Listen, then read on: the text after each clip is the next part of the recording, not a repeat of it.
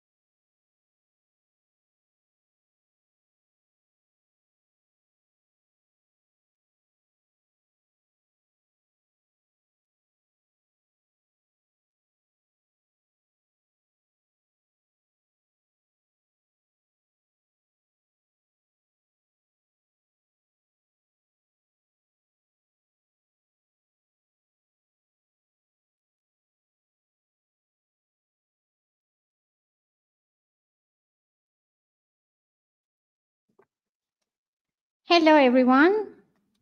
I would like to introduce Professor Dr. Ali Akkemik, the panel moderator from Fukuoka University, Japan. Our speakers will be Dr. Jorge Traves Borges from OSTİM Technical University, Associate Professor Chris Pope from Fukuoka University, and Associate Professor Christian Ochio will be taking part in this session as well.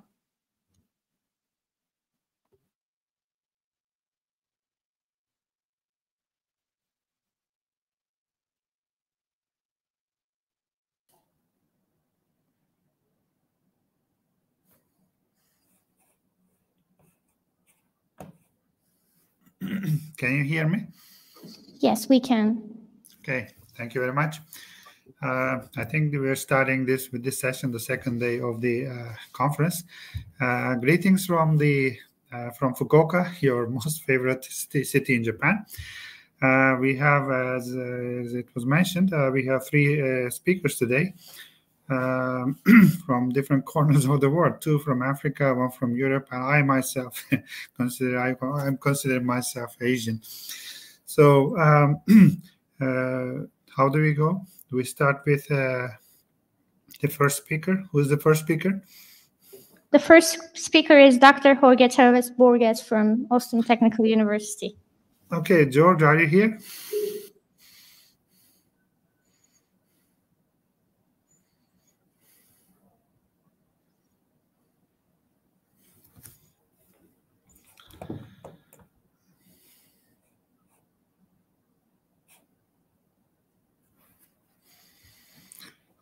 Is George online?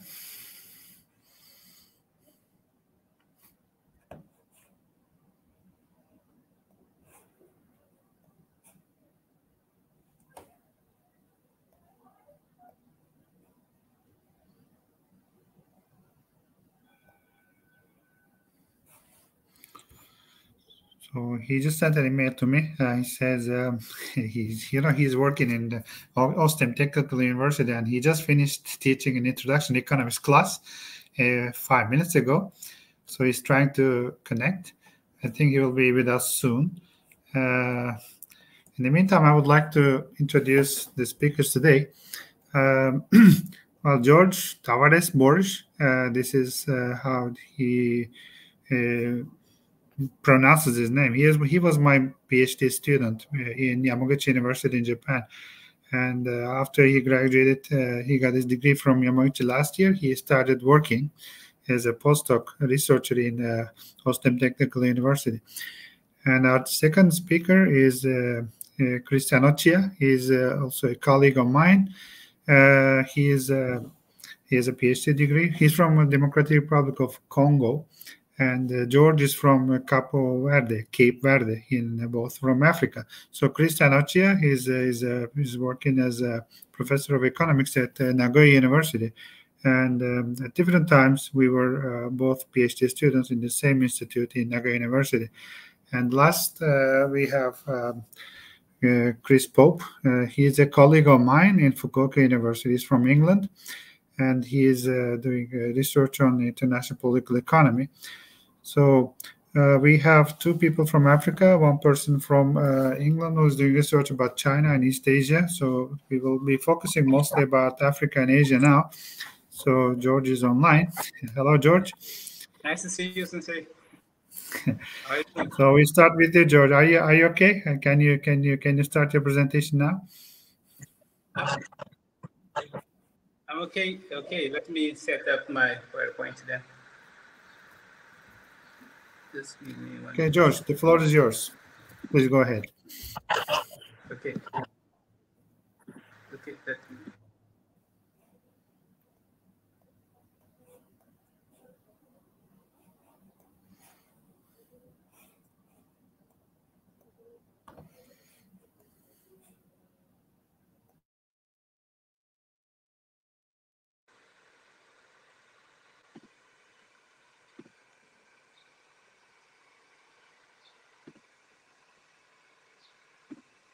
Sensei, it seems I have to upload the file, so it may take, I don't know, 1 minute.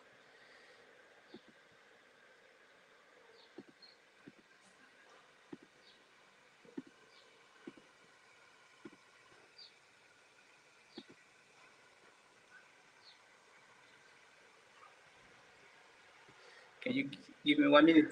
Let me try to.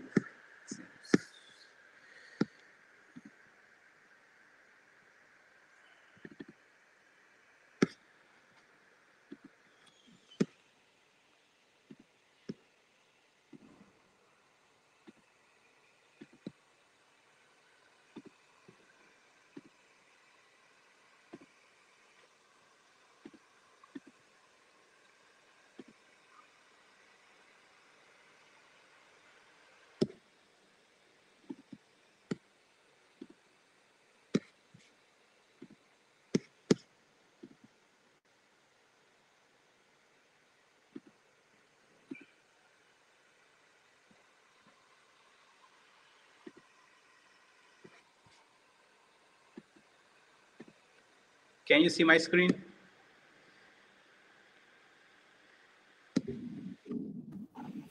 Not yet. Not yet? Okay.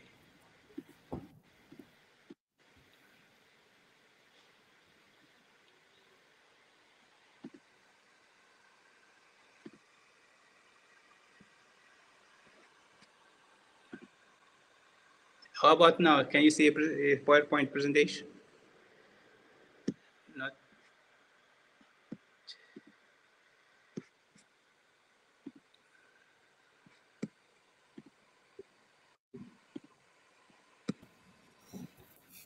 I believe you need to press present and then share your screen.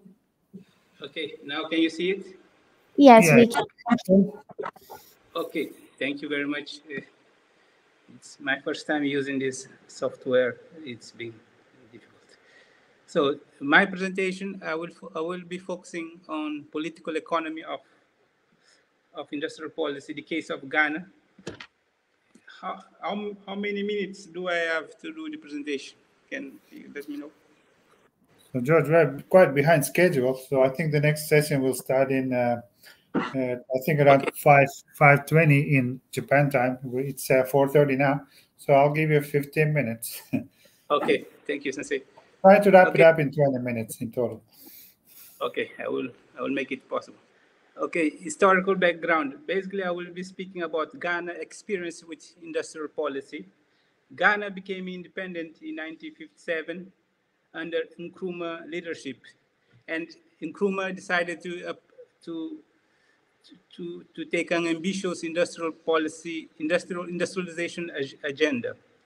Basically, the focus of the industrial agenda was on self-sufficiency. It was somehow driven by socialist principles and a Pan-Africanism, the idea of Pan-Africanism. Basically, what is the theoretical framework of industrial policy? Nkrumah's approach relied on state-led industrialization. Basically, state took active role in promoting industrialization. Position and the government was the primary driver of the development effort. One strategy they implemented was the import substitution industrialization, which basically focused on the effort to replace foreign import with domestic produced goods. And as I mentioned, they use government intervention and they use protectionism measures to try to implement such strategy. Basically, they use state-owned enterprise.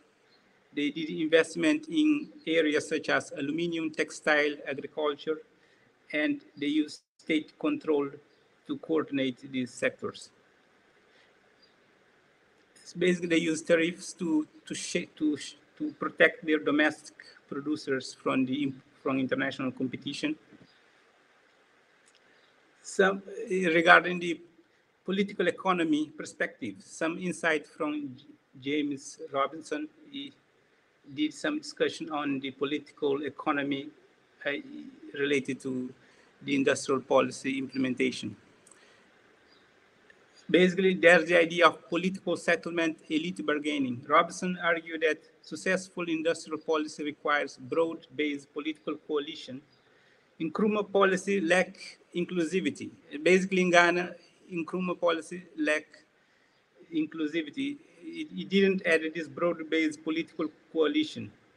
It relied heavily on centralized power without sufficient support from regional powers, because Ghana was regional power was strong enough, and there are some ethnic elites also, especially the Ashanti. So there's some kind of not these actors was not sharing the same view or same idea of what the industrialization should look like. Clientelism and rent seeking. As Robinson highlights, clientelism undermined the effort of industrial policy in Ghana. Like political loyalty normally take priority over the competent management of the state-owned enterprise, and this led to misallocation of resource within the state-owned enterprise. Also, the weakness of the institutions. Normally, effective industrial policy application requires robust and autonomous institutions to manage resource and enforce accountability. In Nkrumah, Ghana, they rely heavily on centralization, which compromises the independence of institutions, resulting in mismanagement and corruption in state-owned enterprise. These contribute to the weakening of the industrial agenda. Let's discuss state capacity. State capacity is basically the ability of the state to design, implement, and sustain policy effectively. Successful industrial policy often depend on strong state capacity and to coordinate economic activity and mobilize resource and enforce accountability. Basically, in Ghana, what we had at the time, we are talking about from the independence until 1966. There was weak state capacity under Nkrumah, and he struggled with inefficient bureaucracy, corruption, and lack of institutional check and balance, which weakened the ability to implement the industrial policy effectively. And if we take a comparative look with South Korea and Taiwan, in these countries, basically, what we notice is that they had a strong state capacity. And so they were able to implement the state-led industrialization, which is the same strategy that Ghana implemented also. But basically, what they had that helped them was the competent bureaucracy. And this is what Ghana lacked at the time, a competent bureaucracy to be able to implement the industrial policy efficiently. And there's the monitoring mechanism. Basically, there was no such capability in Ghana at the time. Also, institutional autonomy. In South Korea, the Economic Planning Board operates. This board had a significant autonomy to be able to coordinate the industrial policy application and to evaluate if the policy is being well implemented, if the policy should be continued. In Ghana, because of this weak context, there was no such capability to coordinate and to control the implementation of the industrial policy by the state-owned enterprise. So basically, the success case of industrial policy in cases like Korea and Taiwan underscore the need for strong states and strong institutions and effective governance, which can act to limit the clientelism that can arise due to the implementation of industrial policy. Also, there's the idea of developmental leadership. This is some insight from ULEC and ECMIC. So the concept of developmental leadership developed by ULEC and ECMIC emphasizes the importance of developmental leader in successful implementing industrial policy. So a developmental leader is characterized by visionary leadership, political will, and the ability to mobilize conditions in support of long-term development goals. Nkrumah as developmental leader. Nkrumah embodied some of the elements of a developmental leader. Particularly, he had a vision. He had a vision for economic independence of Ghana, and he had a vision also for economic independence of Africa in general. But his leadership style lacked institutional foundation necessary for sustainable development. So vision and against implementation. While Nkrumah had a clear industrial vision, his government failure to build inclusive political coalition and ensure bureaucratic competence limited the realization of his developmental goal. Basically, he was not able to generate this consensus required to implement the goals, to implement the policy effectively and achieve the goal. So if we make a comparison to Singapore, where they had a developmental leader, Liu Kuan Yew, he was able to, he had a vision, he was a visionary leader, and he had a strong state capacity backing him, and he had effective institution, and he was able to create political stability while avoiding rent-seeking behavior. Rent-seeking behavior is rampant when you try to implement industrial policy. So there's a requirement of such capability to keep this rent-seeking behavior in check. So Singapore industrial policy were tightly managed and effectively executed due to robust government structure and competent state institutions. These are things that in Ghana, we argue that in Ghana, these things were lacking. So development leadership and political economy. So ULEC and Akimik argue that developmental leadership involves aligning political interest with economic objective.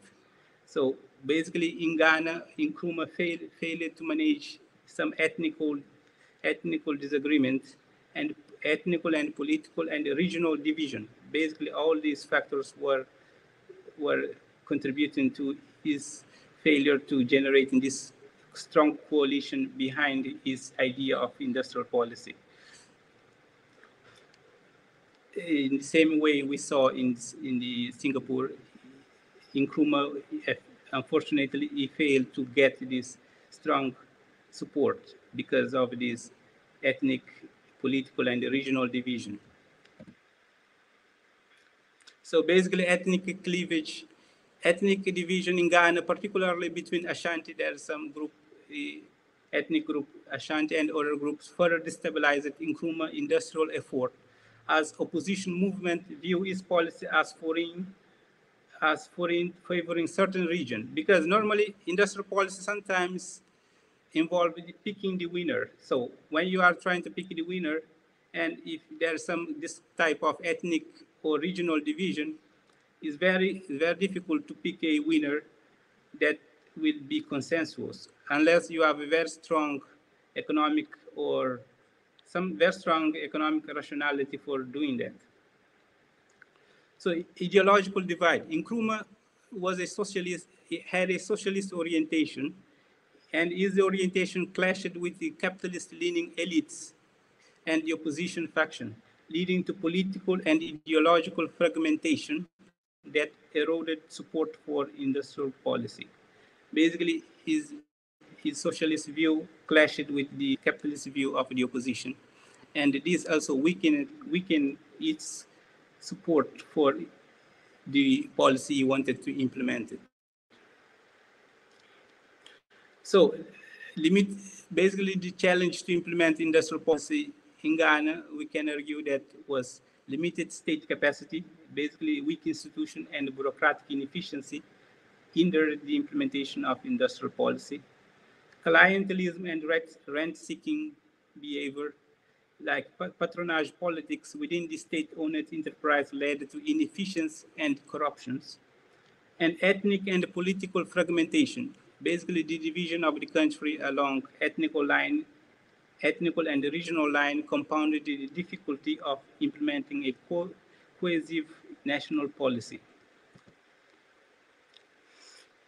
So the political economic consequences, the weak political settlement like Nkrumah failure to build a broad-based political coalition weakened its legitimacy and sustainability of its industrial agenda. We know that industrial policy implementation sometimes has heavy costs. And the cost of implementation is high sometimes, and if you don't have a strong coalition behind you, normally it's not easy to take your agenda to the ultimate end. So basically, all these factors and culminating in the coup d'etat that generate further instability. So discontent over economic mismanagement, because this effort to implement industrial policy and some disfavorable condition in the international market, like the price of cocoa, which was the main export of Ghana at the time. Basically, they were exporting cocoa to support their industrial policy agenda. When at the time there was a price crash of their main export, basically they started to feel some economic pressure.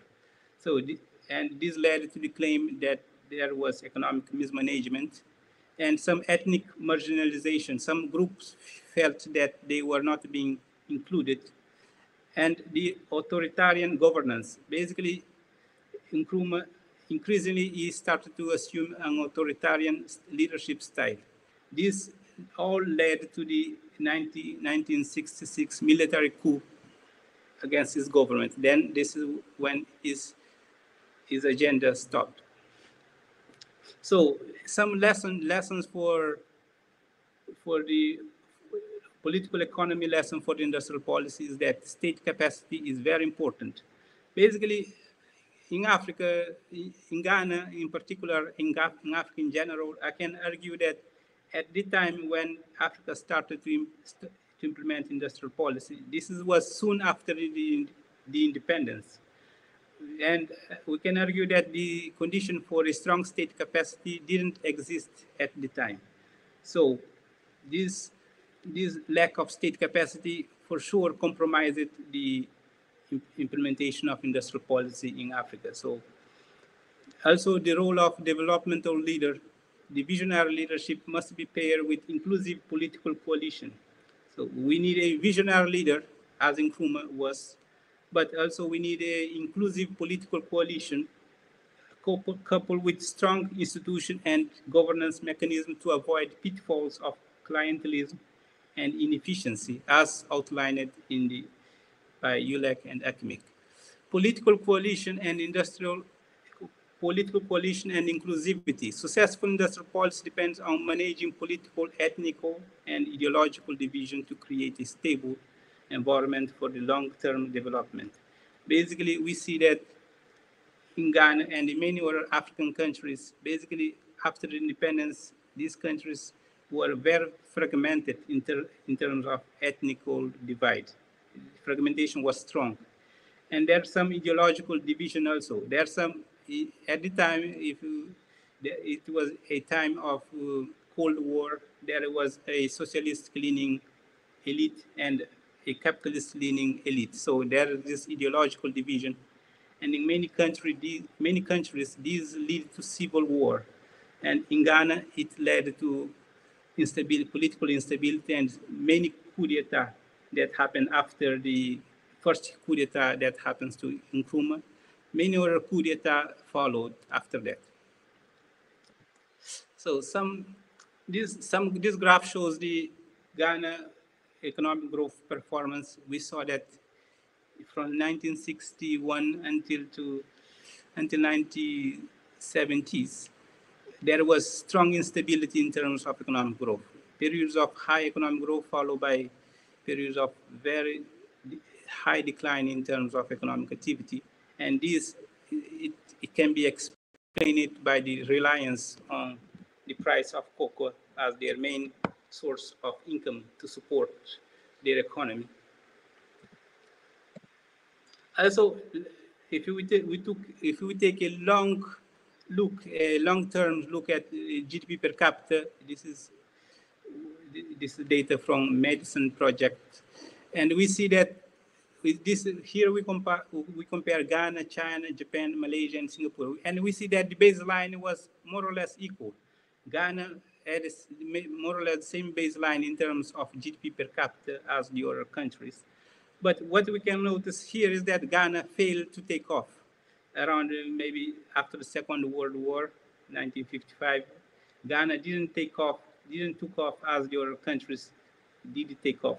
So we can see that the industrial policy implementation in Ghana didn't achieve its desired outcome. And today, there's still limitation in terms of structural change achievements. So we can argue that these factors, state capacity, the role of developmental leader, and the capacity to build inclusive coalition critically impacted the Ghana industrial policy implementation agenda.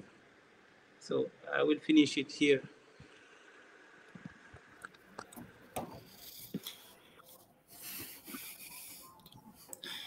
Thank you very much, George, for keeping loyal to time.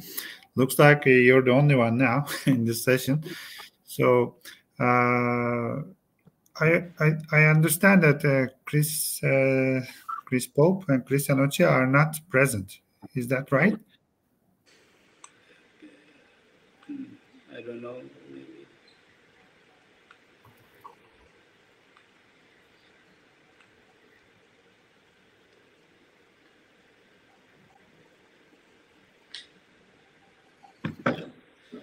Okay, somebody wants to ask a question, if it's possible. Please. Okay, yes. I'm not sure about that, but I can read your question if you want to, or you can come here, or...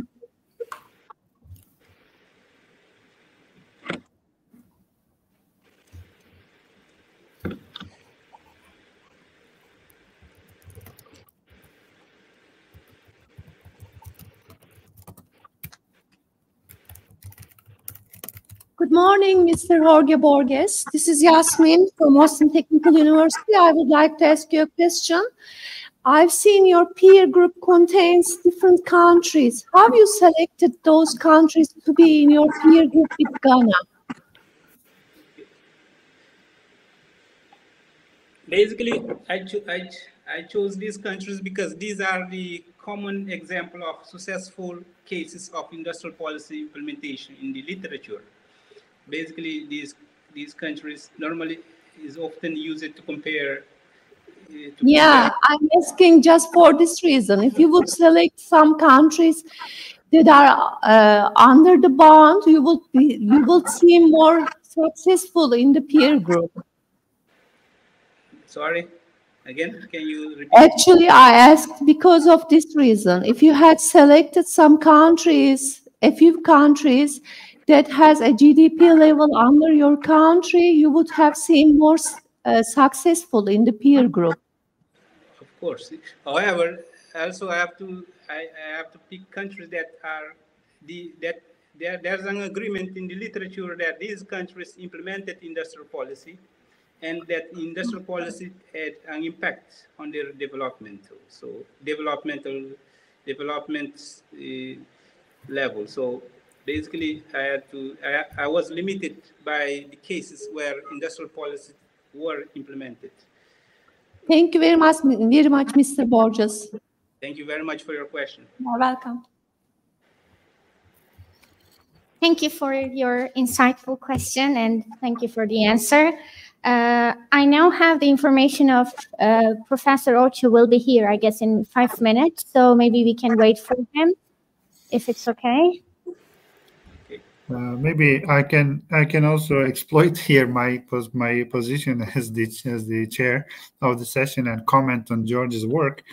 I had the chance to actually oversee his work when I was his PhD supervisor. So, George, I have one comment on your presentation, which is wonderful. I think Africa is an unexplored area for many economists, especially in Turkey. So I think that's very insightful.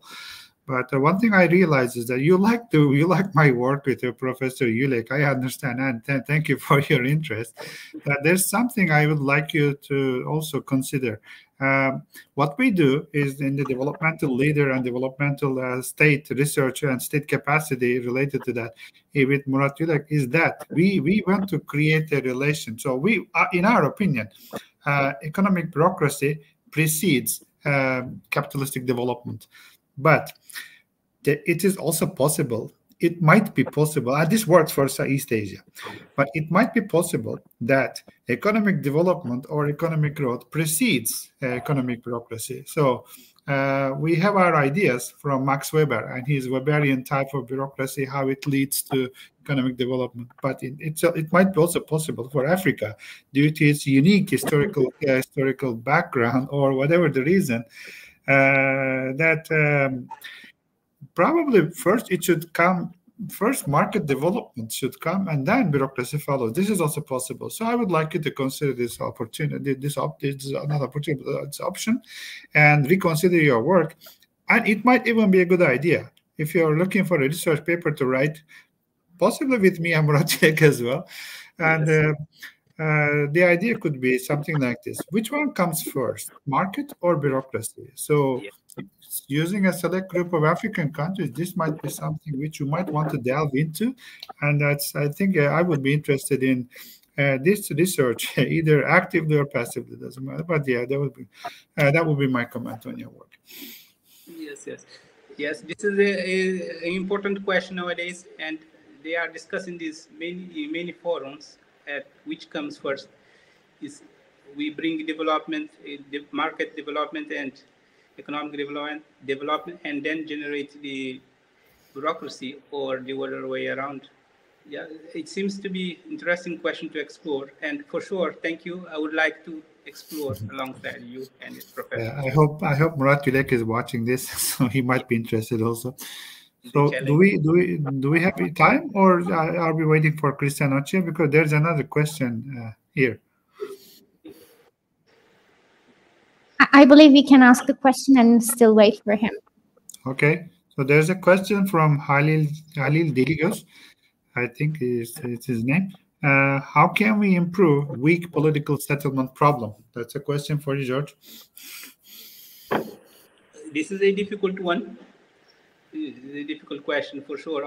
How can we implement? Yeah, because in Ghana, what we notice is that Nkrumah, in the beginning, he wanted to build this broad coalition, but as the time goes by, he started to have some failures, especially economic failures, and economic failures compounded its political opposition. Then he started to take a more authoritarian leaning. He started to produce law that bar some kind of ethnical organization based on ethnical ground, and this further create more opposition to his government. So it's kind of difficult to say how can we build this broad leadership, broad coalition, because basically he tried to be inclusive in the beginning, but when the situation became difficult, facing more opposition, he became more authoritarian. If we look at our successful case, we saw many cases in East Asia. For instance, there are some authoritarian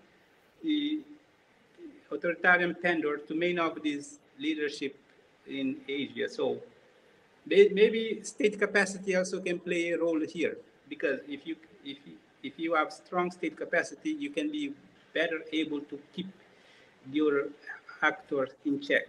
But in Ghana, there was not this state capacity, and there was political opposition. So basically, what followed is a coup d'etat. So as maybe the secret is having strong state capacity. Okay, so I think Christian Oche is trying to join, but when he is doing it, so I think he's some problems, technical problems. George, I think when he's trying to get online, I want to remind you something based on your answer.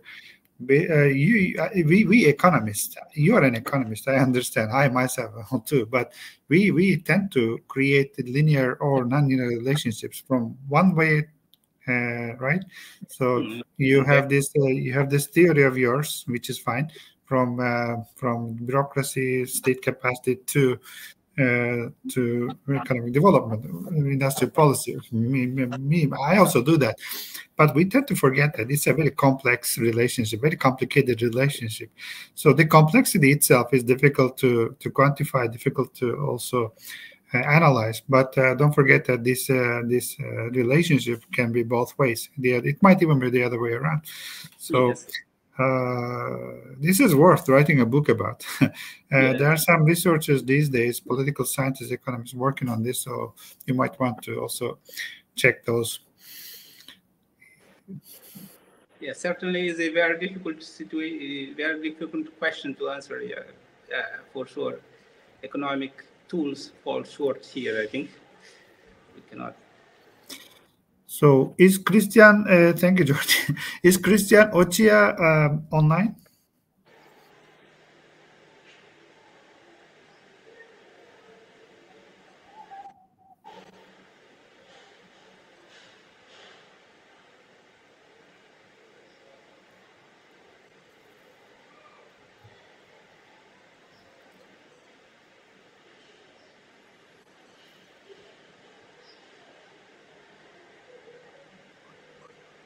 Okay, looks like we can't reach him. He's online. He's having some technical issues. So this this session has two African presenters. One is now is in Senegal. George is in Senegal, and Christian Oche is in Nagoya. Christian, can you hear us?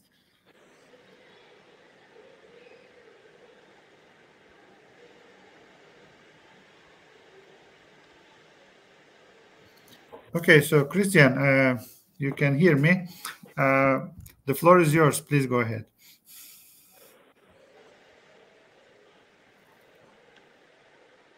Oh, but you can't speak. I see. Your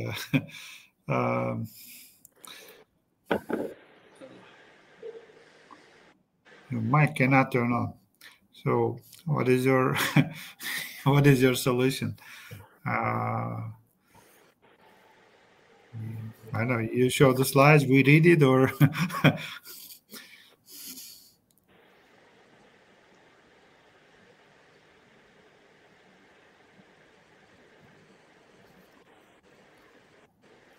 I would like to turn to the moderator. If Christian cannot, you have done similar work. Okay, Christian, yeah, I have done similar work, but I have not done anything about Africa. So we would be very much interested in what's happening in Africa. I'm very much interested in this topic.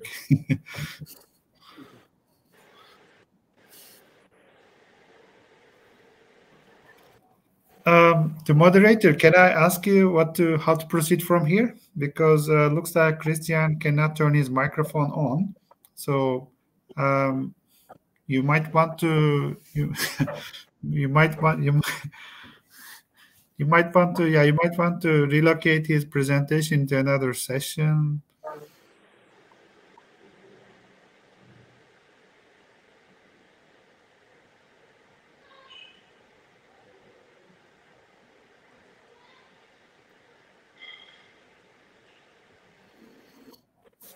So this session turned out to be George's one-man show.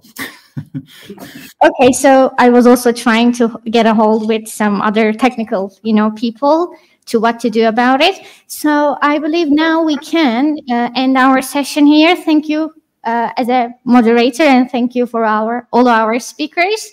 And now we will have a 30 minutes 5 minutes coffee break, and then we will be back in.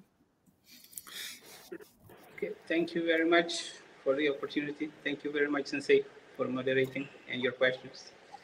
Okay, thank you very much, George. I hope to see you again soon in Turkey or Africa or wherever. Hope to see you again.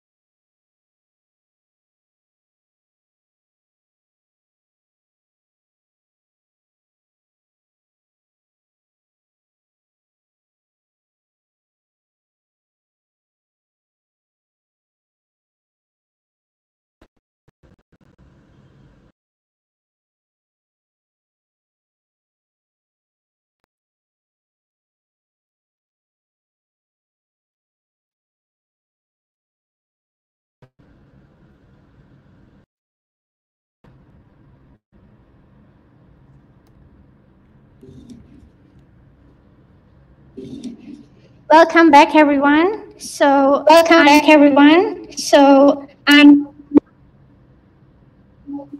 equal.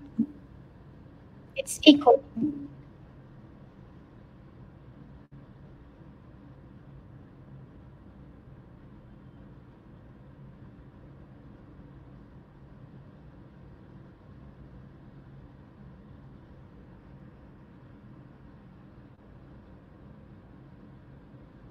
Technological innovation as the main route to economic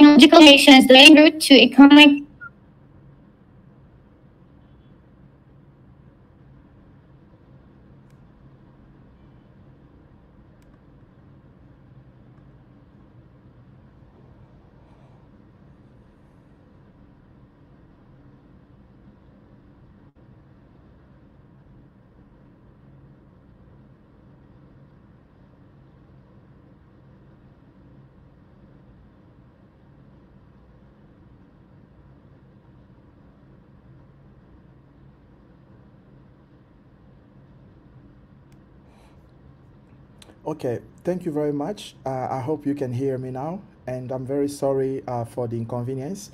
So my name is Christian Ochia from Nagoya University, and it's my pleasure to join the 2024 SEPİP conference. And this time I want to talk a little bit about industrial policy, which is the main topic of this conference, and to talk about technological change and the relation with structural change in East Africa. But my case study will be mainly focusing on Ethiopia, and I'll tell you why later. So as a background of this research, we know that there is a renaissance of industrial policy as a global focus. If you can remember a few years back, like 20 years, 25 years ago, industrial policy used to be a taboo, and many African countries were striving to implement those policy because they didn't have a lot of leverage, especially investments to leverage the sector which they want to promote as for the industrial development. And most of the economic development policy were focused on natural resources because that is where many African countries have comparative advantage. But after 2000, the early beginning of 2000, many African countries start to implement what we call business environment, business reform. So most of them started to improve the rule of law, start to improve institutions, and likely, and Ashemoglu was rewarded for his work on institutions. But for African countries, they start building better institutions at the early 2000s. And that's where many African countries started to implement industrial policy because they could leverage at least policy to promote better business environment. And we know for a fact that policy priority in advanced country and new industrialized countries' economy have also renewed. So Brazil, EU, South Africa, even the United States are actively promoting substantial investment and policy initiative to support the development of more competitive domestic industries. And of course, if you see the case of China and also Asian tigers, there is a lot of strong evidence to support the implementation of industrial policy. However, if you look at in Africa, there is a big policy action we call the 1980 policy action of Lagos, which basically sets the stage for African countries to enhance industrial development by defining some priority areas. However, Africa has been still striving to promote industrialization, and the African Union Agenda 2023, the Africa we want, is also putting industrial policy at the center of the agenda. However, manufacturing, especially the core of industrial policy in Africa, is yet to be the driving engine of economic growth in the continent. So if you look at recent data we have, Africa's share in the world manufacturing value added was estimated at around 2% only in 2019, and which is 9 times lower than the average value added per capita globally. So which means that Africa's contribution to global manufacturing is very, very small. In addition to that, labor productivity growth has stagnated in the continent, and the share of informal employment in the formal manufacturing sector has not expanded also. So we're facing a problem where productivity is not growing that much, and labor productivity is not growing that much, and formal jobs manufacturing is not expanding. Now, these have a lot of implications in Africa. One of the implication is that industrial development is still unsustainable, and without a simultaneous growth in both agriculture and manufacturing labor productivity. So the idea here is to follow the model of Japan, for example, where agriculture, labor productivity, and manufacturing growth productivity were growing at the same time over the development path. So if we cannot achieve that balance, then Africa will still strive to promote manufacturing growth together with labor productivity growth. So that is the essence of this research, is basically to understand how labor manufacturing productivity and also agriculture labor productivity can grow at the same time, so that can enhance economic development. Now, if you look at some stylized facts around the world, one case is China. You can see the graph here where we compare labor productivity in manufacturing and also labor productivity in agriculture. Now, you can see there is a very strong correlation, which is about 70% in China, 66% in Vietnam, 82% in Malaysia, in Thailand, and 89% in Malaysia. So basically, labor productivity in manufacturing and also labor productivity in agriculture goes along the same path in the Asian countries. Now, at the bottom of the graph, you can see few African countries, among them Ethiopia, Kenya, Tanzania, and South Africa, which are the most growing economy, with Ethiopia and Tanzania the one with good manufacturing base.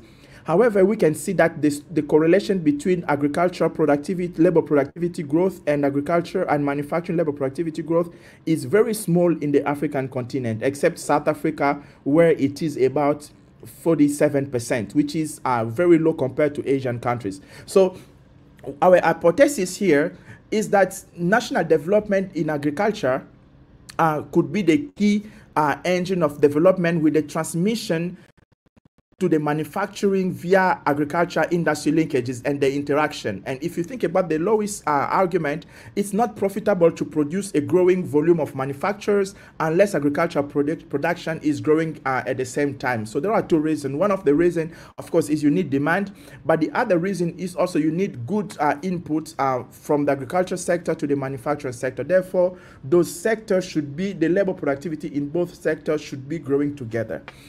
Now, in order to test this hypothesis, we thought about Ethiopia as a case study, because Ethiopia provides a very good setting to understand the linkage between labor productivity in agriculture and also labor productivity in manufacturing. One of the key ingredients is that during the imperial era from 1930 to 1974, we could see a very slight increase in labor productivity in manufacturing, but agriculture was basically the key engine of contributing to the economy until the late 80s, because the reason is that during that time, Ethiopia was practicing the import substitution policy along with many African countries. Now, we could see that manufacturing was growing faster because Ethiopia is among the few countries in Africa which promoted import substitution policy along with export promotion, because many African countries only focus on import substitution. But during that time, Ethiopia was also doing a lot of export promotion policy so that they can sustain growth over time. And during the second period, during the structural adjustment period, we could see that agriculture contribution really fell into the economy, became very low until the early 2000s, when the government decided to foster industrialization. by promoting agriculture-led industrialization. So recently, Ethiopia is one of the countries that emphasized on agriculture development-led industrialization and putting a lot of policy instruments in agriculture and fostering manufacturing at the same time. So they focus on labor-intensive industry like garment industry, small manufacturing, light manufacturing industries. Now they start also producing, assembling cars. So they're trying to climb along the industrial value chain. So this setting is very nice and interesting because at least we can see during the time when Ethiopia started the agriculture-led industrial development, we could see the change in labor productivity and also in manufacturing productivity. So in order to test that hypothesis, we use the synthetic control method, and which is very interesting because we have one case study of Ethiopia where it does promote agriculture-led manufacturing. And at the same time, we have many African countries or other countries in the world which could not implement the agriculture-led industrialization policy. So what we do is we went through many countries around the world, but focusing mainly in Africa, and we could find we excluded first all industrialized and emerging industrialized country from the sample to have a good comparability in terms of GDP, and we also excluded countries which didn't have enough time span in the pretreatment period, so that we can have a very good balance of covariate. And we only focus on countries which had industrial poverty reduction strategy paper, and which basically focus on industrial development, which really key the industrial policy as a core of the development process. So, and then we find also lots of covariates, basically going through the literature and add some variable based on the characteristics of the Ethiopia, so that we can maximize the similarity between the synthetic group and also the actual treated group. So this is the exercise we did, and we came up with a few countries, but when we did the analysis, the countries that came up was Mozambique in terms of weight, Tanzania, Pakistan, and Rwanda. And I think these countries are very important. If I start with Tanzania, Tanzania has a very interesting policy and growing industrial manufacturing like Ethiopia, and Tanzania is at least most of the highly manufactured African countries so far in terms of light manufacturing. Therefore, having Tanzania in the comparison group was very good for us. And of course, Rwanda has been putting in place many policy. So this idea of bringing Rwanda, at least this was done automatically, but we were very happy, at least even if the weight is very small, but Rwanda was highly count into the donor pool in this exercise. And of course, Mozambique is also a very nice country in terms of natural resources. It has endowment in a lot of resources, but at the same time, it's also promoting industrialization. So we could see that shift from kind of mineral-based industry to more manufacturing-based industry as a comparison group. And of course, as a covariate, agriculture, manufacturing share gave a lot of weight in terms of covariate, but could also see unemployment and so on. So I think the exercise give us a good balance so that we can test the impact of changing from agriculture-led manufacturing to more industrial-led manufacturing, and what will happen to the case of Ethiopia.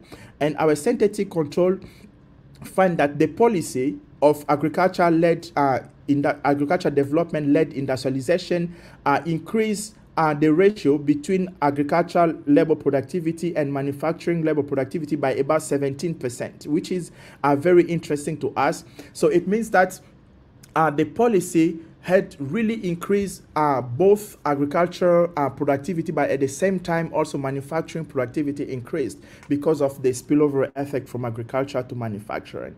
So if Ethiopia did not implement those policies, then the actual level of labor productivity in agriculture will be at least more than 20% smaller. So that is one of the key takeaway from this analysis. And of course, we did many robustness tests to test whether the result was significant. And luckily, it shows that our result is significant and robust. Now, as a quick conclusion, what we did as an exercise to understand whether putting in place agricultural development-led industrialization, which is basically focusing on agriculture to sustain development in industry, can yield beneficial effect in terms of productivity in both manufacturing and also agricultural labor productivity and also manufacturing labor productivity. And what we found is that it increased the ratio between agricultural productivity, labor productivity, and manufacturing labor productivity by about 17%. I didn't show the result by each productivity level, but what was very interesting is that both labor productivity in agriculture and also in manufacturing increase, but the speed of the increase in agricultural productivity was much faster than the speed in manufacturing labor productivity. And that was very interesting because at least the high increase in labor productivity in agriculture could release labor from agriculture to manufacturing and to services.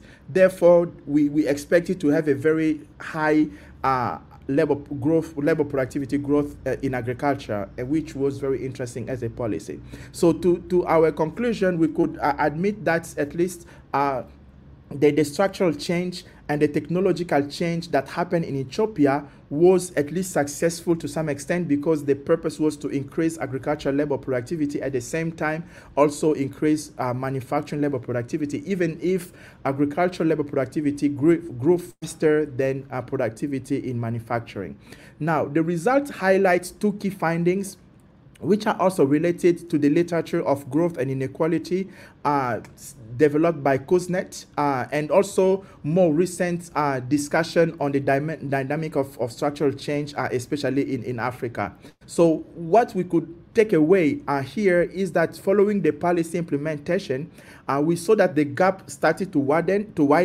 This is what was predicted by Kuznets, but at least we could find also a U-shape in that relationship, which is basically supporting the finding by Macmillan and Roderick in 2011. Of course, one of the key implications for this analysis is that it can help mitigate the negative effect of capital intensive, which are basically coming from huge investment in natural resources and so on. So thank you very much for your attention, and I also apologize again for the inconvenience earlier this morning. Thank you very much. Thank you so much for your...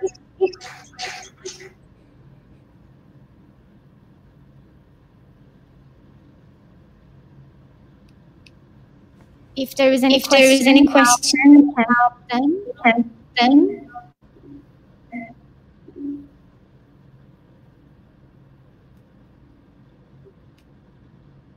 okay, thank you. I believe there will be no question. Okay, thank you very much. Okay, now we will be announcement. Ladies and gentlemen, due to an unexpected health issue, Professor Dr. Sandrine Labouré will be unable to join us. So we wish her a swift recovery.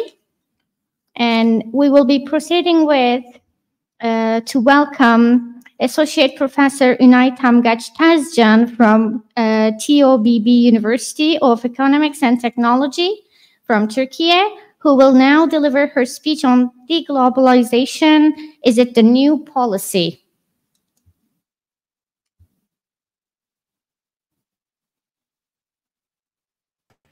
Yes, hello. I have to share my slides. Yes, welcome again. Hello, nice meeting you.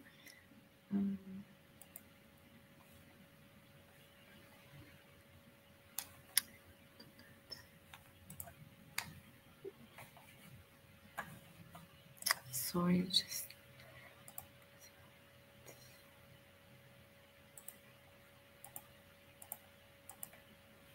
Okay.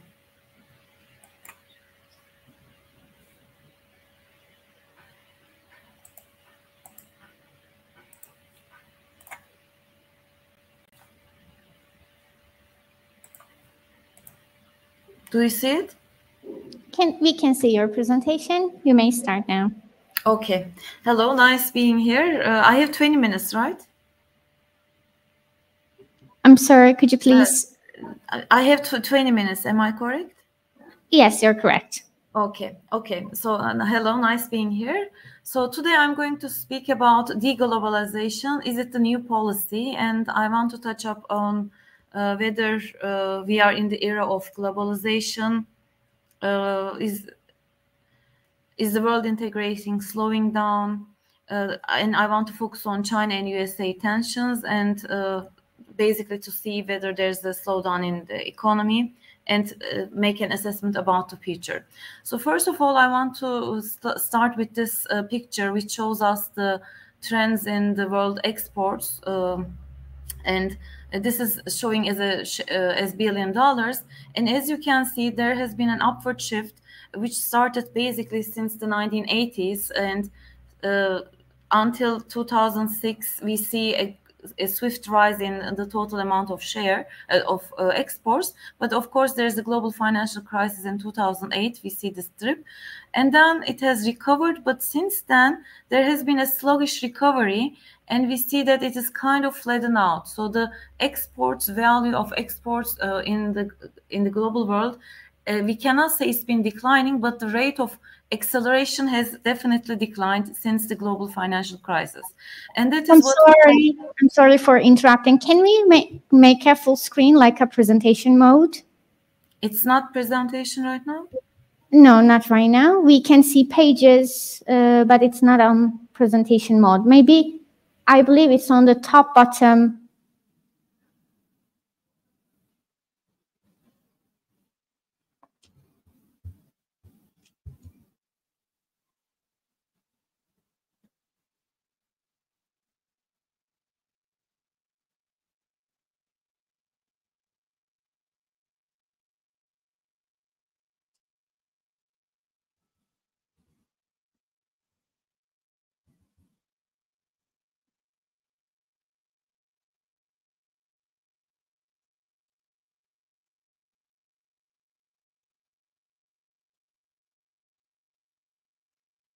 I think she's having some technical problems. That's why we need to wait for her.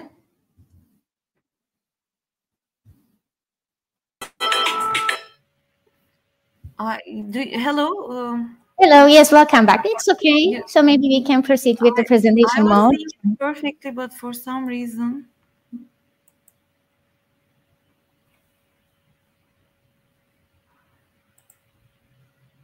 So this one.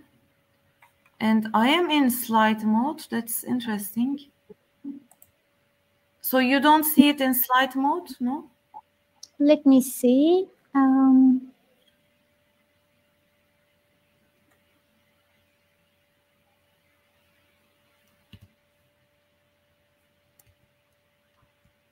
No?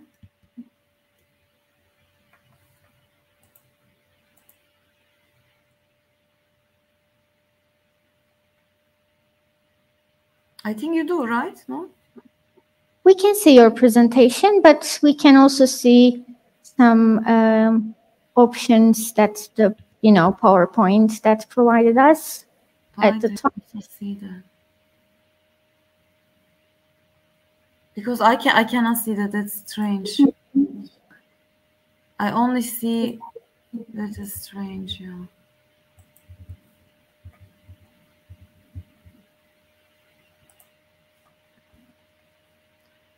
So, I mean, can we go this way? Because I cannot... Yeah, we can go this way. It's okay. So I was just checking if it's possible. Yeah, you also see the left-hand side, right? Yes, exactly. Mm-hmm. Do you also see the footnotes? Okay, I can't make them smaller. So at least you see just a part of it. We can see the picture quite enough big. So I believe smaller because I don't see it. That's not my screen. I don't know why it's working that way. Okay, thank you. Yeah, maybe this is better. should be a bit better, I think. Yeah. So there has been a flattening out, as I said, and so I want to emphasize what we mean by globalization. And globalization is, as you know, the integration of world markets by removing trade barriers in which countries start to trade, exchange goods and services. And also we include exchange of capital, which I'm going to come later. But if you look into the world history, we didn't see globalization only in the recent periods. It was also evident in the industrialization period, which started during 1870s and up until the starting of the First World War. And if you can see from the left side of the picture, there has been an increase, again, similar to this recent area of in imports and exports as a percentage of GDP. So the world saw rapid increase in trade during this industrialization period, thanks to the advancements in technologies, the discovery of new ships and other equipment that enabled trade. But then there was this war period, which started with the First World War, and then we had the Second World. And there's again, since countries were not trading, there was this fights going on. There was a decline in trade. Then we have the Bretton Woods era, in which we see some sort of picking up of the trade between the nations, because we have this Bretton Woods era. It's basically focused on the US dollar's dominance. But the second wave of globalization starts after 1980s, and there's a very quick trend in which we see the rise in exports and imports in terms of GDP. And actually simultaneously, there's a high increase in global economy as well. So the GDP is also increasing, but the rate of increase in trade is much faster. And now, after the global financial crisis, as you can see, there's an evident not decline, but flattening out of the openness in the world economies. And we don't see the trade changing much. So this is what we refer to as the deglobalization period, and we are in that period currently right now after the global financial crisis. So the increase in trade between nations has flattened out, and there's even decline within trade between some nations, and I'm going to go into the details why this is going on. But before that, I just want to emphasize that trade in general has been very beneficial for the world, and especially this globalization period, which started after 80s, has benefited the world in total. Poverty has declined, and the main contribution was to the nations, the big nations, the largest nations in the world, India and China, which saw great amounts of decline in poverty, and especially China. China started entered this globalization period after its entrance in the World Trade Organization, which was especially after 2000, and it managed to improve its economy, became the huge powerhouse of the world, and made huge reductions in poverty thanks to this globalization period. And here we can see it from a different angle. This graph shows the growth of GDP in current prices, and advanced economies and emerging economies also an increase, but the growth among emerging economies was much more pronounced. It was more than the world average. So the industrialization period definitely benefit the whole world, and more so for the emerging economies, which managed to catch up. Some even catched up the advanced economies, and they certainly increased their GDP per capita. So overall, we see that the countries, the share of developing countries in the global economy has risen to 43%, and Chinese economy was also among the hugest growing ones, and Asian countries grew by 6 to 7% in this period, starting from 1980s. So I'm just skipping these. This is showing trade in terms of the world countries. There's a rank, and we can see that China is heading, and it is even before United States. So these are all thanks to globalization. I'm going to skip these a little bit. I'm just showing how the distribution of countries, the ranking of countries are going. And this is again, countries in terms of trade. Trade is imports plus exports, and China is the leader in that regard. And China by itself is producing 31% of the global production, and which is followed by the United States, which produces 15% of the global economy's production. But what happened and why did we come to this period? So during this period, there was also a kind of imbalance, which we call the current account imbalance, because it mainly relied on China exporting to United States and US importing not only from China, but majority of its imports were coming from China. So this created a current account imbalance where United States was currently constantly increasing its current account deficit, and China was accumulating a surplus. And again, this you can see this asymmetry between the Chinese surplus and US deficit, and these are kind of symmetric to each other. But again, there's a remarkable change after the global financial crisis, and it peaked. Actually, this imbalance peaked till the global financial crisis starting from 2000s, but then it has declined, and now we see there's a flattening out, and actually the trade between China and US is constantly decreasing, and similarly we see this decline in the current account imbalances between nations. So are we in an anti-globalization period, or did it really start? Another check for that is if you look for the growth in world trade, and we take it for 5-year averages, we can definitely see that the growth in trade has declined, especially it has been continuing to decline. You can see these growth figures are becoming smaller and smaller as we are coming to the recent periods. And it is also evident from the number of trade agreements that are reached in the WTO. There's a constant decline. In 2008, there were on average about 12 new agreements yearly, but today it has become even less than half. In 2020, only around 4.5 agreements each year have been accomplished.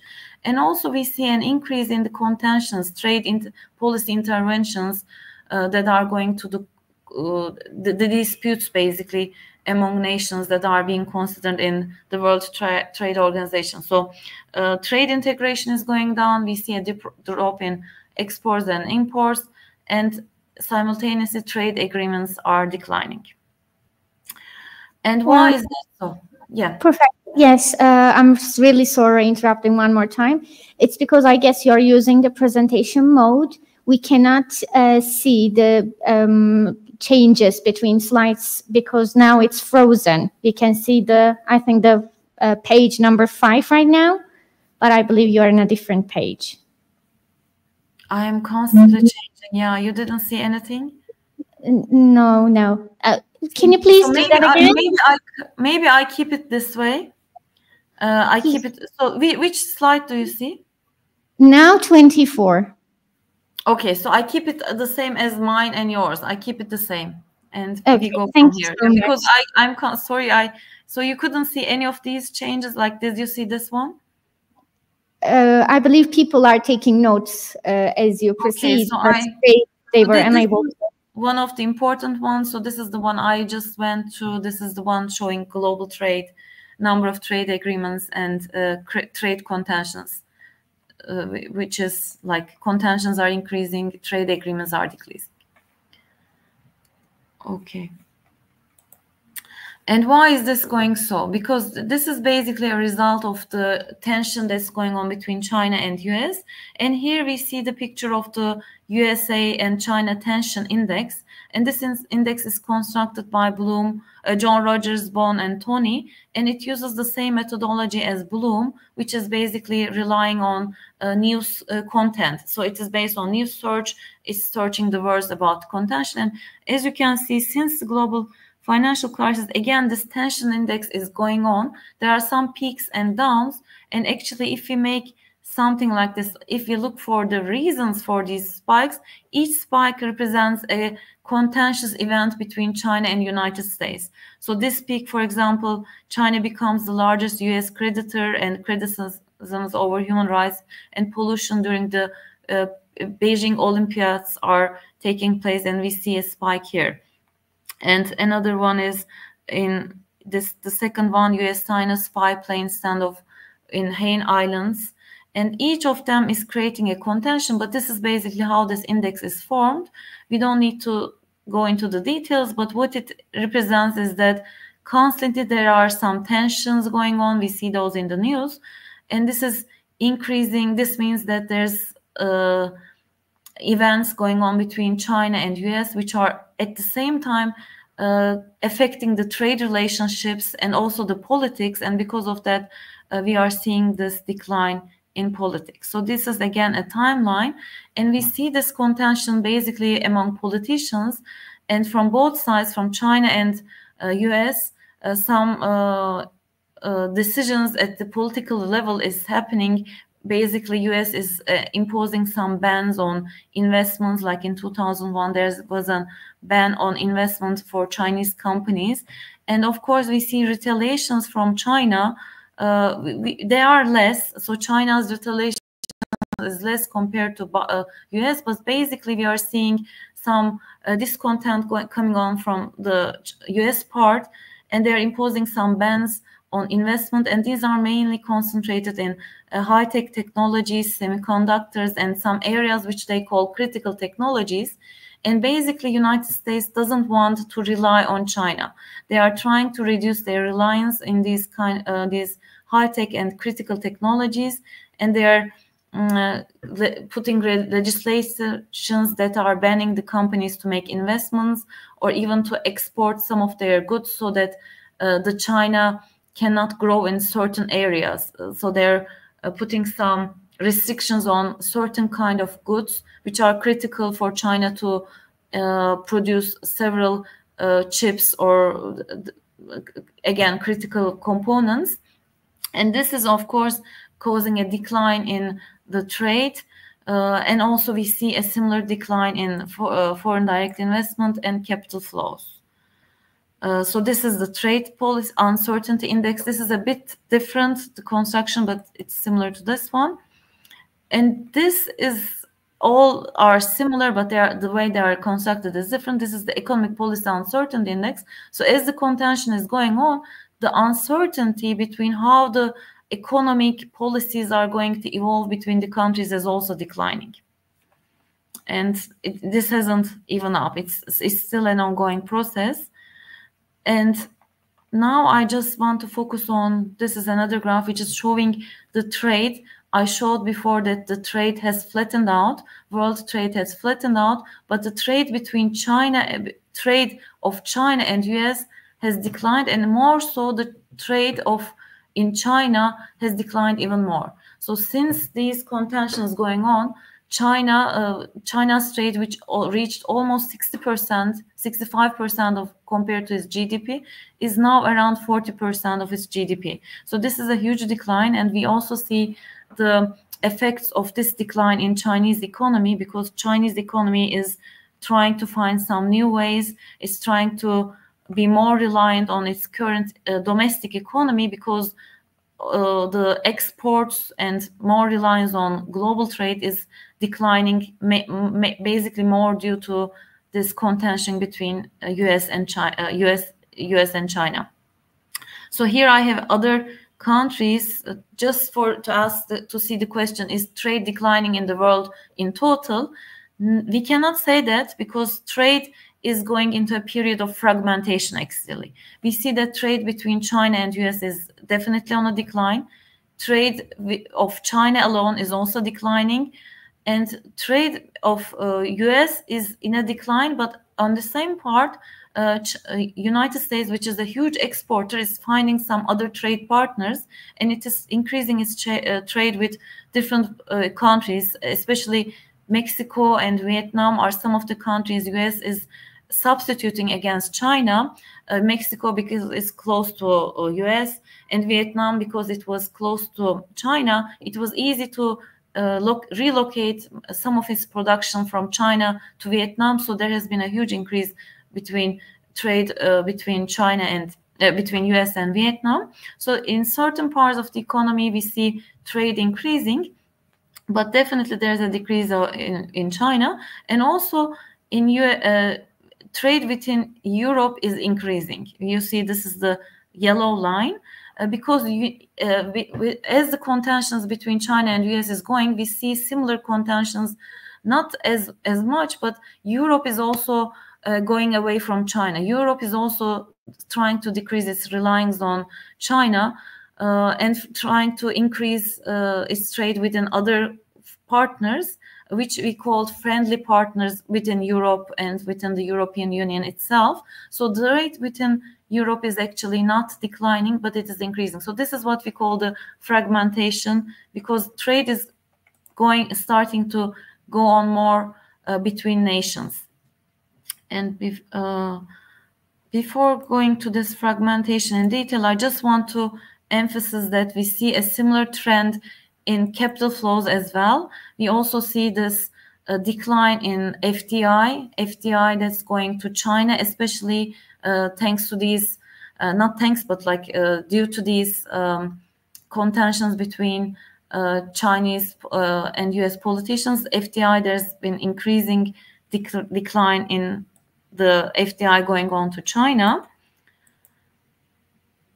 This is again, and we also see it in all capital flows. This is the representation of capital flows. Here we don't have FDI, because you might ask, is it only FDI? No, it's not only FDI. We also see a decline in capital inflows and outflows that is going to China, and that is happening between countries, not only China.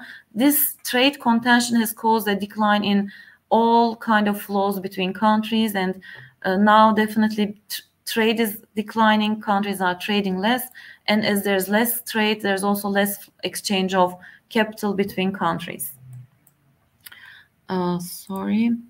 So as I said, I said trade is decreasing, and there's a fragmentation, and I want to define more what I mean with fragmentation. This is also related with the war going on in Ukraine and the global tensions, the geopolitical risks. And because China has started to take sides a bit, I mean, didn't distance itself from Russia, so we see this fragmentations between the countries like China and Russia, and US and European countries on the other side. And as a result, definitely US is decreasing its share with China. So this graph shows the change in trade compared to the previous periods. And the circle represents the amount of trade itself. And US has made a huge decline of its trade between China. And in return, its trade with Mexico has increased 1.4 percentage point, and its trade with Europe has increased 2.9 percentage point. And also Canada, Vietnam, and several other Asian countries are also the ones which are taking the place of China. And similarly, China has to find other trade partners, because its trade with the US is declining, with Japan and South Korea similarly. And in return, China is finding some new trade partners in the Middle East. It's trading more with Russia, 2 percentage points, with Asia, and also Latin America. Also, the trade with Africa is increasing, but in terms of numbers, it's the absolute numbers, because it's low, we don't see it in blue figures.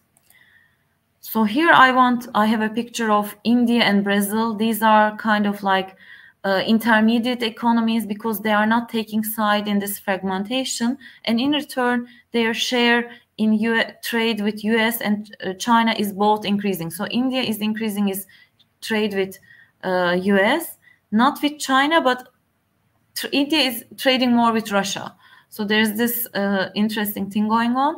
And for Brazil, we see it's trading more with China as well, and its trade with US is declining. So some countries, so when we look, actually, it's interesting, because India's trade with Russia is increasing.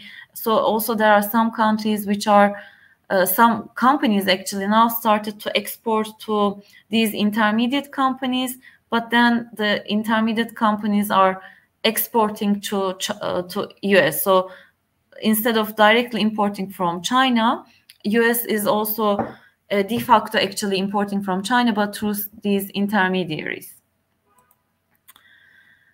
So to sum up, there's definitely a change going on in the world due to geopolitical tensions. Actually, we see decline in trade and capital flows. And so what is going ahead? Like looking ahead, what does this mean for China and the world in general?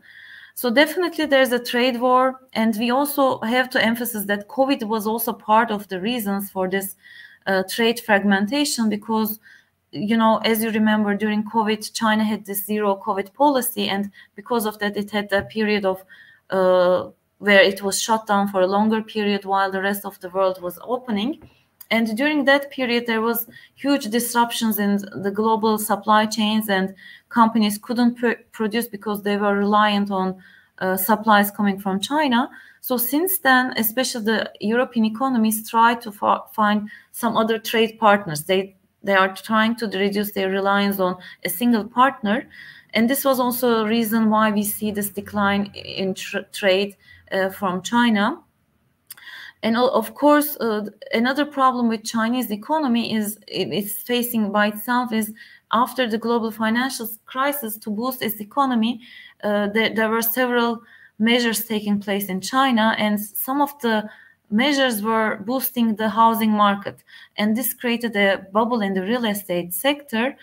And now we see that this bubble is kind of bursting, and there are many residential buildings that are being unsold. So this event also caused a slowdown in the Chinese economy, and also another reason why China is facing the challenges, some of the challenges today. And of course, another reason is we see a decline in productivity, and this is not only seen in China. All over the world, there's a going productivity decline, which is a reason why we see low growth figures all around the world, and also China. And another reason, there's an aging population all around the world, but at the same time, the population in China is also, the working population in China is declining, which is also causing a decline in the Chinese growth rate. And here on the right-hand side, we see the annual percentage growth in China. China had huge amount of growth rates, especially before the global financial crisis. It were two-digit numbers, on average 10%. But now, this is a 5-year moving average.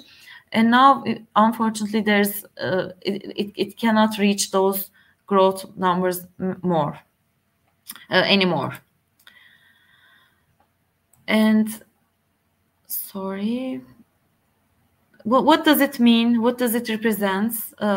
Before that, I want to show you. I told you that world growth is declining in all regions.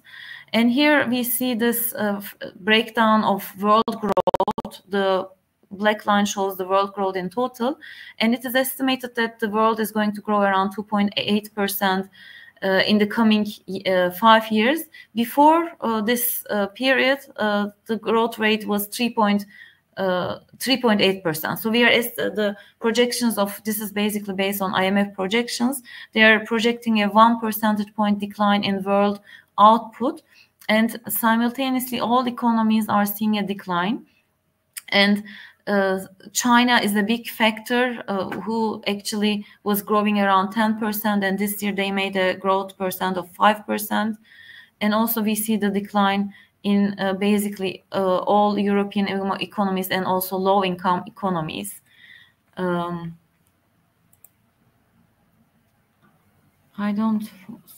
this is just, yeah, I don't want to go into this one just because we are running out of time. What does it mean? What is the implications for the global economy in general? Sorry,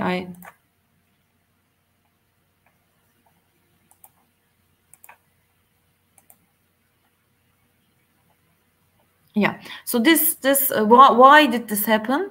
Just a breakdown of the growth factors. I said that in China we have a decline in population growth, and this is happening all around the world.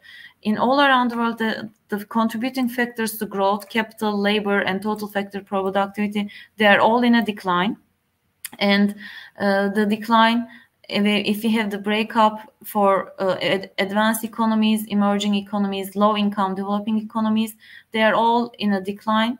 In advanced economies, the estimation to growth is around 0.2%. Before the pandemic, it was 1.3%. For emerging economies, growth projections are 0.7%. Before the pandemic, it was 2.5%.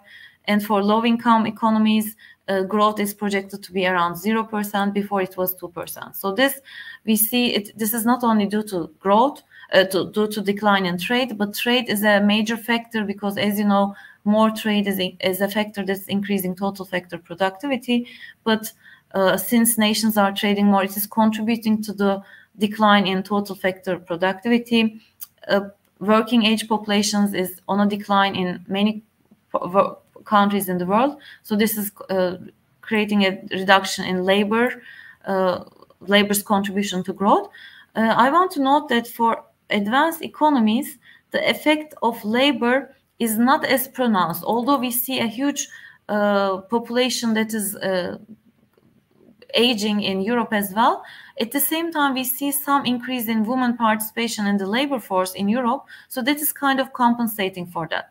Also, US is trying to mobilize some policies to get to hire some talent from other economies. So that is also creating some sort of compensation, but it is not a whole compensation.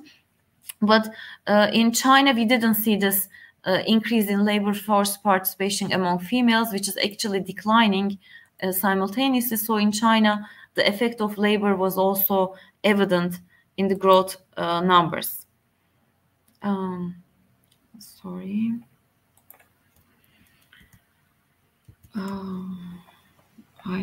Because of this, I cannot see hiding.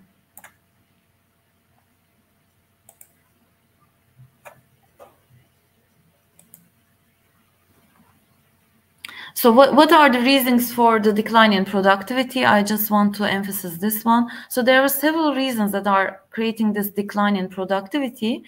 And of course, there's this question, maybe, I told you that all these things are going on because of the tensions between US and China.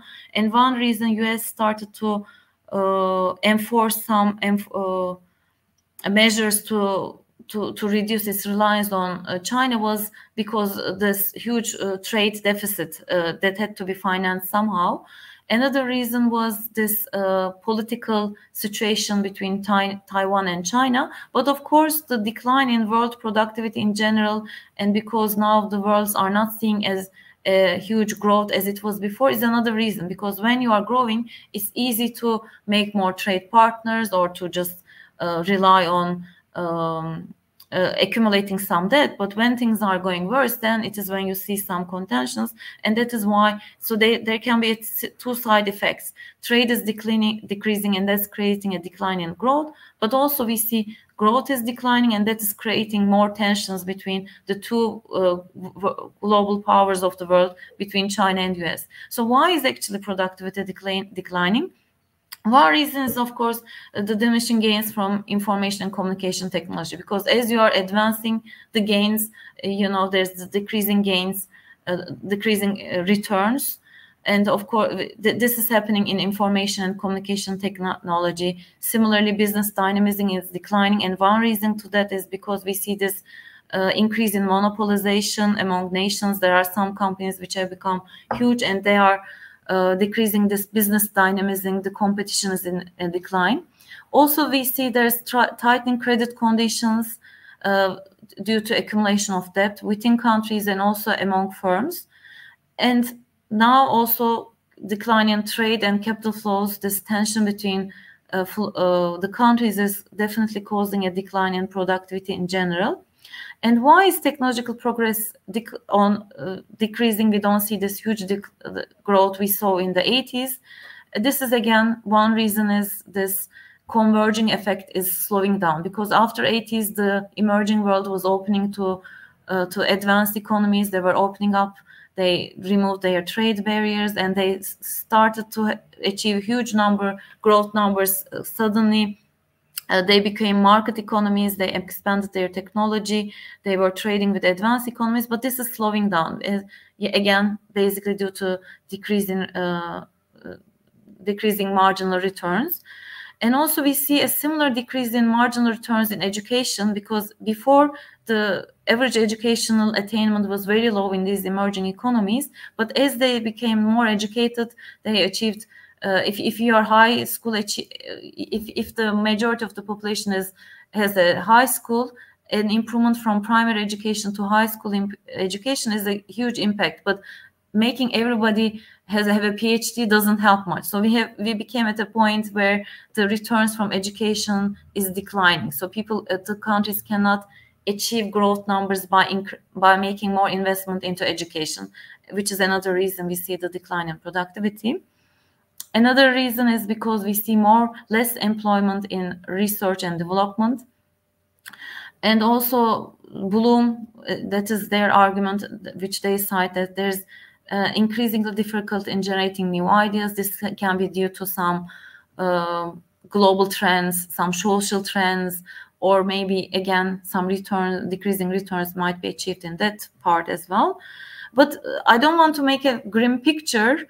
At the same time, we see some new advancements in technology, like AI, artificial intelligence, which is a huge potential, and companies and countries are investing into this one, and this can create another opportunity similar to those we saw in the Industrial Revolution, where we saw, thanks to this improvement in technology, in transportation technology, we saw this first era of industrial globalization.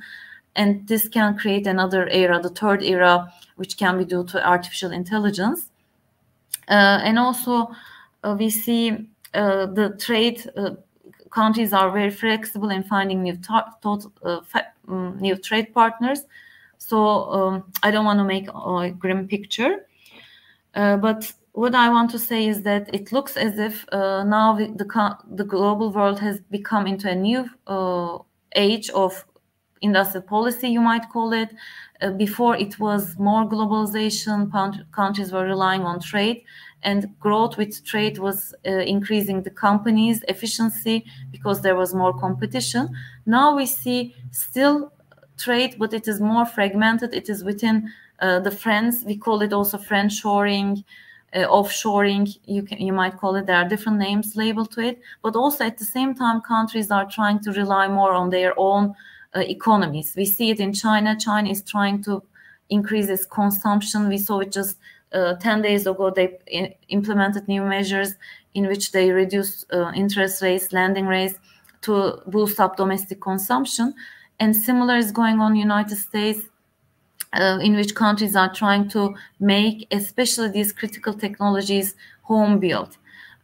It can go, because we know the advances of trade, which has been proven many times. So trade will not diminish certainly, but it is changing pace, and maybe it is, we will see it maybe more in only this critical technologies, advanced technologies, because also there's this data issues going on. The information policies is very important. People don't want to rely on other countries, or they don't want to share their information. So this has to be maybe more within the borders of the countries. So these are all creating an environment that makes the policy, industrial policy, to adapt to these new demands, the demands in security, both cyber security and geopolitical security at the same time. So I just want to finish my presentation with this picture. This I've taken from Our World in Data, that we shouldn't be pessimistic about what's going on, and altogether there has been a lot achieved in this globalization period. But I also want to emphasize that on the meantime, only certain part of the world is taking advantage. I mean, if you look for high-income countries, they are the green ones. They have achieved lots of reductions in poverty, but still we have a huge majority of populations who are residing in low-income countries, and especially in Africa. So these are the areas where we should focus, and also China, while increasing its reliance on Africa, they are making huge investments in those low-income countries. So there's potential for growth to reach also those left behind regions, the fragile economies of the world, and maybe they can benefit from this trade war or fragmentation that's going on. Thank you very much. Thank you so much for your speech. So participants asking you if it's possible to receive this presentation from you in any way. I can, yes, I can. I have to just modify something. Yeah, I can share it with you and then give it to you as well. Okay, so we have a question, I guess. Sure.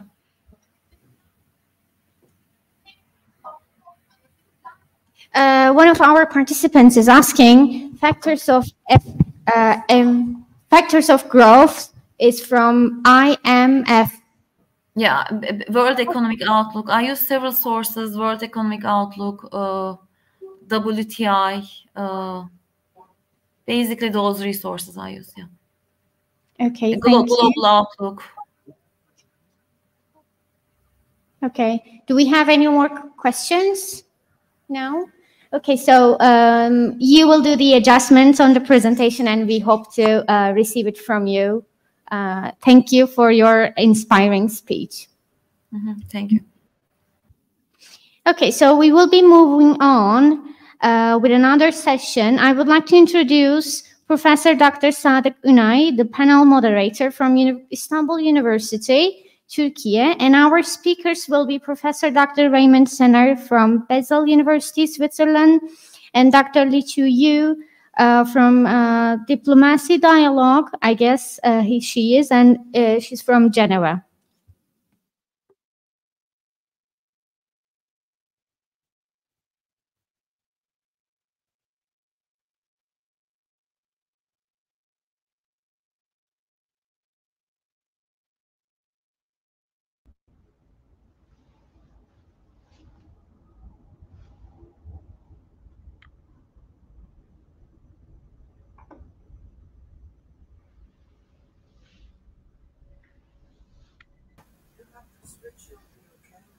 I did. Are you appearing? Mm-hmm.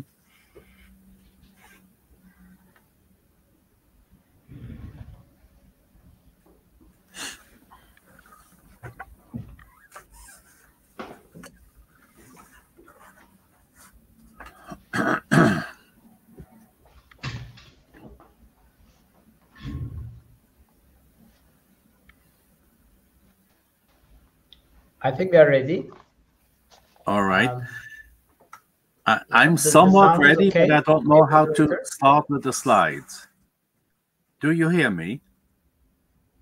Yes, we can. Yes, we do, Raymond. Oh, yeah. Here's your slide. All right. Can you? Okay, I will just do.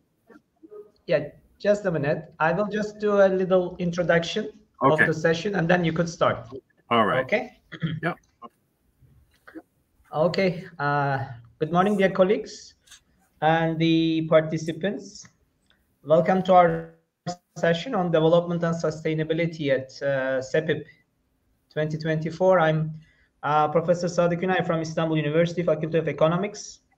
I'll be trying to moderate the session, and we have two distinguished speakers joining us from Switzerland, two dear colleagues and friends who are renowned with their work on political economy of development on both academic levels and consultancy level. They are both prolific authors and acting as consultants to various United Nations agencies, and as well as the World Trade Organization and different international institutions. Professor Raymond Sener is associated with the University of Basel and also leading the consultancy think tank called the Diplomacy Dialogue in Geneva, Switzerland. And he will make us a presentation on from trade centrism to sustainable development, bridging the gap between WTO and environment policy. So which will look at the international trade regime imposed by the World Trade Organization and the ways to bridge this regime with the environment concerns all over the world. And Dr. Licia Yu is also associated with Diplomacy Dialogue, and she will talk about political difficulties of implementing the SDGs, Sustainable Development Goals, in the developing world. She would look at how political dynamics related with policymakers and domestic conditions in the developing world is influencing the achievement of SDGs. So without further ado, I'll give the floor to Raymond. Raymond, the floor is yours. Okay. I think, yeah. Yeah, thank you very much. I think we can start the slides. All right. Thank you very much, Sadiq. I'd like to start by also congratulating my previous speaker, Professor Unai Tumgagic, if I pronounce her name correctly. She gave a very good overview of what's happening at the moment in terms of trade. And in Geneva, where we are active also with the WTO, of course, the theme is how to re-globalize trade to get beyond the current fragmentation that was also addressed in her presentation. The question that we would like now to focus on is that maybe just to have growth ad infinitum is maybe an illusion, because there are certain limitations in terms of natural resources. We know about climate change. If we just continue as is, business as usual, we'll have more other problems to take care of, one being particularly climate change. Now, this topic is also being very much discussed at WTO at the most recent public forum. I have published also just a couple of months ago a major paper on this. As you can see on this first slide, it's called From Trade Centrism to Sustainable Development, but the actual topic itself was called WTO, Climate Change and Sustainable Development. I will explain this in more detail shortly. Next one.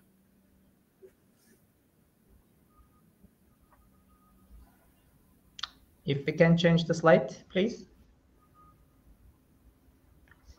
Oh, I can do it on my side. Yes. Yes. All right, okay. Great. Okay. Wonderful. All right, yeah. Super. Yeah. So basically, I will share the slides with you. There is a great summary by the IASD, the International Institute of Sustainable Development, which summarized the paper and emphasized the main propositions as to what we should take into consideration in the near future when it comes to trade. So I'd like to look at particularly now trade, climate change, and what does it mean in terms of energy. Here you see a publication and a summary of what UNCTAD put out a few years ago. What are the major impacts and how does it show climate change?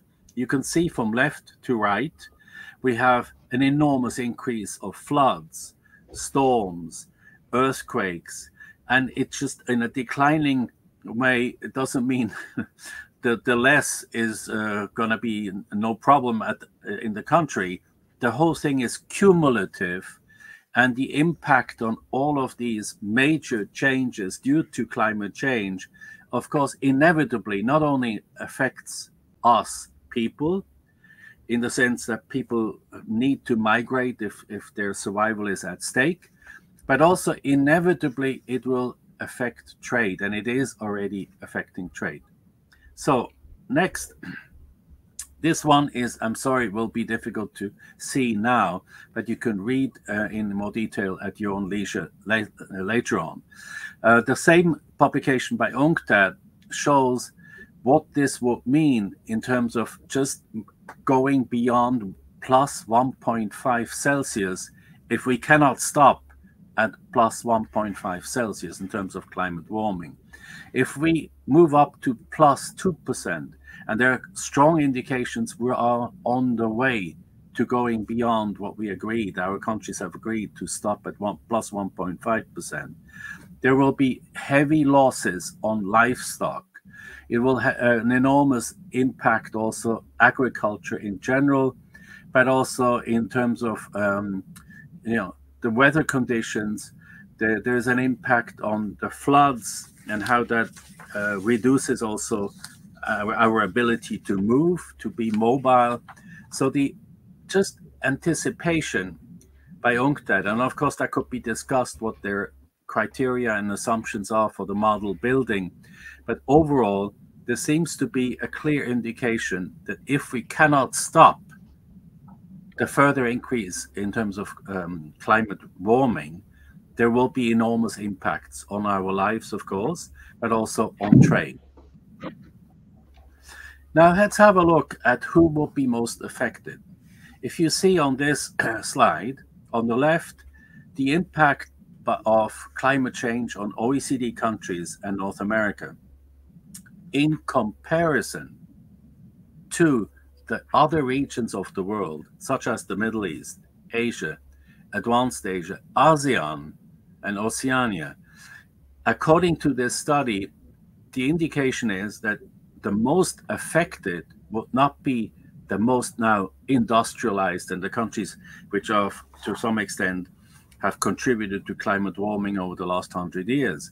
There won't be in as much of a difficulty than these other regions. So these other regions who are also still hoping to continue to grow through exports to the developed countries, well, at the same time now they will be more affected by climate change, so they have to find a way to adapt, to prepare, to have strategies how to cope with this inevitable threat.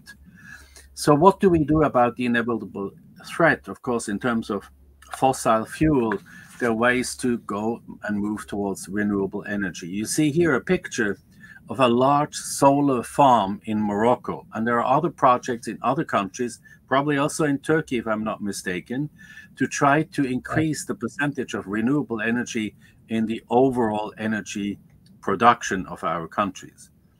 And here you see how this then would affect the trade in energy products. What is the marketing and distribution scheme? Here you see in North Africa, Morocco being just here on the left. Of course, these solar farms would then generate electricity. That's the assumption that will be then channeled up towards Europe, towards the developed countries in Europe. So there will be clear exporters and importers, provided the investment will be coming through, and provided, of course, all the transfers of electricity into Europe will be as planned. And then all these are question marks. But that's already an idea of how to increase renewables, how to then share the production or sell the electricity into developed countries such as Europe. Now, what is not factored in all this discussion about how the renewables will maybe, could say, save us in the future, the solar energies have a finite life cycle time.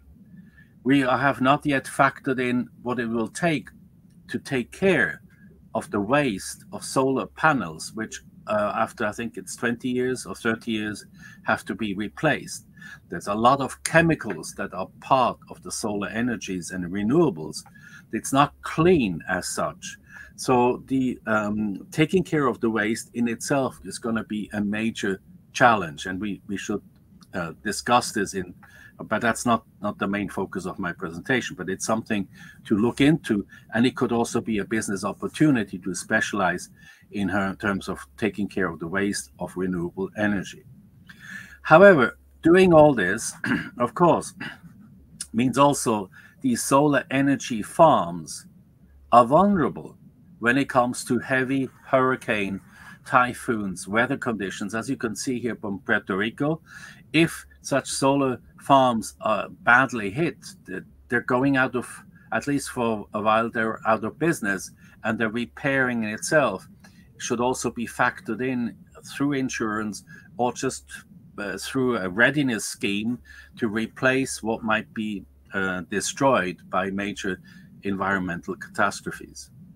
But overall, the renewable energy, one of the discussion points we have here in Geneva is we need more renewable energy. We have to move more towards a renewable economy, but we also have to figure out a way to share the renewable energy and not just only do a mass production of gigantic big solar farms, which will basically feed into the existing dominant economies.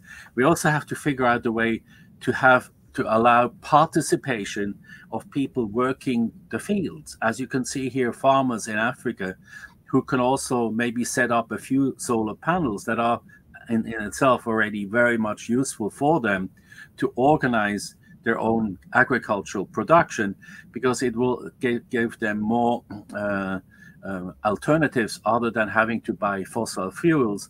And depending on what the market prices are for fossil fuels, that could heavily impact their costing. So we have to share how to best share the renewable energy across the divide between rich, wealthy, well-developed, and the less developed countries. Because the thinking here is, if we don't share, it is also going to be increasing the likelihood that people in many parts of the poor countries, for instance, in Africa, facing climate change, they will simply, from a survival point of view, be forced to move. And the move may, in that sense, also lead to more migration to more conflicts, as we already see it today, and to a loss of life. So what to do about the greenhouse gases?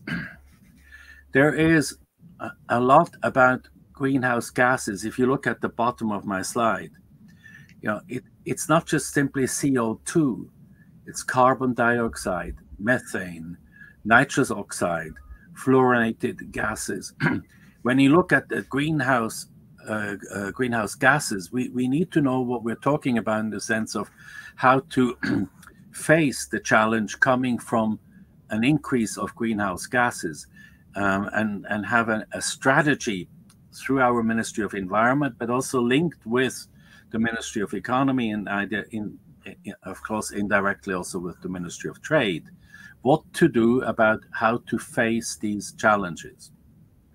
Now, one hope is now being circulated in many countries to go clean.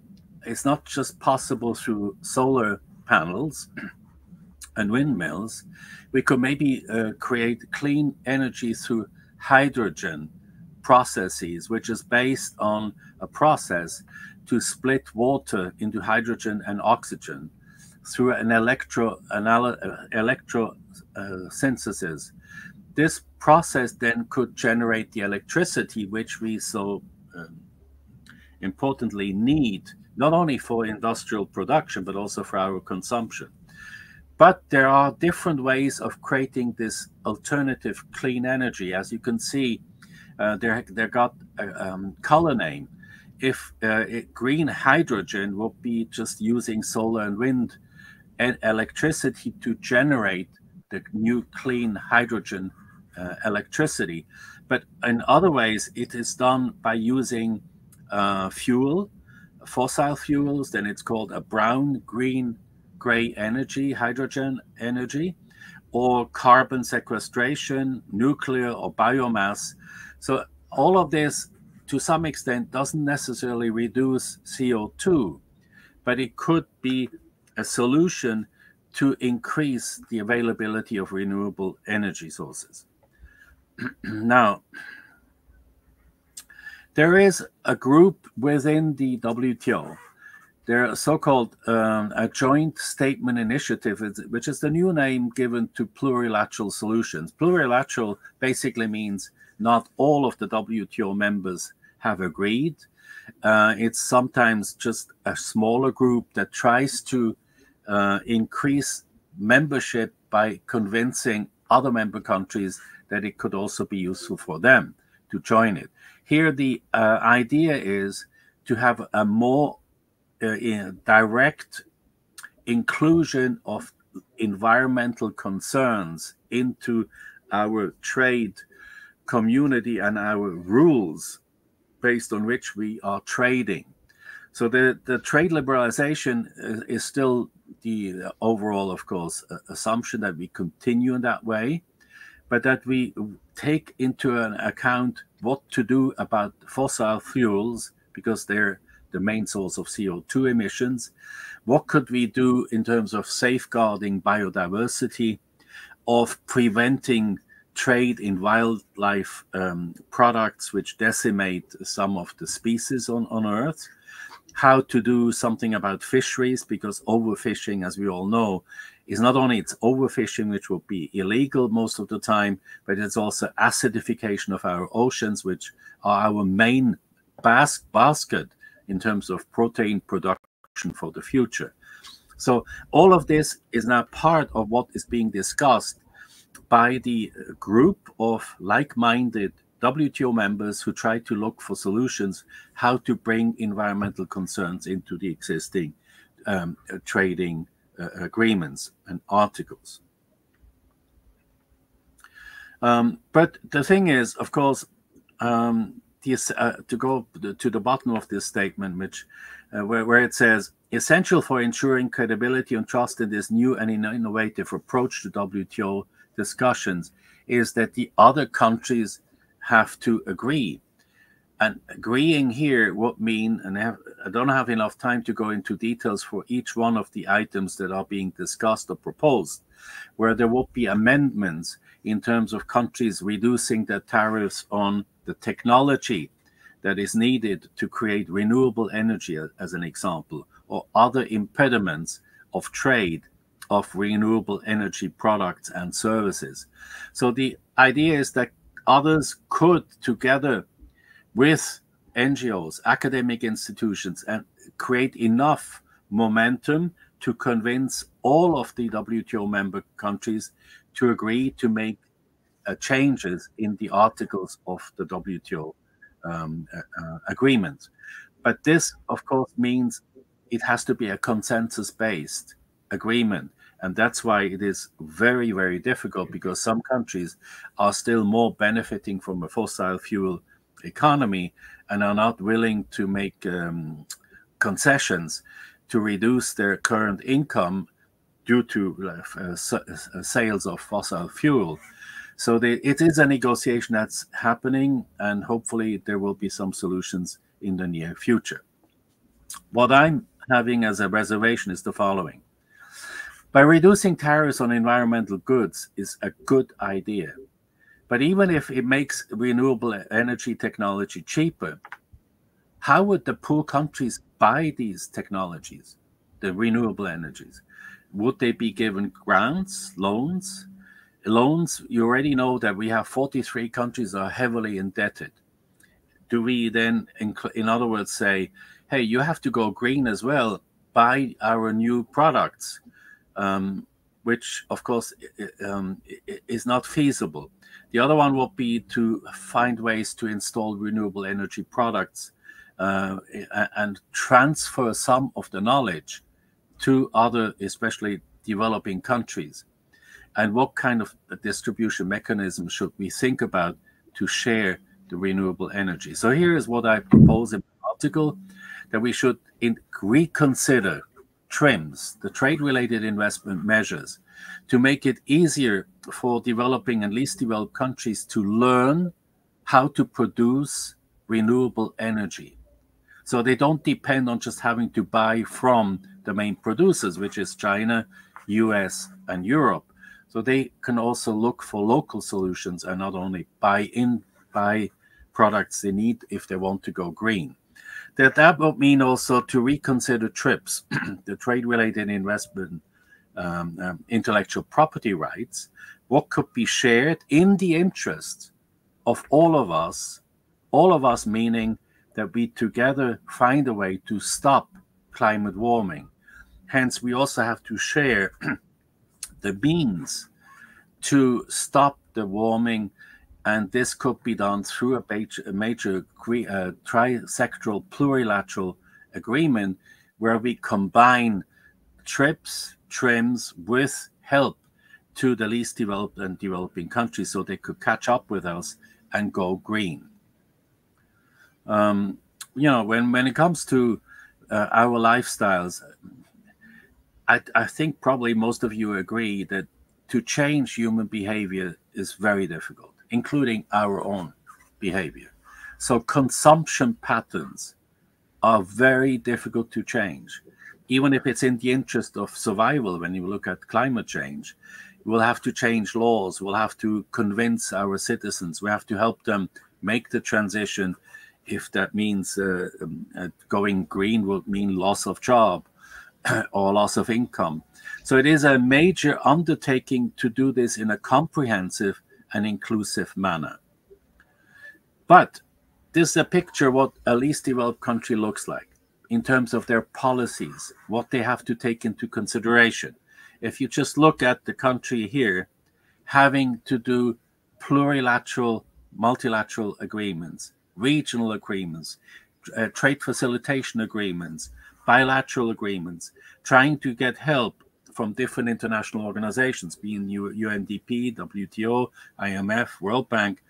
It's an enormous job to try to figure out solutions with very limited resources, very limited brain power, and also having then the challenge to convince the partners to make special concessions to help them come on board.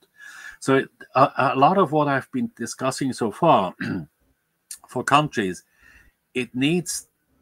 people need to know how the transition can be done and which agencies has something to offer. Here you got the picture of all the different UN agencies. Each one of them could and does to some extent already help bring about the change. Several of them have a trade component to it.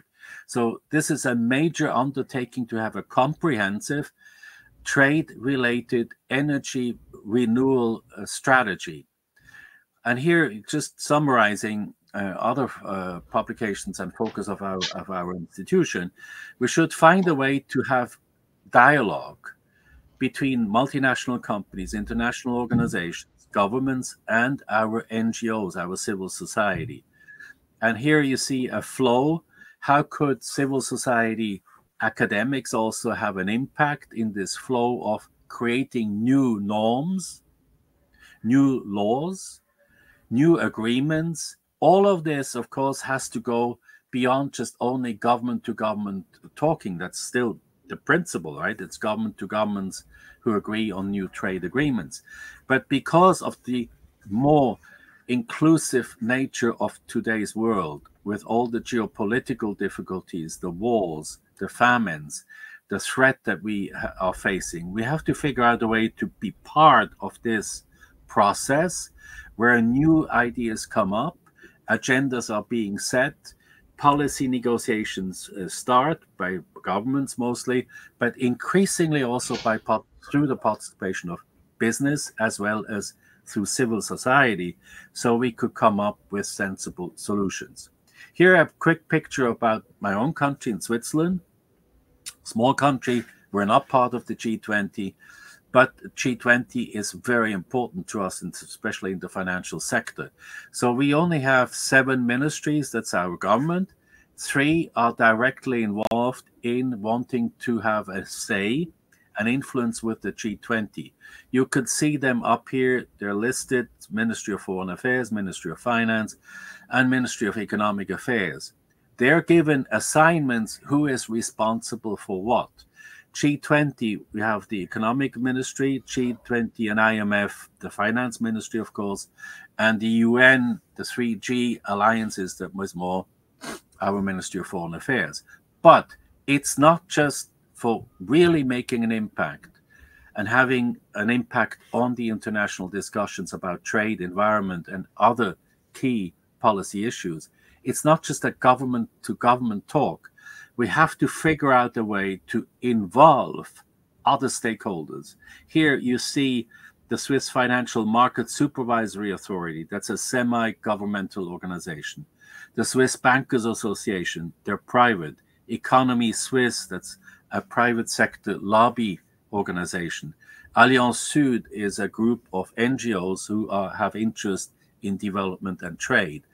They all have something to say, and our governments and our setup should be to find a way to embed the key stakeholders in our discussions how to make our trade policies of the future more sustainable. So I'm just closing. I know I'm running a bit out of time, but these are the main messages of my most recent article. We should find TRIMS here at the bottom. We should find a way to promote local content requirements, because TRIMS, it was agreed when the GATS became the WTO, TRIMS was phased out. But in order for especially least developed countries and developing countries to get more understanding and know-how how to make more renewable energy, I think we should find a way to get more inclusion of local content requirement. And two more things. One is intellectual property rights. Some should be shared in a more a less stringent manner. Otherwise, we'd even have to consider compulsory licensing and cross-regime forum agreement to get everybody on board. So it is not a gap between the fast-moving, forward-moving, rich and developed countries who have the technology to become green, if they fully want to, and those who are left behind and just don't have the know-how nor the means to become more sustainable. That's, in a way, summary what I just said before. I think at the picture, I'd like to close with this picture. We have to figure out a way to move forward. As the picture here I've taken myself in Burundi when I was there, we have to let others, less developed countries, hang on to the big trucks, meaning the developed countries. So for a while, maybe they can just benefit from our knowledge, get the production capabilities and the understanding how to turn their economy and their energy into a more sustainable future. Thank you very much.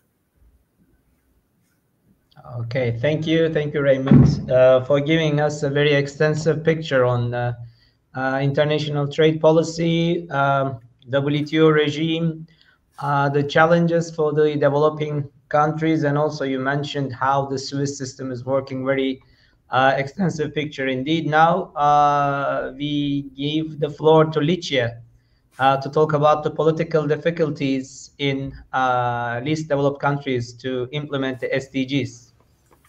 Licia, on to you. Well, thank you very much, Professor Sadiq Yune, for inviting me. You know, I apologize, maybe the title was not correct, which I have carefully noted down, and will make changes. It's a great pleasure to be able to share with colleagues here in terms of our own experience since 2013, directly engaged in the discussion of SDGs, the 2030 Agenda for Sustainable Development, and also, you know, attending the high-level political forum ever since 2016. So without further ado, I'd like to build on top of what Raymond already discussed, and some of that complexity in terms of dynamics probably also can be captured at the different system level, and looking at the total picture of development for the future, or sustainable future. So this is the things that I would like to discuss.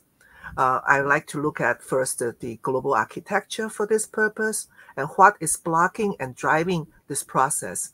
And then I want to come to look at individuals from a behavioral science perspective in terms of the blockage that we are confronted with today, and make some quick conclusions. I think, okay. Yeah, if we look at the headlines, I think the world doesn't look very good in the sense of, you know, this challenge confronting the world as a whole, from a military point of view, from economic point of view, and ecological point of view. What is not included in this chart is actually the social aspect of internal civic tension and mistrust and conflict. Next, please. I'd like to just sort of you know, show some pictures, recent pictures, that is sort of telling us, you know, are we prepared for tomorrow or the coming years? And I think we can draw the obvious answer is not really. And the crisis is calling for us to have a new narrative or social contract. Have we been at this place before?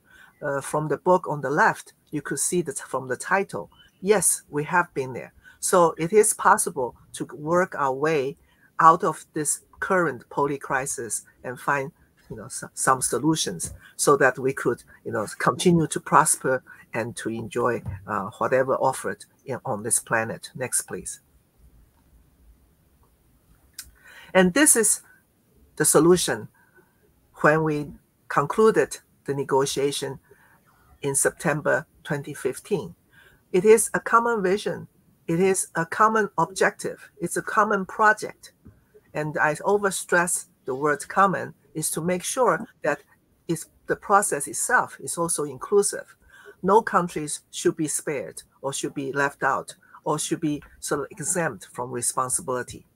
And the 2030 agenda, as you could see, and I think most colleagues here are familiar with, covers 17 goals going from the more entrenched issues to sort of some emerging new issues, especially in terms of the SDG 17.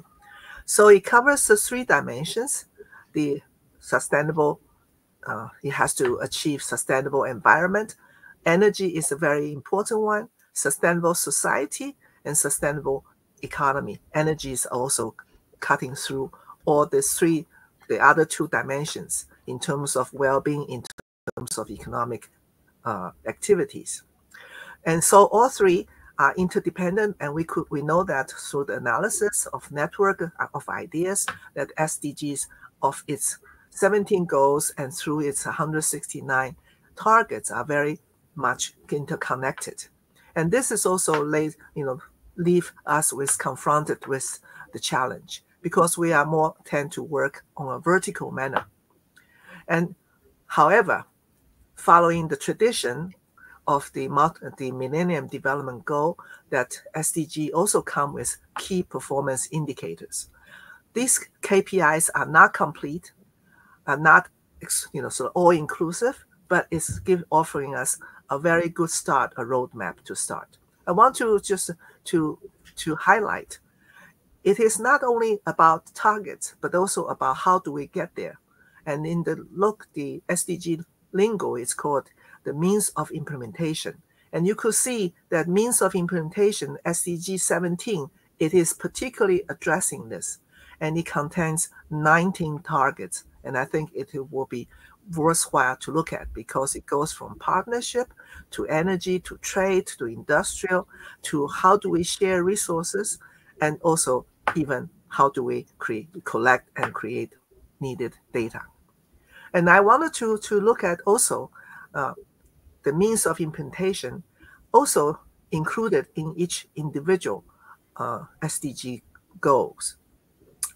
Let me take example for target 1.8, which is the SDG 1 is about reducing poverty or eradicating poverty.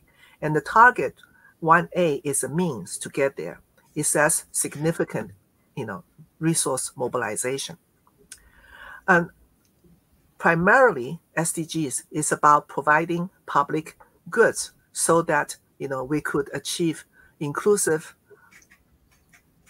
well-being, education, health, growth, and opportunities. Education could be a very important target, which oftentimes sort of obscured by other goals in terms of more economic oriented. But so let me take education as a public good.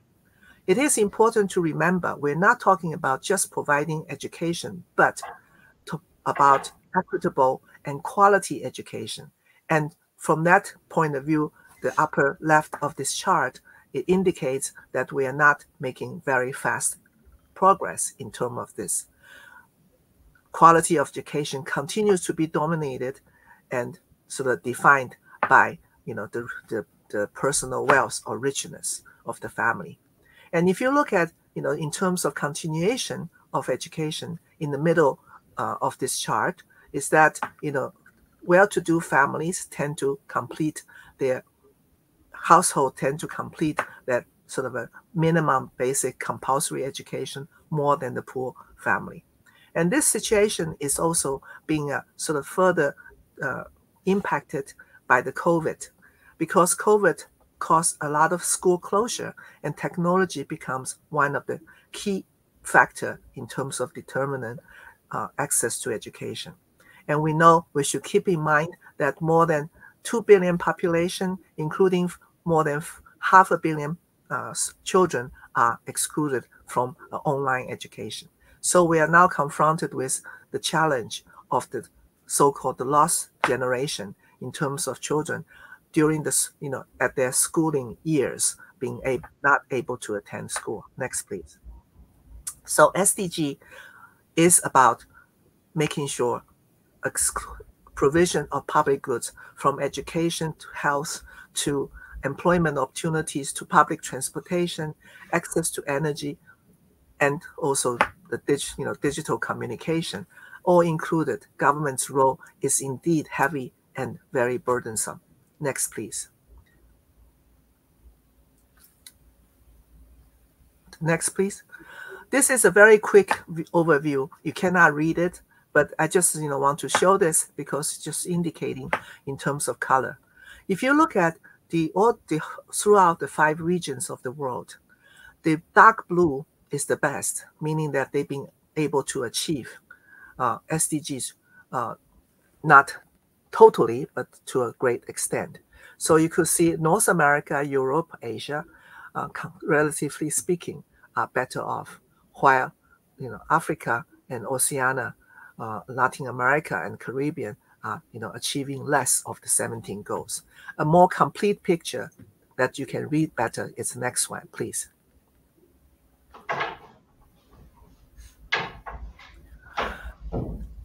On this chart, we could see that based on the data from 2023 or beyond, that the green means on target, yellow means fair progress, and red means stagnation or even downright regression.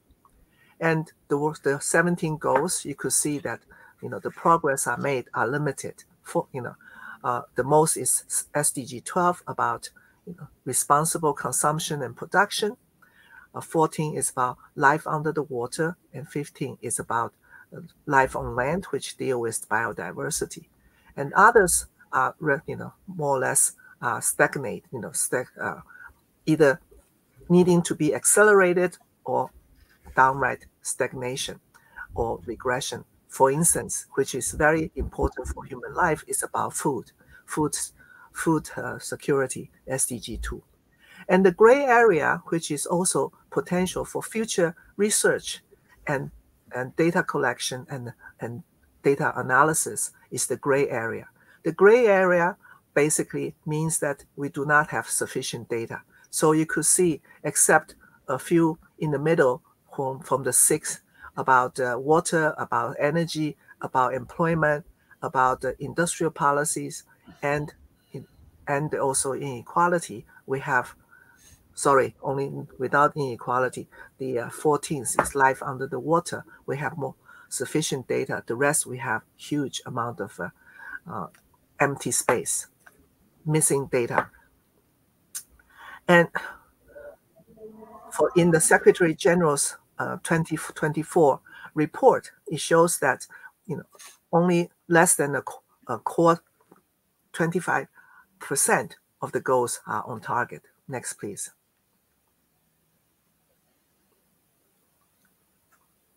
Next, please. And not on target, as I mentioned earlier on the map, looking at that, it seems to have a correlation with the current development stage. And of course, we all recognize these countries are confronted with unique challenges because of their history, because of political structure, political reasons, socio-economic factors, and also the environment. Take the Oceania, for example. Climate change obviously affecting them even more severely and quickly. And of course, the lack of recovery because of the COVID is also making the situation much worse.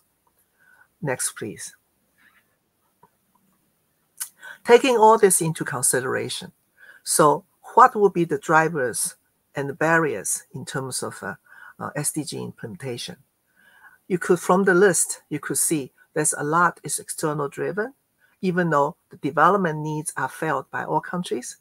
And here the list, is familiar: the ODA, the FDI, the government commitment and policy alignment, which is oftentimes through the national development planning, good governance, and also active participation of serious participation in the VNR process. We could see progress are made. And so civil society and community engagement is also happening. More and more grassroots movements, young people's engagement, awareness of the issue, and education. But barriers are also plenty. And this list of barriers is looking very familiar, as we have been discussing about aid effectiveness since so many years ago, decades ago, and that has been captured by Paris Declaration for aid effectiveness. And so we continue to see the same problems popping up in all countries: resources, institutions, political instability, environment and climate vulnerability that already built in, or because of the location, because of the lack of protection of the land or the forest.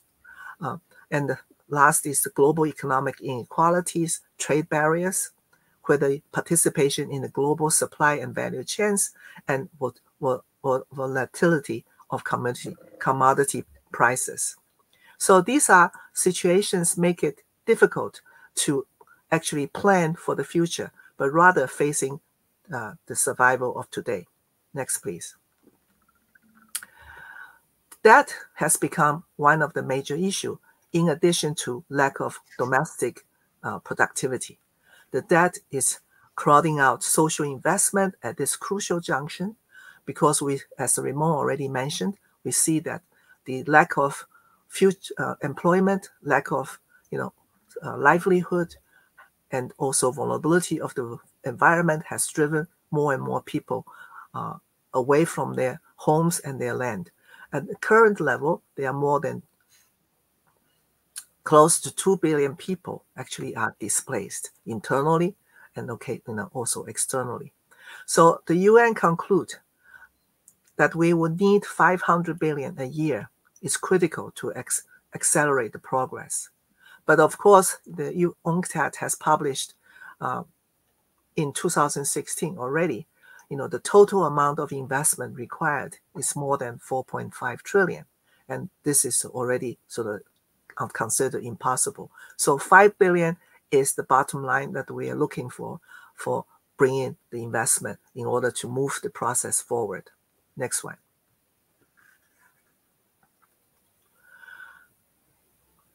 Facing such a huge demand for financing, for resources, how can we move forward? And I think we could start thinking at different levels through solidarity, partnerships, and social economic model. Solidarity is, of course, it comes to connect it very closely, not only for ODI and FDI, but also we need to start thinking about debt relief and reduction, as we have done at the end of the 20th century. Today, the G20 does have a debt service suspension initiative. And it's also a common framework for debt treatment being discussed, but discussion is not sufficient nor timely. There's also discussion about global climate justice. That has, as you know, has blocked the progress in terms of UNFCCC's agreement and implementation. So today we have to find ways to deal with loss and damages. And the pledge of mobilizing of 100 billion per year, it seems to not being fulfilled. So let's see what will happen with COP29 this year. And of course, but for most of people, social protection is very difficult. Underneath all of this discussion about systems, international agreement is the missing collective consciousness. And I like to present a behavior science perspective. First, we are confronted with a classic issue about tragedy of the commons. And second, we're also over-rationalizing when faced with cognitive dissonance.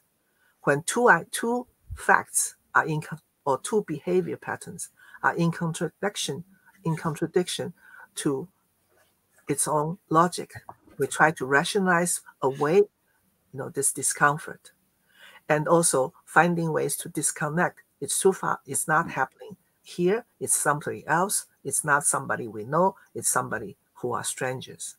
And the third element, which is also very powerful, is the social norms and system justification. It was not how we do things. It's not what we believe our culture dictates. So the fourth one is we all confronted with information overload and misinformation. And difficulty for politicians is short-term thinking and immediate gratification bias. Next one.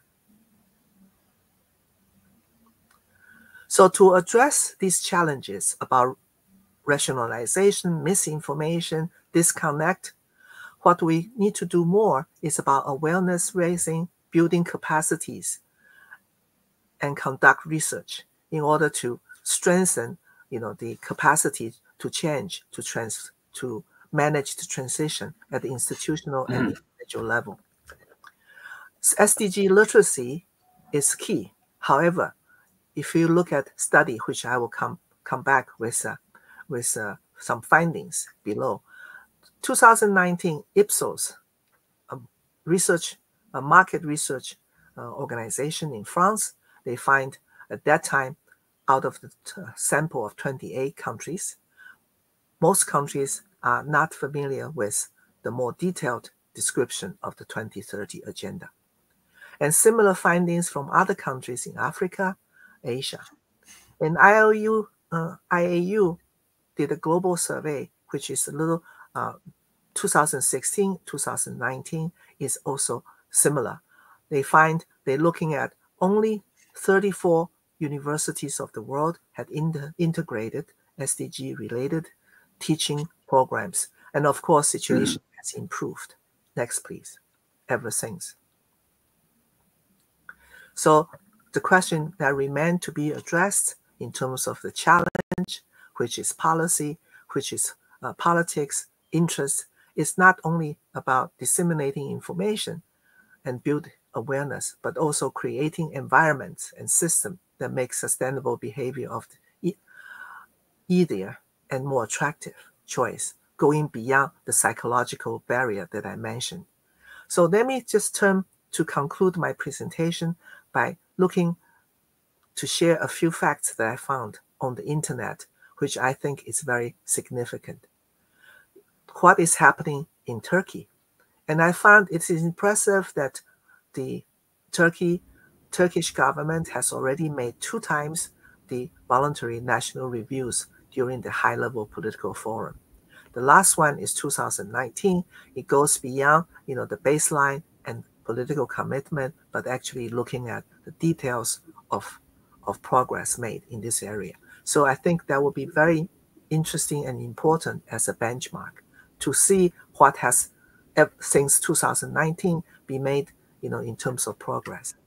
But equally important in localizing the SDGs, which is without localization to the lower administrative level, it is very difficult to embed SDG goals into not only policies, national policies, but local practices. And Izmir was noted as a world example for voluntary local reviews. If you have not heard about it, that will be interesting to look into. And I think the National SDG Best Practice database, when it's come online, will be of a great use. So to conclude, with an important, most recent study, it's 2024, published in the Journal of Turkish Science Education. And it mapped the universities and the degree, the extent of SDGs has been integrated into the teaching. And I think this is a very important mapping to see how we, the academic community, the research community, could actually translate SDGs vision into practice as well. Next. Next one, please. So the final word, how can we move forward? Inclusivity is a key. It should go beyond, the differences of color, of race, of culture, history. But also, inclusion needs to sort of make sure it's embedded into the economic opportunities. And inclusiveness requires solidarity, thinking, and partnership in practice. So with this, I'd like to conclude. I hope that the next time when we have the opportunity to sit around and talk about how far we have come in terms of SDG, we will have greater news going beyond only 17% of the 169 targets being able to move forward. Thank you very much. Yeah. Okay, thank you very much, Licia. On behalf of the organizers, the SEPİP committee, and myself, it's been a very good presentation. We have been going on for about an hour, so I think we need to wrap up very soon. But just a few words before completing. I think both Raymond and Licia showed us the tension maybe between development on the one hand and sustainability and protection of the environment and environmental commons on the other, especially in the developing world.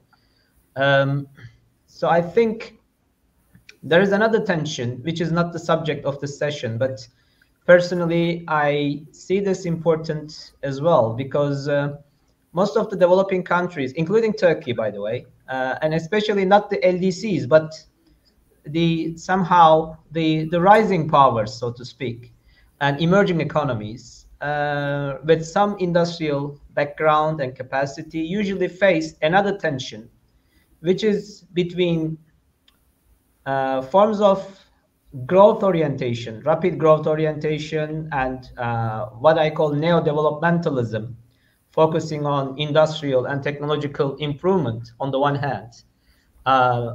Obviously, the governments, the politicians are very keen to speed up the modernization processes in social and economic fields. But on the other hand, you have the issues of financial stability, macroeconomic stability, and price stability, meaning control of inflation and so on, having a sound financial management, and so on and so forth. So I think this is another area in which most of the developing countries are sometimes experiencing difficulties, because when they move forward too fast in terms of industrialization, structural transformation, or focusing on like investment expansion through like expansionary monetary fiscal policies and like foreign direct investment as well. Sometimes they are having difficulties in terms of financial governance and losing the control in the sense of this post-Washington consensus, beginning to lose control of the financial side or the price stability side, which is also another challenge. So with that, I would like to emphasize that maybe there are two main kind of axes in which the developing country decision makers have to face these challenges. One is maybe the balance between trade, development, and sustainability. And the other one is the balance between development, structural transformation, and financial and macroeconomic stability. So both have to be managed very carefully. So to avoid both financial crises and also environmental crises that you kindly mentioned. with that, I would like to thank to Raymond and Licia, and I think we will not have added time for Q&A because we have been going on for more than an hour. Actually, we were giving at 15 minutes at the beginning, but we pretty much are above the period. Before we end, maybe Raymond, if you would like to say a few sentences. Well, just to say thank you very much, Sadiq, for a very good summary. Raymond? Plus adding, oh, am I not? You are? Can you hear me? Yes. Yes? You can hear me? Yeah. Yeah? Yeah, you're on. You're on.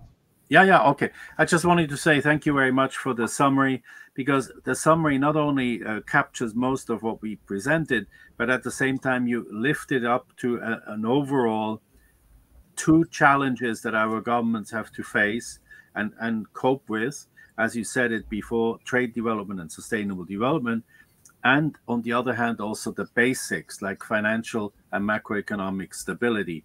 And it's not easy to, take care of both of them, especially since oftentimes governments don't last for a long time.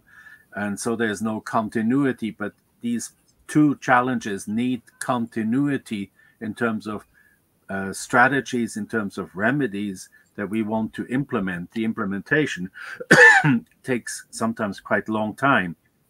And hence, such a webinar and all the contributions that we've been able to listen to are excellent contributions to ensure a sensible continuity of good strategies to take not only Turkey, but all countries into a sustainable future. Thanks. Okay, thank you very much. Licia, just 1-2 sentences to conclude.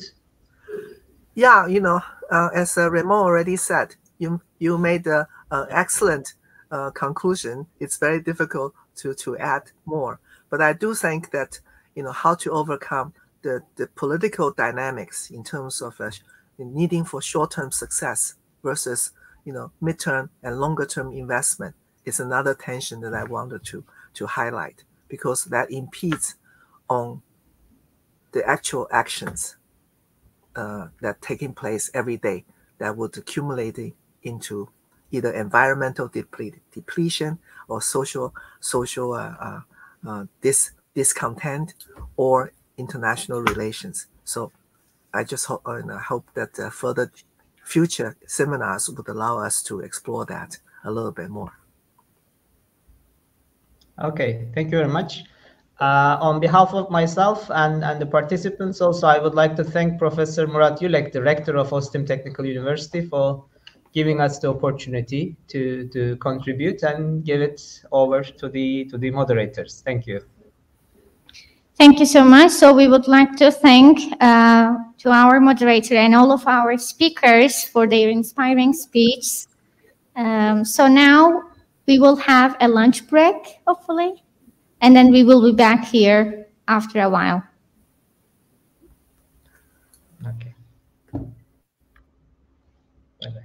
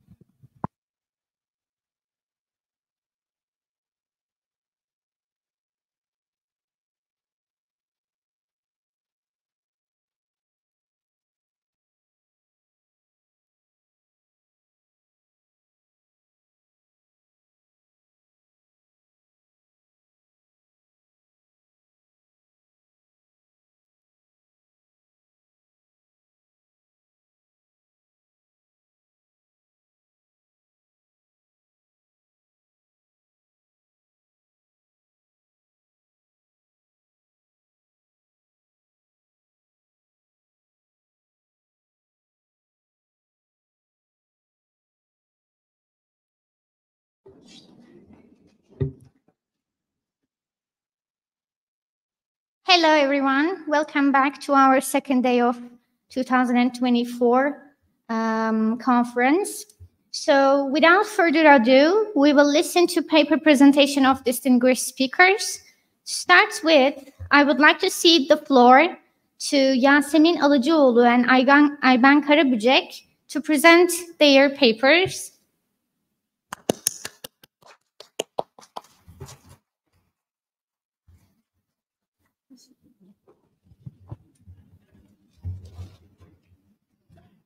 We have two articles to present, and we will compare the results at the end. That's why we have prepared just one presentation. According to Turkstat and Turkey Exporters Assembly, industrial exports to GDP is something like 18%, and agricultural exports per GDP is approximately 3%. That made us ask two different questions. Do foundational firms affect industrial exports in Turkey? And do foundational cooperatives affect the agricultural exports in Turkey? The rest will continue with Ms. Ayben. First of all, I would like to welcome you all for hearing valuable papers, including ours too. My name is Ayben Karabücek, and I'm a senior student in International Trade and Finance Department. Let's look at the relationship between new firms and industrial exports. One article says cooperatives increase the diversity of export. And other article says new companies help open up exports to new markets. And another one says new companies increase the added value of exported goods.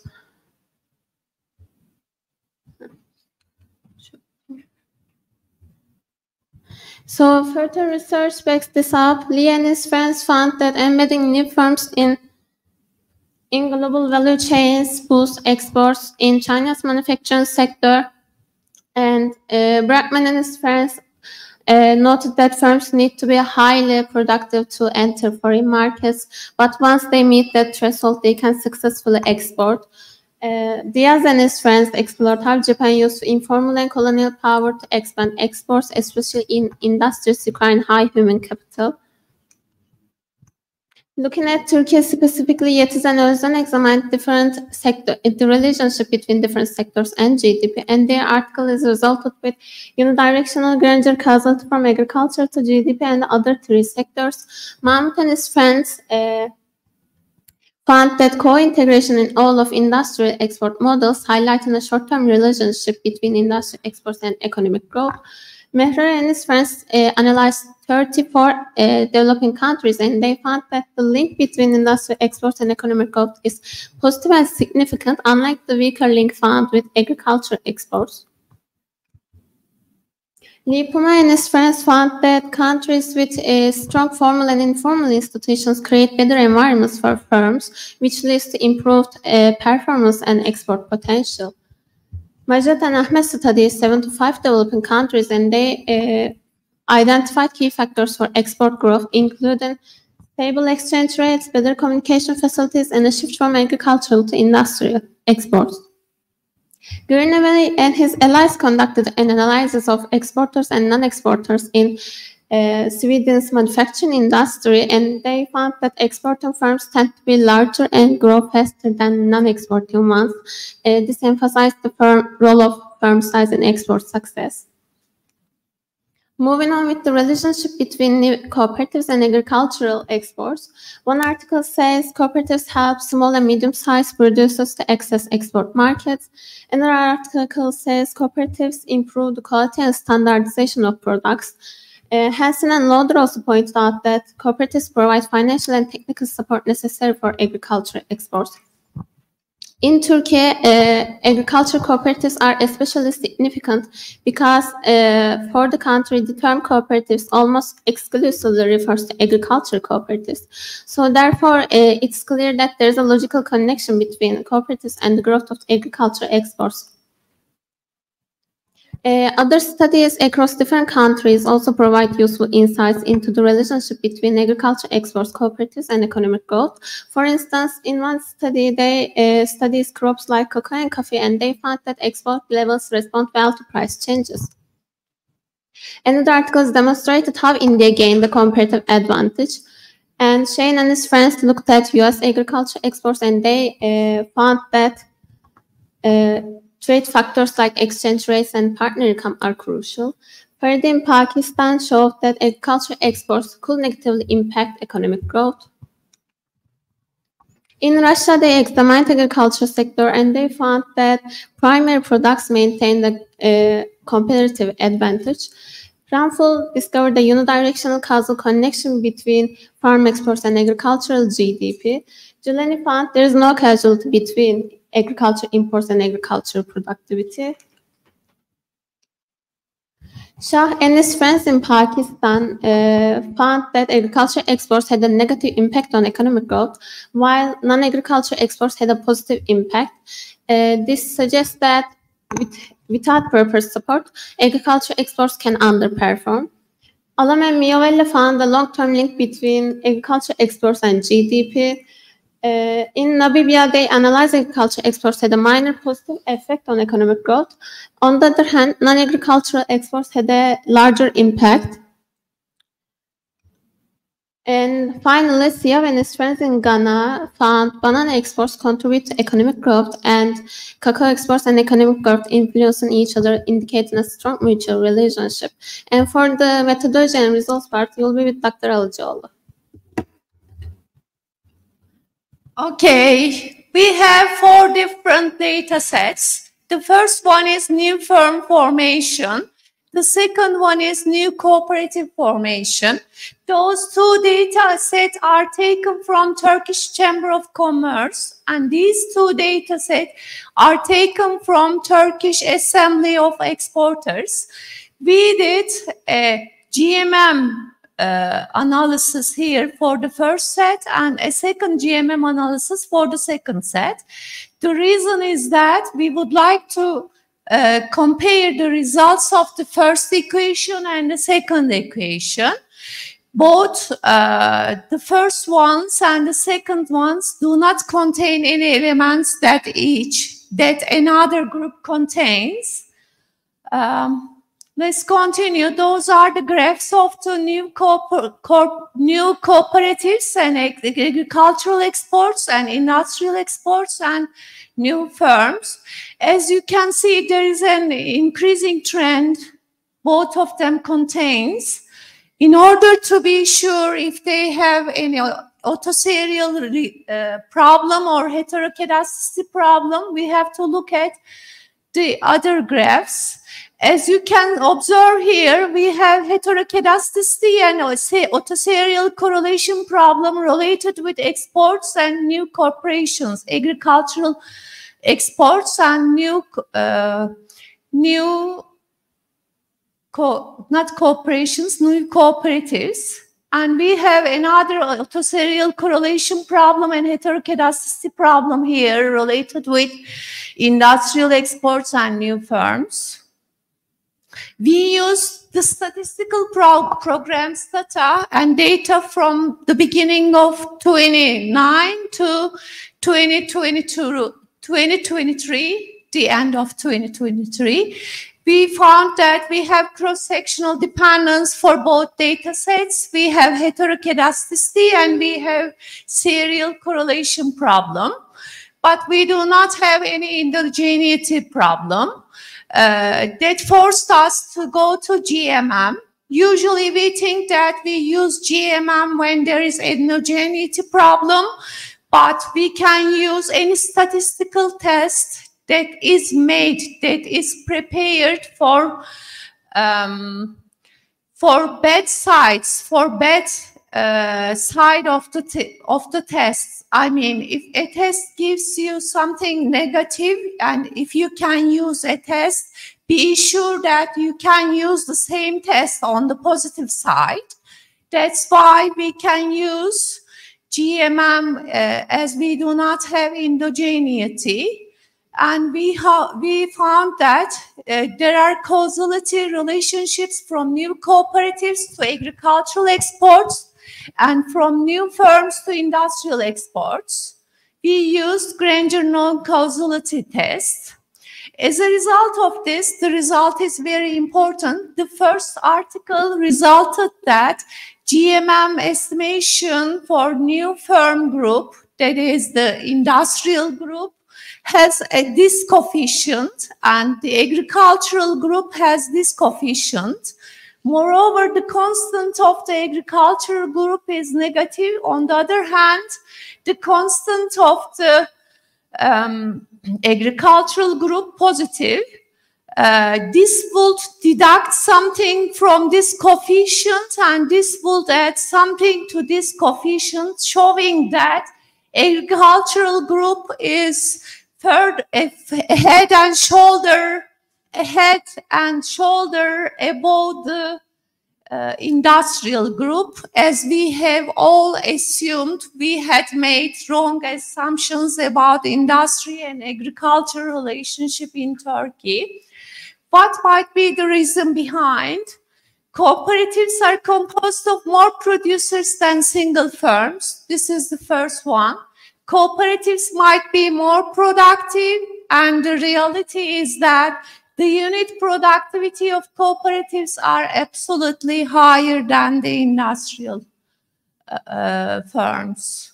Thank you for dedicating your valuable time. We are open to your questions.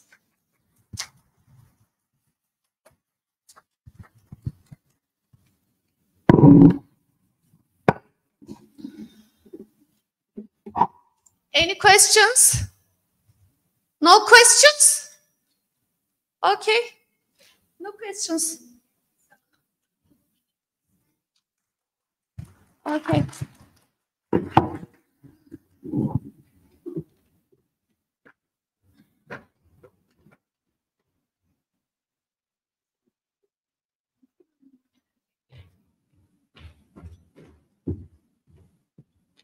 Okay, so we would like to thank Ms. Ayben Karabücek and Dr. Yasemin Alıcıoğlu for their inspiring speeches.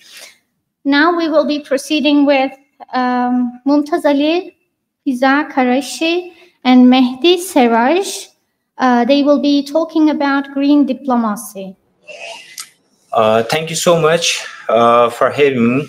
And today I will be presenting the research paper on green diplomacy, G5 nations and GL5 environmental leaders pioneering sustainable growth.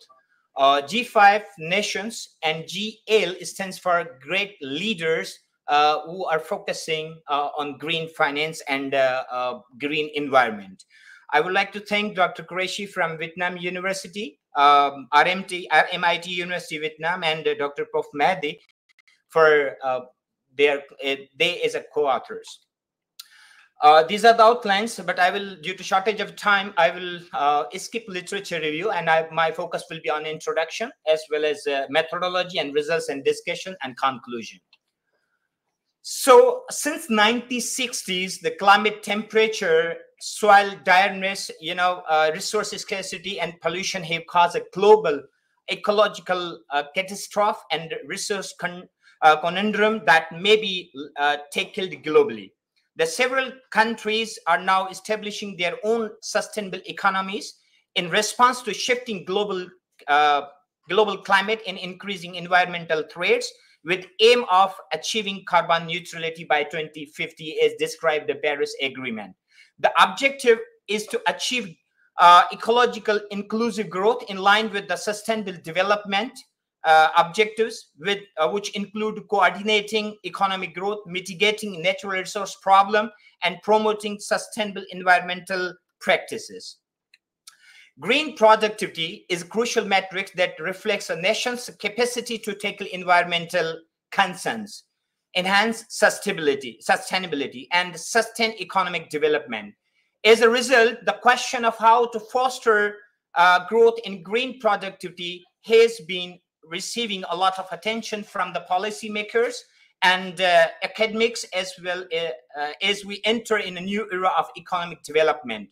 Conventional models such as solo growth model as well as endogenous growth model theories suggest that a sustainable economy may be killed or achieved by the technological advancement as measured by an increase in total factor productivity. However, these two models lack one thing, that TFP metrics omit numerous resource and environmental societal advantages. They are not considered in these two models. I mean, the solo growth model as well as endogenous growth theories. The environmental factors are omitted. The limitation is specifically noticeable when energy and environment turns out to be the primary factors in inhibiting economic development, since some of the inputs used in production must be moved to environmental governance activities, which results in inaccurate policy recommendation. So these are the main factors that we cannot take into consideration total factor productivity in terms of green economic growth. According to the concept, the green productivity is a dynamic approach that boosts productivity and environmental performance. Similar in theory, the traditional financing approaches do not consider element of environmental protection policy.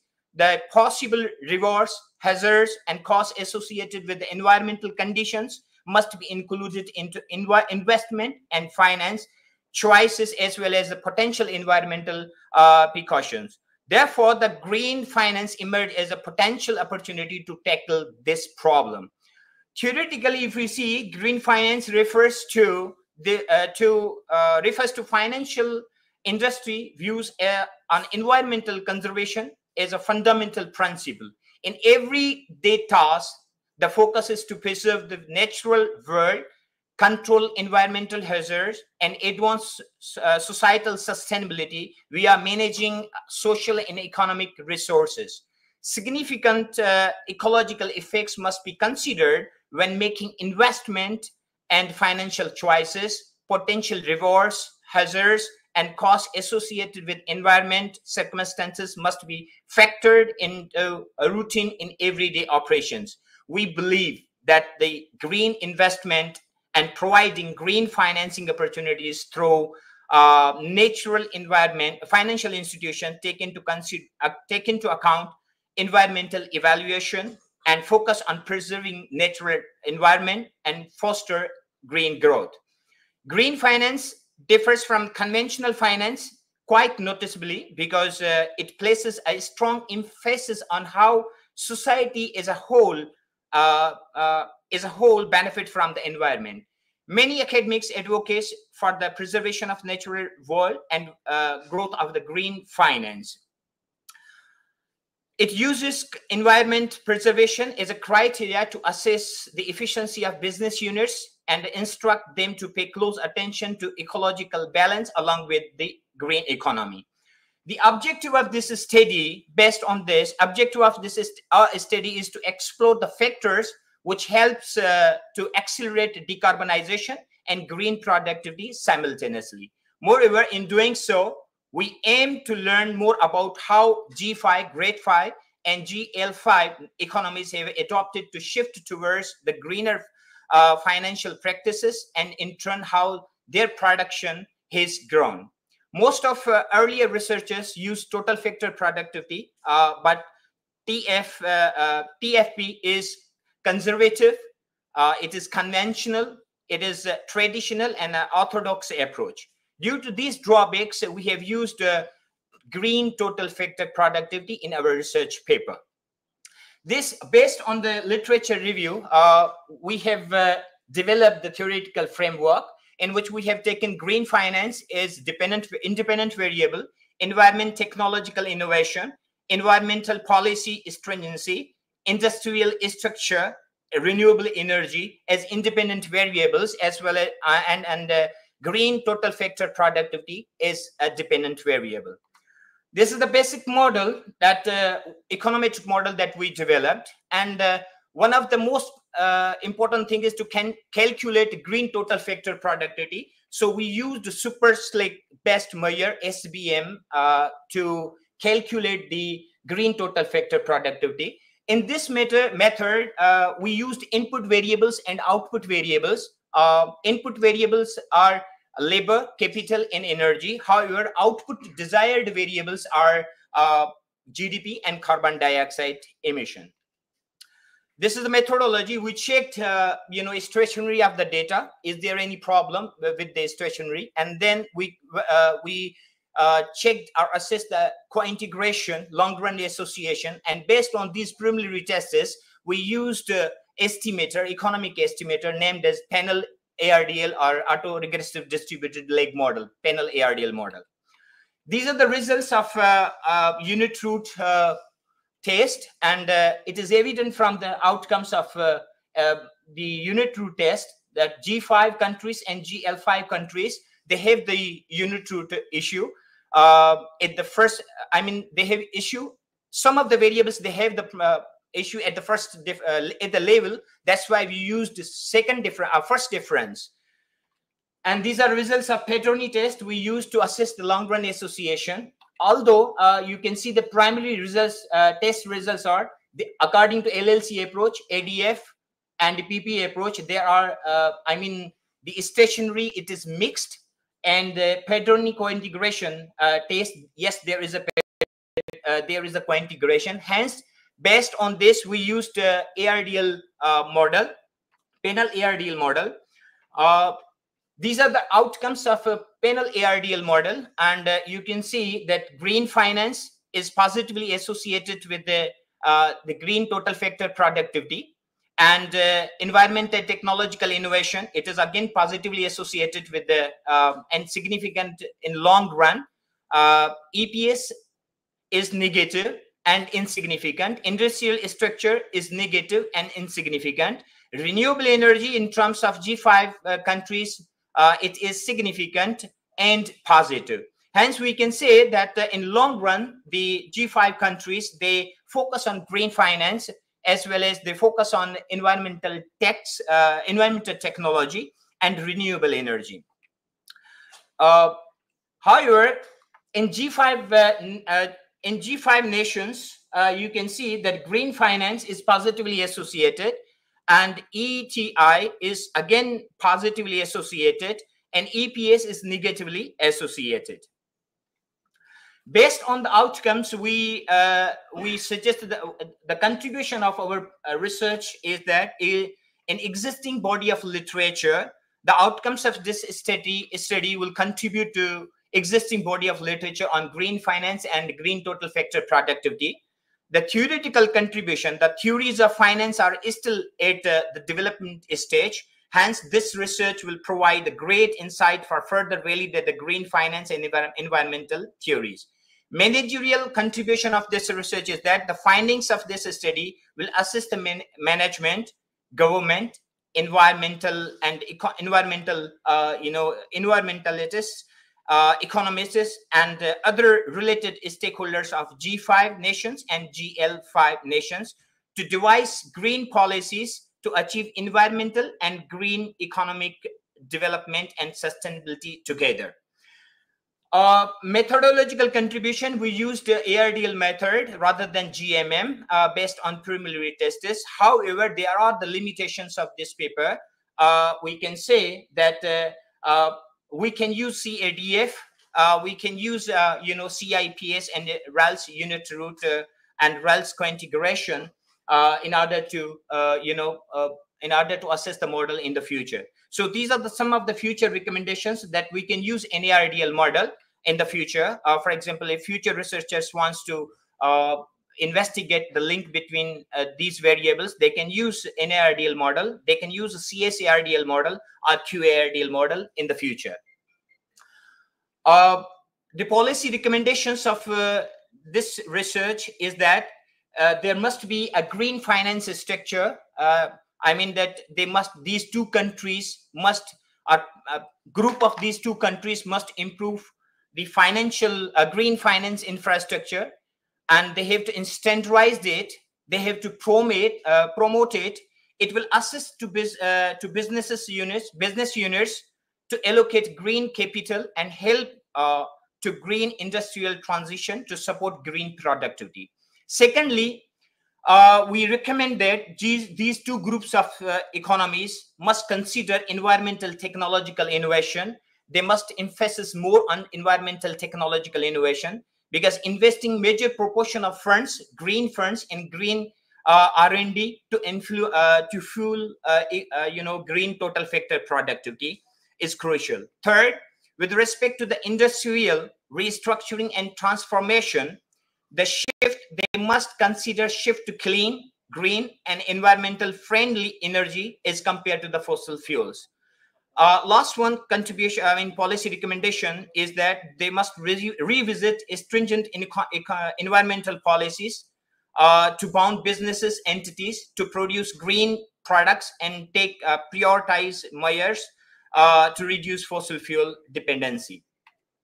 Thank you so much. If there is any question or suggestion, you're welcome.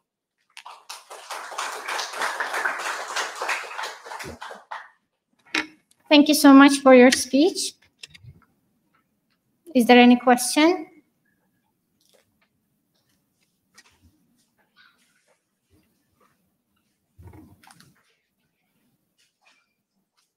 Okay, I believe there is no question. Thank you. Thank you so much. Thank you. Thank you as well. Okay, so now we would like to proceed with another paper presentation. I would like to call upon Süleyman Turgut to the stage to present a paper on the impact of industrial policy on technology transfer. The floor is yours.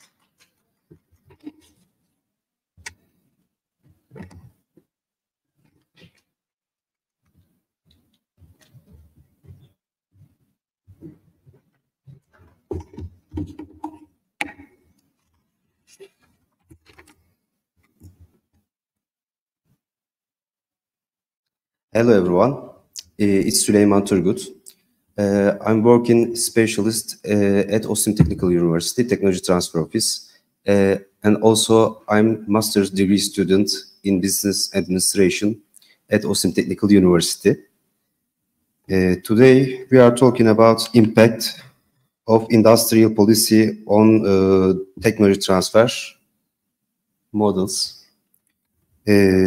By comparing the models on India, Malaysia, and Turkey, this presentation draws from comprehensive research that covers the dynamics of these models and the role of various stakeholders in facilitating effective technology transfer. Methodology. In this study, we used a comparative analysis approach. We examined existing literature, case studies, and conducted interviews with key stakeholders from both academia and industry to gather qualitative data. Our goal was to understand how different countries apply industrial policies to improve technology transfer outcomes.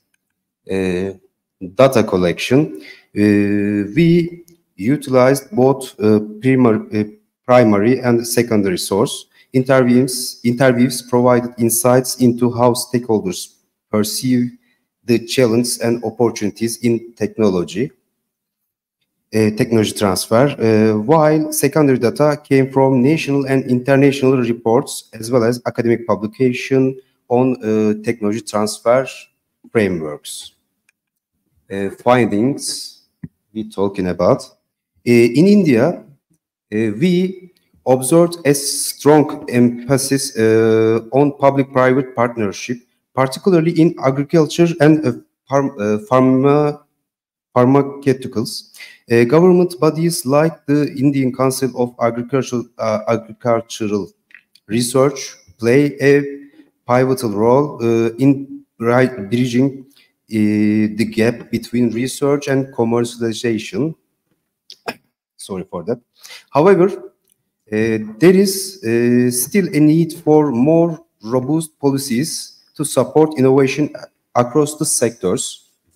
Malaysia's technology transfer relies heavily on international joint ventures.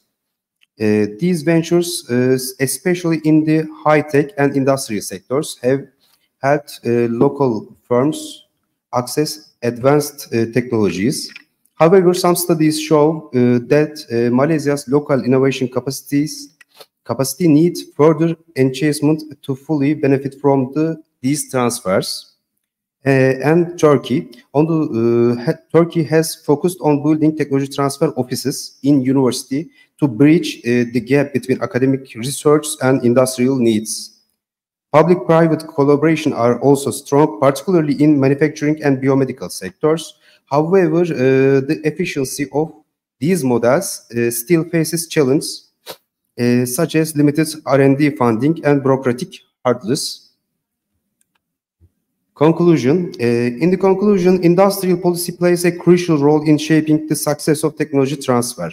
While all three countries have made significant strides, the challenges remain, particularly in improving local innovation capabilities, reducing bureaucratic barriers, and structuring the technology transfer process more efficiently. And recommendations.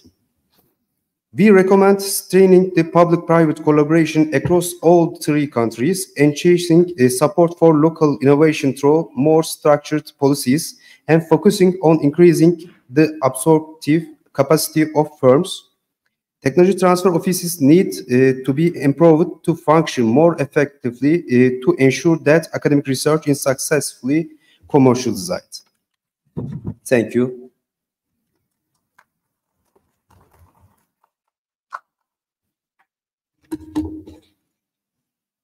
I believe there is no question. Thank you very much.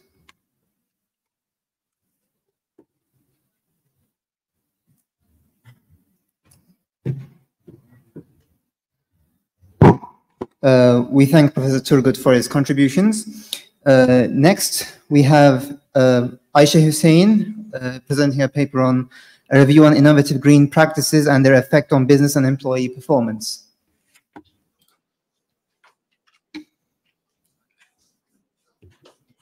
Good afternoon, everyone. Today, I will be presenting a review on the innovative green practices, green business practices, and their effect on business and employee performance. This is a review based on analyzing the literature and reports published in terms of the relationship that has been given via the heading. I want to start by telling that this is the growing area of interest. The sustainable development related business practices becomes a core priority worldwide, both on governmental and organizational business level. Let's begin by focusing on the drivers of green business practices recorded as relevant as part of analyzing the related literature studies and reports, as I've already mentioned. Here, first of all, it is important to mention the role of UN 17 SDGs and the Paris Agreement of climate change. There are two agendas that we have to highlight and point out their importance, the 2030 and 2050 agendas given by the two agreements. The 2030 agenda integrates in a balanced way the three core dimensions of sustainable development, mainly the economic, social, and environmental, via the 17 SDGs through governments and the policies and regulations of individuals and also businesses. Furthermore, the Paris Agreement here has an important role, mainly on the environmental aspect of strategies on businesses. It is a legally binding international treaty on climate change, focusing on the Agenda 2050. The main objective here is to halt the increase in the global average temperature to well below 2 degrees Celsius above pre-industrial levels, and pursue efforts to limit the temperature increase to 1.5 degrees Celsius above pre-industrial levels. So here the main objective is to decrease the long-term greenhouse gas levels, mainly via the operations of businesses, and specifically encouraging businesses to develop and implement strategies mainly based on managing strategically their production operations and other environmental related actions as well. Just a minute. Okay. So in summary here, it is important to mention that how this is related with businesses is that this is reflected to business model, as we have already mentioned, together with production operations of companies. But not only the United Nations 17 SDGs and the Paris Agreement has a role in the development of the green business models and their effect on performance in businesses. So here, the role of sustainability reporting is important. Sustainability reporting can be divided into voluntary and mandatory, and this is how, in general, the metrics are working and affecting the way businesses are selecting the right green business strategies for their production and operations. First of all, I want to mention the voluntary frameworks. Voluntary frameworks are those that organizations choose to adopt and follow based on their own interests and goals, and they are usually developed by non-governmental organizations, industry associations, or multi-stakeholder initiatives. The Global Reporting Initiative is the major voluntary reporting framework that is used as a basis for sustainability reporting in all around the world, apart from the European Union, which I will come after a couple of minutes.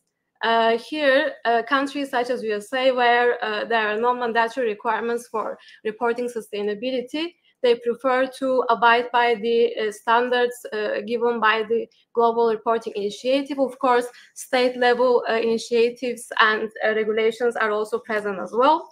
In terms of monitoring, here the process of companies' climate-related disclosures, there is climate-related financial disclosure that has fulfilled already its remit and was disbanded. Here, now we have IFRS sustainability disclosure standards, international financial reporting standards that are already managed by businesses.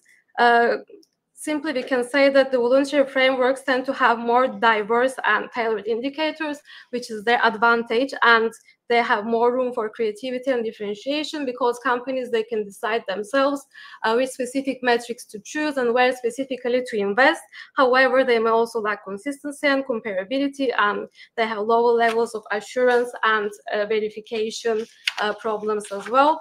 That's why at the beginning of January 2024, the European Union established the EU Corporate Sustainability Reporting Disclosures Directive, the CSRD, which are mandatory disclosures for companies operating in the territory of the European Union. They are working also for some mandatory disclosures on foreign companies operating in the territory of the European Union as well. But simply, we can say that this modernizes and strengthens the rules concerning the social and environmental information that companies have to report. It is a broader set of large companies as well as illicit SMEs can also benefit from the mandatory reporting. The first companies that are going to report are the ones that are going to analyze their reports for the 2024 financial year, for reports published in 2025. So here, companies subject to CSRD will have to report according to the European Sustainability Reporting Standard, which is a cornerstone in the sustainability reporting standards for companies mainly investing in green business strategies, because this is what has been claimed and why specifically companies invest in green business strategies, develop green business models, adapt or integrate these models to their production operations, mainly to increase their financial and economic performance. So in summary, what companies implement as green business practices and the focus of research on green business models mainly is based on the topics or indicators required to be focused as part of the sustainability reporting. So what we mean here is there are specific indicators that we have to mention that all companies have to consider as part of their reporting standards. And what specifically we study as part of green business models or green finance or green economics is mainly based on trying to understand and their effect specifically on of these strategies to in the macro level economies or in the micro level to financial and economic performance of businesses. So as I said at the beginning, this is a literature review based on analyzing the report and previous published literature. So here what we did is we had a time range between 2013 and 2023. So we selected 350 articles, narrowed down them to 15 publications. And main objective was to see how these green business practices influence business and employee performance by analyzing existing literature. So it will be interested to analyze them after 2025, specifically in the European Union, when really the mandatory reports are on air and we see their results, how specifically the things have gone, are they positive or negative. It will be interesting.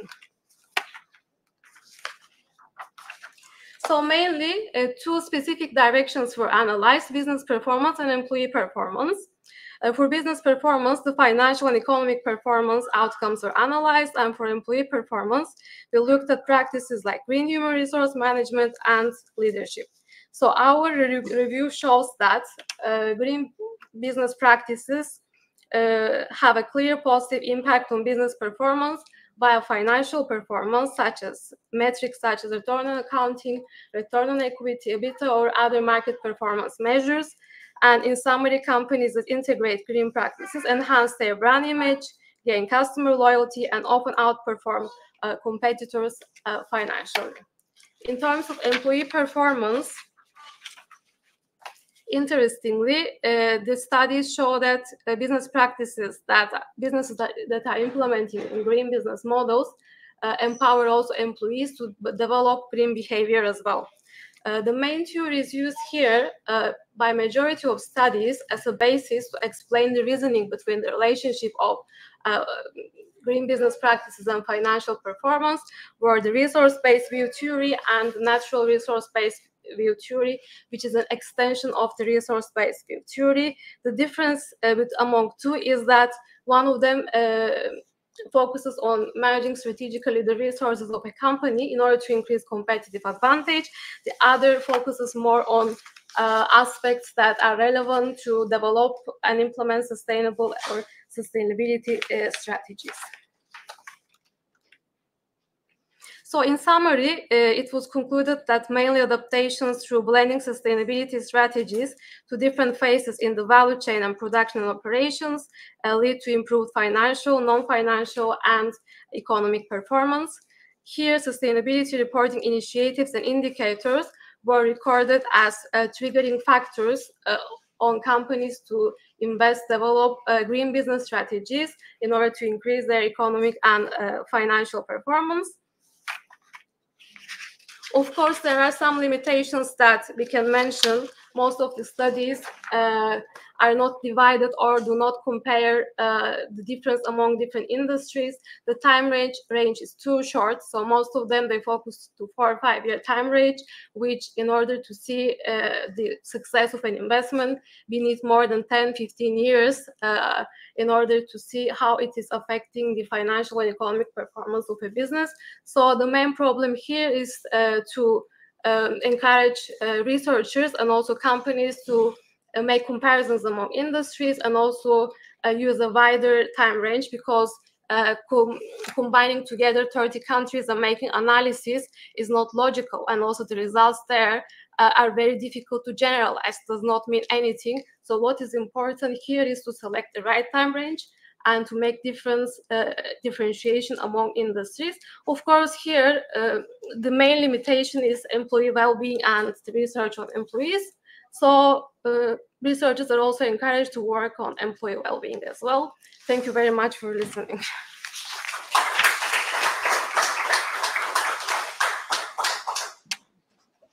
Thank you so much for your speech. We can have the questions if you have any. Any questions?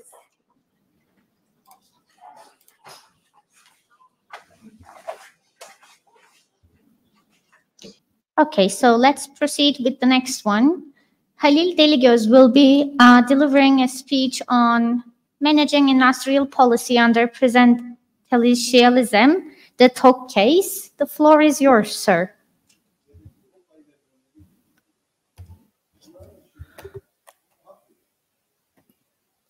Thank you very much. Can you see my screen? Not yet. So my slides are not uploaded, right? No.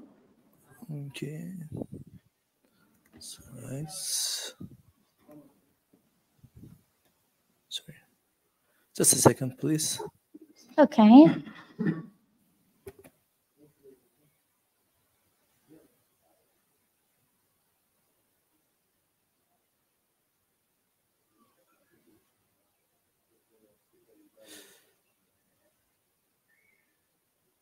You can click the present button and then share your screen.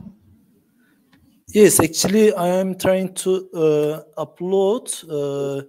We had checked before. Okay. It's just making me wait.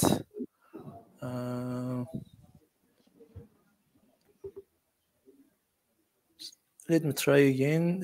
Otherwise, I will. Okay, we can see your presentation at the moment. Okay. Okay. So sorry. Yes, go on. My presentation. Hi everyone. Thank you for having me.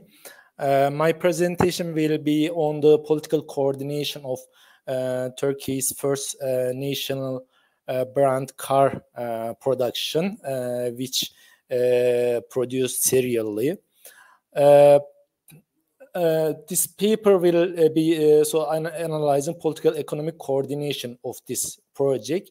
For this purpose, I will be firstly giving basic info on the car project and mentioning Turkish nation's unceasing longing to produce a national brand car since 1960s. And I will be going through the details of the execution of the project. Theoretically, this paper will locate Turkey within the mixed market economies in the wider capitalist variety from two perspectives. First, the role of the state as the compensator of the last resort. I will be focusing on president's role to encourage investment in this project. In this part, and secondly, the style of domestic political contestation, which is labeled as adversarial politics, and we will be seeing it throughout the project as well. And I will question two things. First, what is the role of president in the successful implementation of this project? And secondly, how does adversarial political nature affect the quality of commitment for the mission projects in the long term? So the TOG is a joint venture founded in 2018 by the leading Turkish conglomerates. The factory opening was in 2022 on the day of 99th anniversary of the Republic. And the first deliveries came in April 2023. The keys were delivered to the president and the lady, and later a lottery was drawn to identify the happy buyers of the car. Why this project was important, and it was a long vision, because in 1961 the revolution cars prototypes were ordered by then the coup leader Cemal Gürsel, or Cemal Aga, and a few prototypes were produced and delivered on the 29th October 1961. But the project later didn't continue. The context actually was very politically charged and was not prone to social consultation, especially after the executions of the prime minister and two ministers. However, after this time, producing a national brand car became Turkish people's unending longing. In addition to this psychological factor, of course, there are material factors to produce a national brand. For example, in 2023, Turkey produced over 109 billion US dollar trade balance. to locate the president's role, let's look at the main components of national innovation systems in the Western countries. Business associations, a professional managerial class, etc. These are counted among these components. But in Turkey, the state itself is very important rather than just state-owned companies. Until the production of this national brand, of course, Turkish automotive industry developed important capabilities, and including well-educated, young, dynamic workforce, etc. I will not go in detail. To emphasize the role of the state, we can look at these strategies, government programs, and development plans. And since 2011, automotive industry and later producing a national brand became a focus of these strategies. Second function of the state was persuading the private sector for this investment. However, it was not very easy. First of all, in 2010,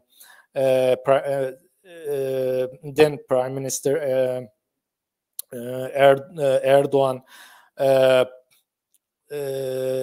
called in the TÜSİAD General Assembly. He said, I am looking for a brave man to undertake this project. But he was not successful until 2017, 7 years later. Also, government offered important industrial policy incentives to persuade the private sector, including allocation of land and purchasing guarantee, two important components of industrial policy in this project.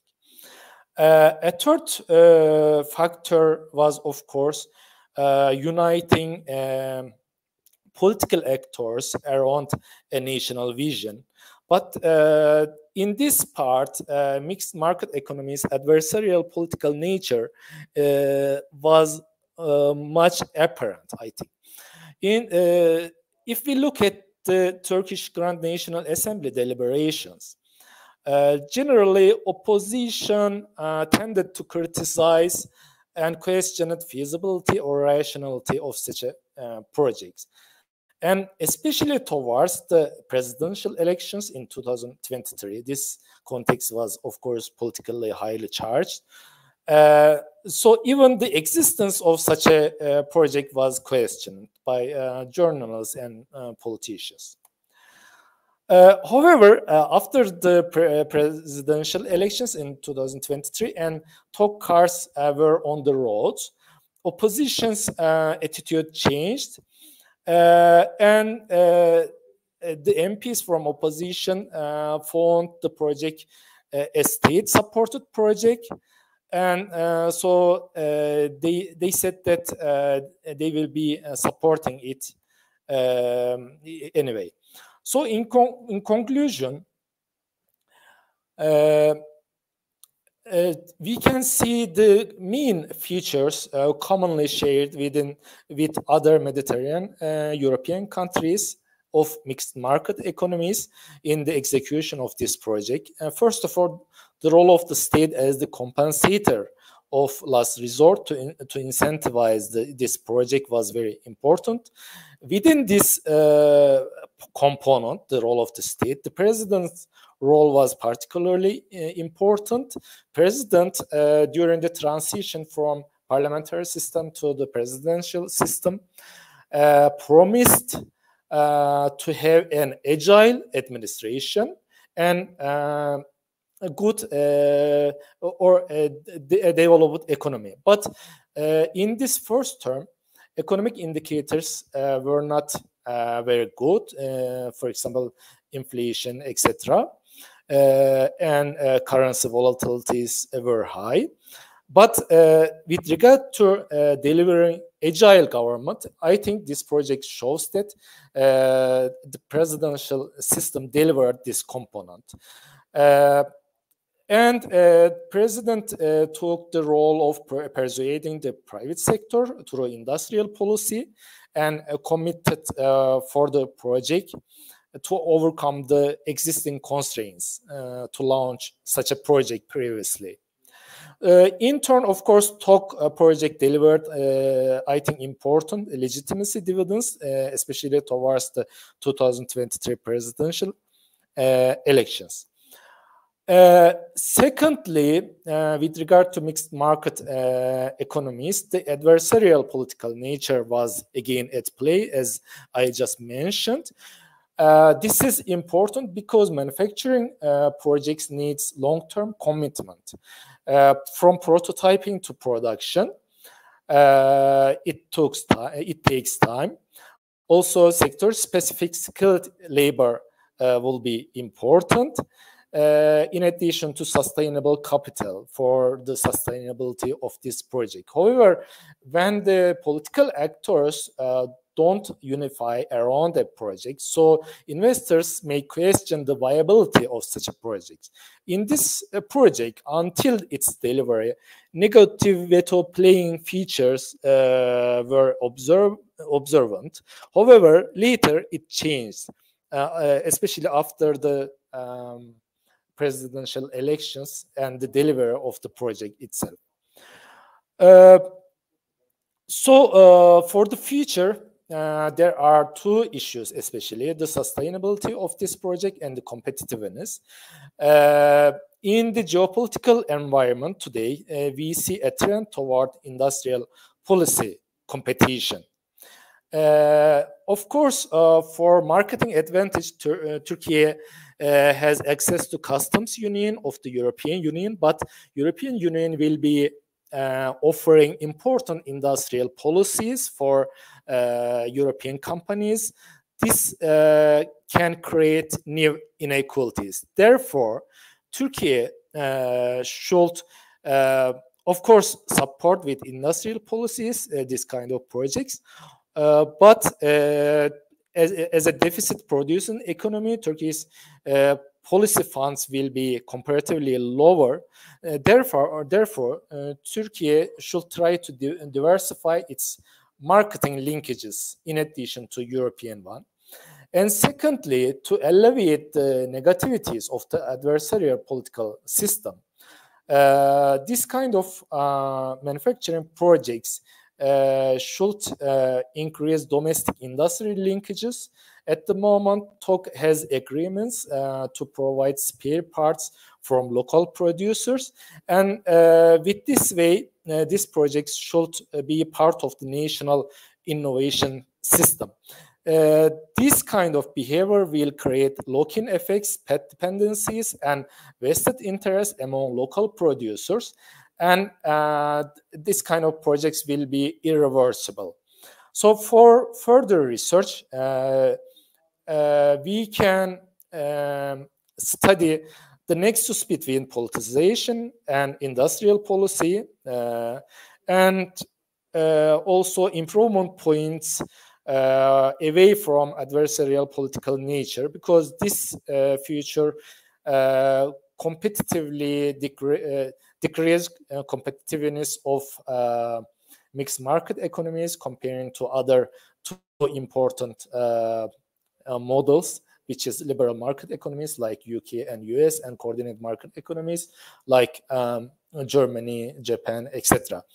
So this Turkey in this case can be well located within mixed market economies like Portugal, Greece, Spain, Italy, and France, and it has common features with this model. Thank you very much.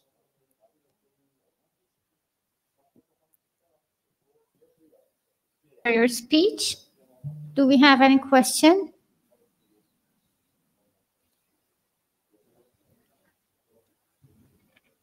Okay, thank you again. Thank you. So now Süleyman Turgut, Şükrü Görkem Okur, and Ahmet Kerem Okur will be presenting a paper about economic contribution of providing vocational education with serious game-based applications. The floor is yours, sir.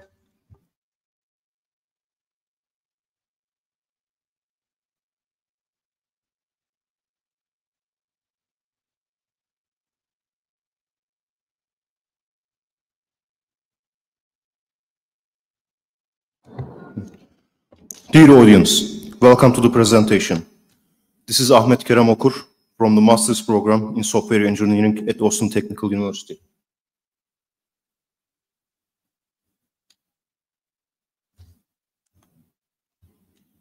First of all, let's talk about what serious games are.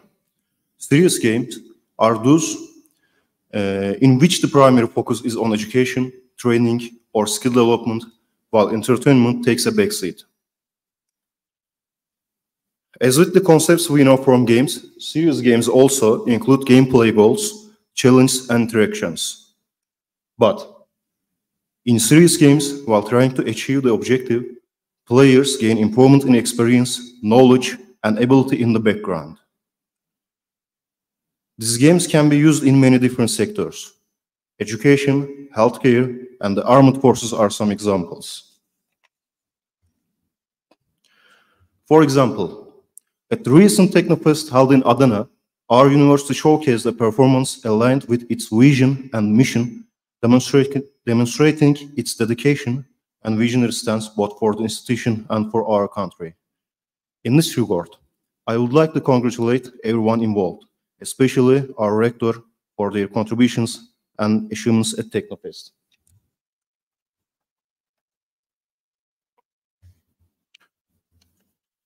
Another example is welding. As is well known, acquiring this skill requires extensive practice. In this context, companies organize training sessions for their employees and allocate some of the consumables used to provide hands-on experience. With the use of the welding simulator, training costs are minimized, the need for physical co-location is eliminated, and wasted consumables are recovered. Serious game applications are frequently utilized in the healthcare sector, one of the most critical fields for scientific research. These games provide significant savings in time, space, materials, and other resources mentioned earlier. Beyond these benefits, they play a pivotal role in training healthcare professionals with greater experiential knowledge, ultimately contributing to saving lives. Methodology. In this study, our methodology consists of research design, data collection methods, and data analysis methods.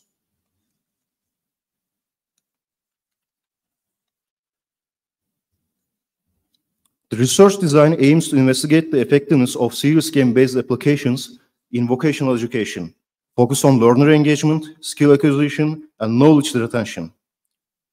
Approach is mixed methods combining quantitative and qualitative data, provides comprehensive understanding of serious game impact on vocational training outcomes.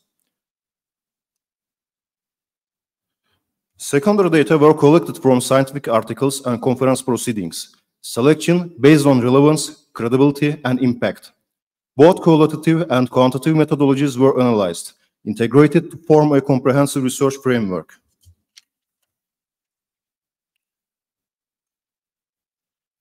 Resources were selected based on impact factor, methodological validity and relevance. Focus on avoiding research misinterpretation. Methodological validity ensures precise and trustworthy outcomes, guarantees the guidance and endorsement of the study. Data collected from respected academic databases such as Google Scholar, Scopus, and others. Sources selected for high impact factors, credibility and relevance. Rigorous evaluation ensured academic integrity of the research. After gathering the data, a truth analysis was conducted using both qualitative and quantitative methods from the chosen literature. The qualitative data offered comprehensive insights into theme discoveries, while the quantitative data facilitated a quantifiable evaluation of the economic effects. The two approaches were combined into a unified framework, ensuring that the research utilized by advantages of both methods. By doing a twofold analysis, we were able to gain a comprehensive and strong comprehension of the topic, which allowed us to draw well-founded and dependable findings. Serious games in vocational education contribute significantly to both education and the economy, enhancing cognitive skills, increased employability, and fostering essential soft skills.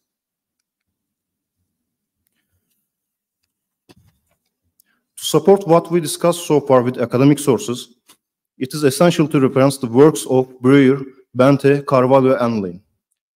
According to Breuer and Bente, serious games facilitate self-regulated and intrinsically motivated learning, which is crucial for developing the skills necessary in today's job market.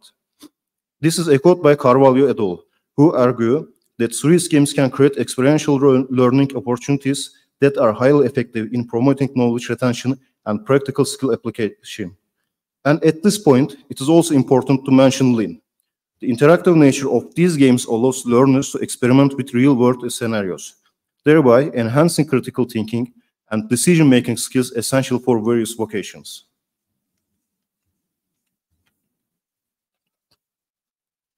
Furthermore, according to Jord et al., serious games have been found to enhance cognitive skills, motivation, and self-efficacy among learners, which are critical components for effective job performance.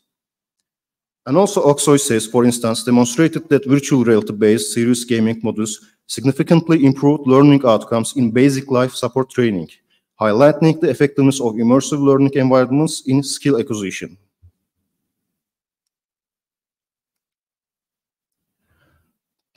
Serious games reduce education costs by providing virtual simulations and increased productivity through tailored immersive learning experiences.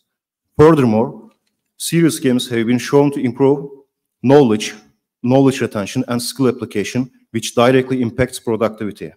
Emphasizes that serious games in nursing education significantly enhance critical thinking and clinical skills, which are essential for effective practice.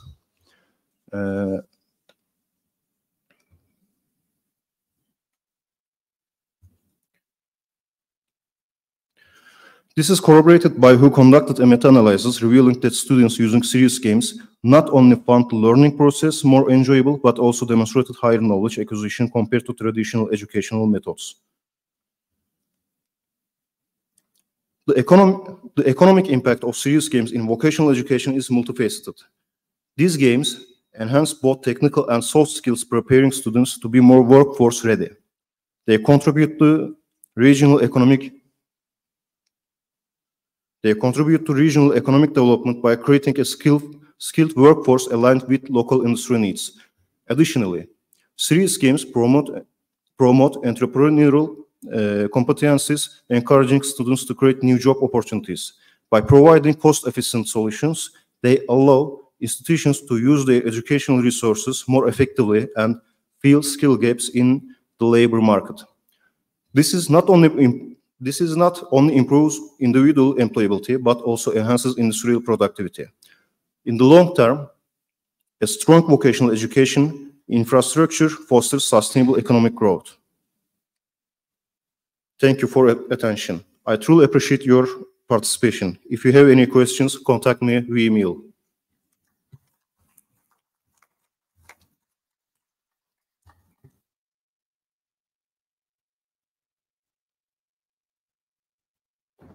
Okay, thank you for Ahmet Keremokur one more time for his inspiring. Any questions? We can have them now. Okay, so now there will be another paper presentation about assessing heterogeneity in governance outcome, and Dipesh Katal. Are you here? Yes, ma'am. Thank you. Okay, so the floor is yours.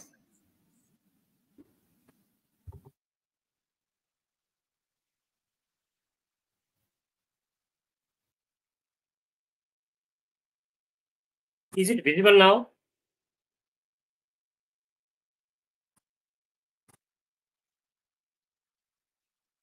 Is it visible to you?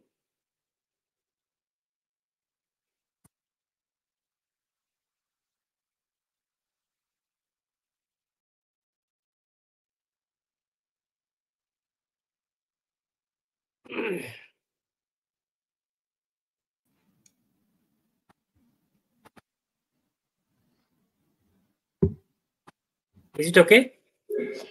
It's perfectly fine. Now you can start your presentation. Thank you. I'm Dipesh Katil from Ministry of Federal Affairs and General Administration, Nepal. My paper topic is assessing heterogeneity in governance outcome, evidence from local government capacity self-assessment. This is my presentation outline. I will talk about background, about the assessment procedure, scope, evaluation summary, analytical framework, result and discussion, and conclusions. Maybe Nepal may be new for all of you. I will start with a brief introduction of Nepal. It is small Himalayan countries with 3 geographical regions and now graduating from least developing countries to developing one. And it has the border with east, west, south in India and north in China. Now we make the changes from unitary governance system to federal system in 2015. Then state power has divided into 3 tiers of government: the federation, local levels, and provinces. We have 1 federation, 7 provinces, and 753 local governments. I will deal about the performance of 753 local governments later on. Now, local level institutional capacity self-assessment, LISA tool. LISA tool is the evaluation of performance of local governance by themselves. It is designed for the capacity assessment foundation for the midterm evaluation of local governance. And it helps to formulate comparable indicators to quantify performance and competitiveness among the local governments. That means yardstick competition. It has 10 dimensions, starting from governance approach to collaboration and coordination. Second, altogether 10 dimensions. All 10 dimensions, it includes 100 indicators. In governance approach, there are altogether 9 indicators: organization and administration 8, annual budgeting and planning management 11, financial management 11, public service delivery 16, judicial proceedings 7, physical infrastructure 13, social inclusion 10, environment protection, disaster management 9, and collaboration and coordination 6. Altogether, there are 100 indicators. These 100 indicators are classified into 3 evaluation grades. First one is total leader approach. It focuses on the overall facet of wider context. Second one is procedural order. It follows the due process of law in each process. And last one is quantitative results. It is focused on the quantitative calculation of the result and outcomes. Altogether, TA contains 21%, PO contains 34%, and QR 45%. Now, this is the analytical framework I designed. There are 10 variables and altogether 100 indicators, and all comprising the score of local governments. And the process I applied here is the structural equation modeling and regression analysis, and the result obtained is presented like this. This is the score of rural municipality and municipality. It varies. In case of rural municipality, it varies from nearly 20 to 80, and in case of municipality, it varies from 30 to 85. And average score for municipalities is 68.56, and for rural municipalities, it is 65.43. This is the scatter plot matrix illustrating dimensions in rural municipalities and municipalities. As I have already explained, 10 dimensions and 100 indicators. This explains the similarity between the different municipalities on the basis of their dimensions. This is the result. In totalitarian approach, municipalities contains 14.32 and municipalities contain 13.66. In procedural order, it contains 21.13, and for rural municipalities 19.62. In quantitative results, municipalities contain 33.11 and rural municipalities contain 32.16. On the basis of 3 evaluation grades, we can see the municipalities have a slight better performance than the rural municipalities. And on the basis of 10 dimensions, this is the coefficient value I have presented here. First one, the good coefficient is the physical infrastructure development. It contains 0.159, and other different dimensions have different coefficients. Last one is governance approach. In governance approach, all the municipalities and rural municipalities have the least score that is 0.049. Now, on the basis of these scores and evaluation grades, I have concluded some points. All the 10 dimensions and almost all of the sub-indicators counts are significant. The different strength and direction of these relationships determine the type and degree of policy interventions. Most of the management variables examined were found to be on balance and beneficial to performance. Overall capacity enhancement in the governance, political bodies for the employees, and efficient resource mobilization ultimately gives better performance in case of local governments. And on the basis of results and findings, some recommendation we can make. Evaluating performing and less performing local governance undermines the potential benefits of artistic competition in advancing public welfare, and integrated service mapping by designated indicators, recognizing heterogeneity beyond the blanket approach. This is the end of my presentation, and thank you.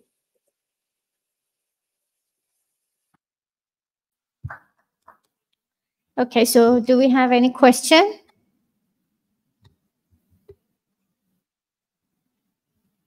Okay, so thank you for your time and your speech.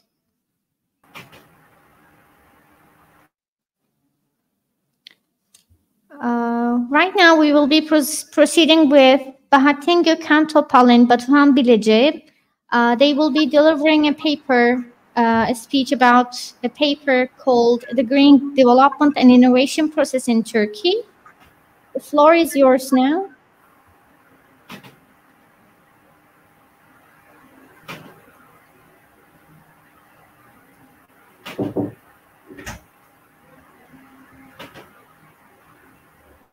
Mr. Bilece, can you hear us?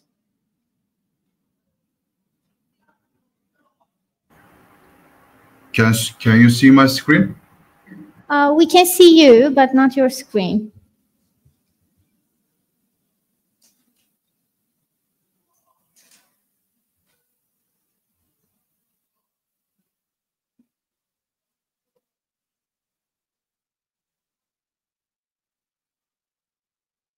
It's visible now. We can see your screen.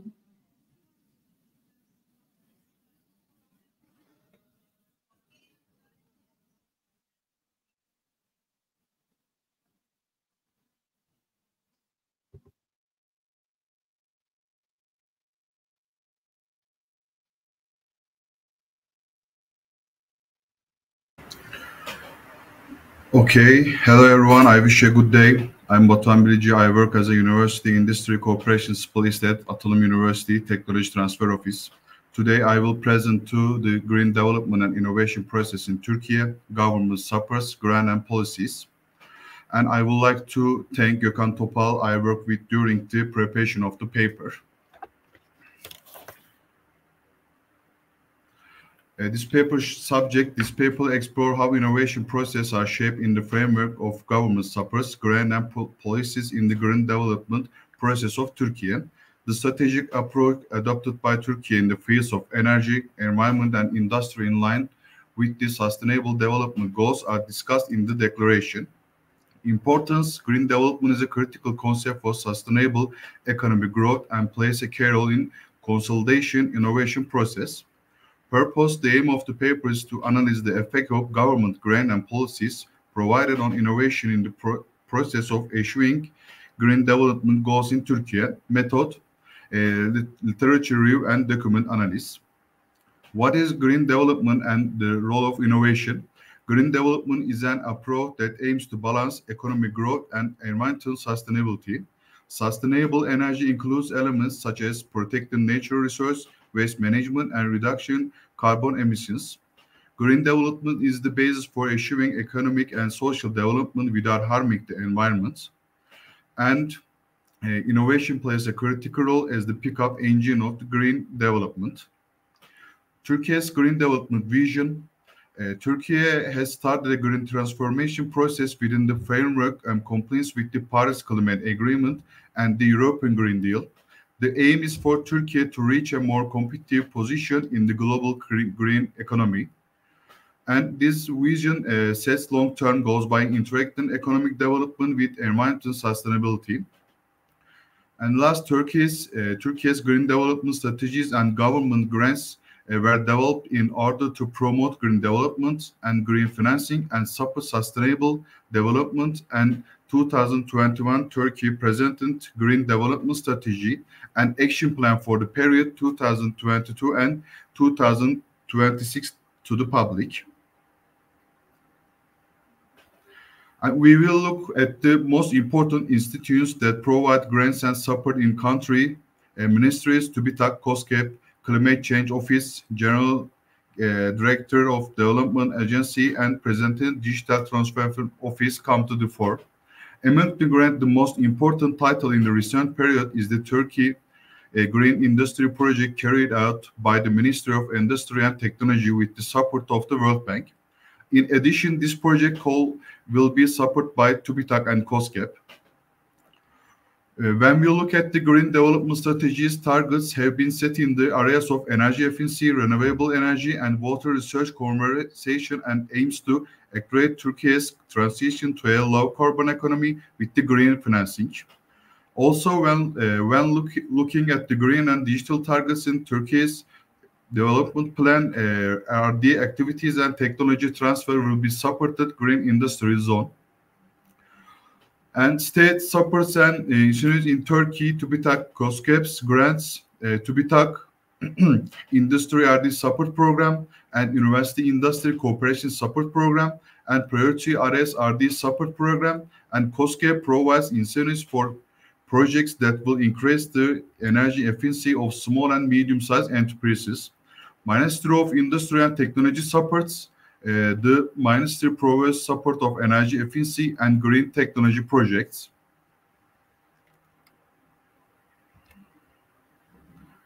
Green development policies implemented in Turkey. Green Deal Action Plan 2021 Action Plan created in line with Turkey's goal of harmonizing with the European Union Green Deal.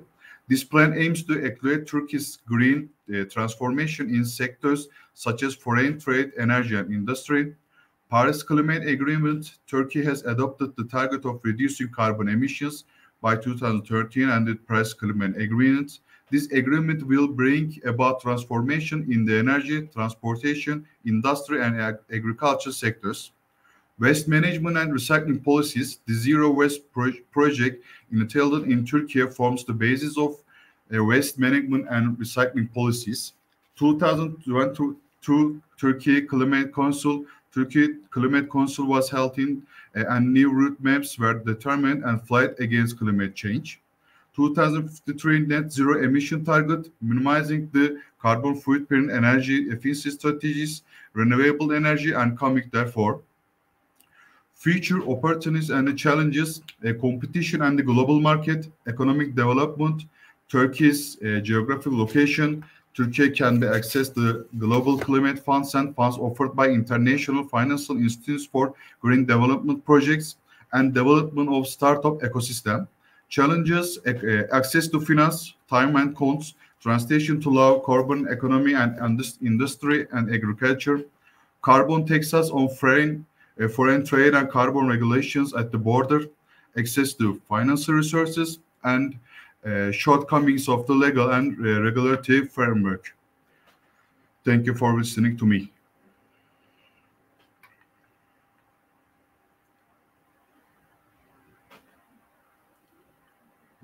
We thank you for your contributions. Are there any questions? No questions on our end. In that case, our next paper will be this one. Yes, this one. Mehdi.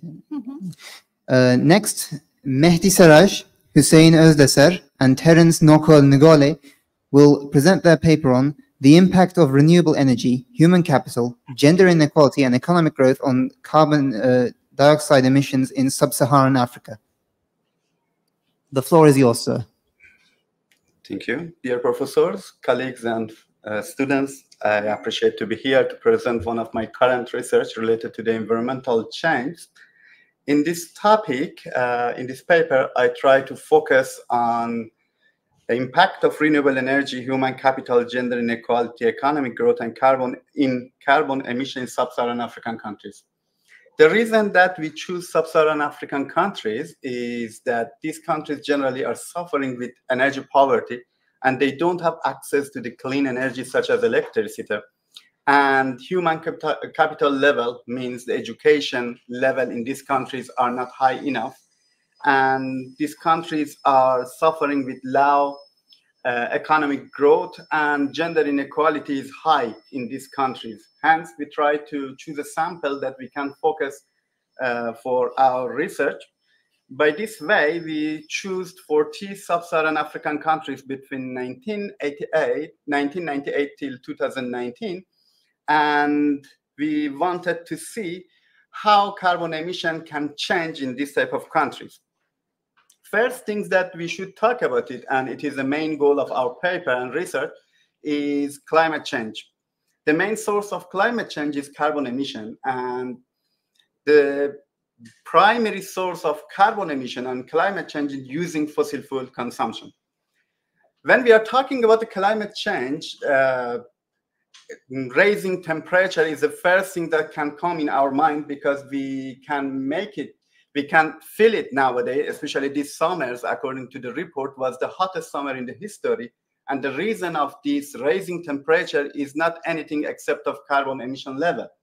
Hence, if countries are not caring about this alarm that this summer we had, after 10 years, according to some report from World Bank and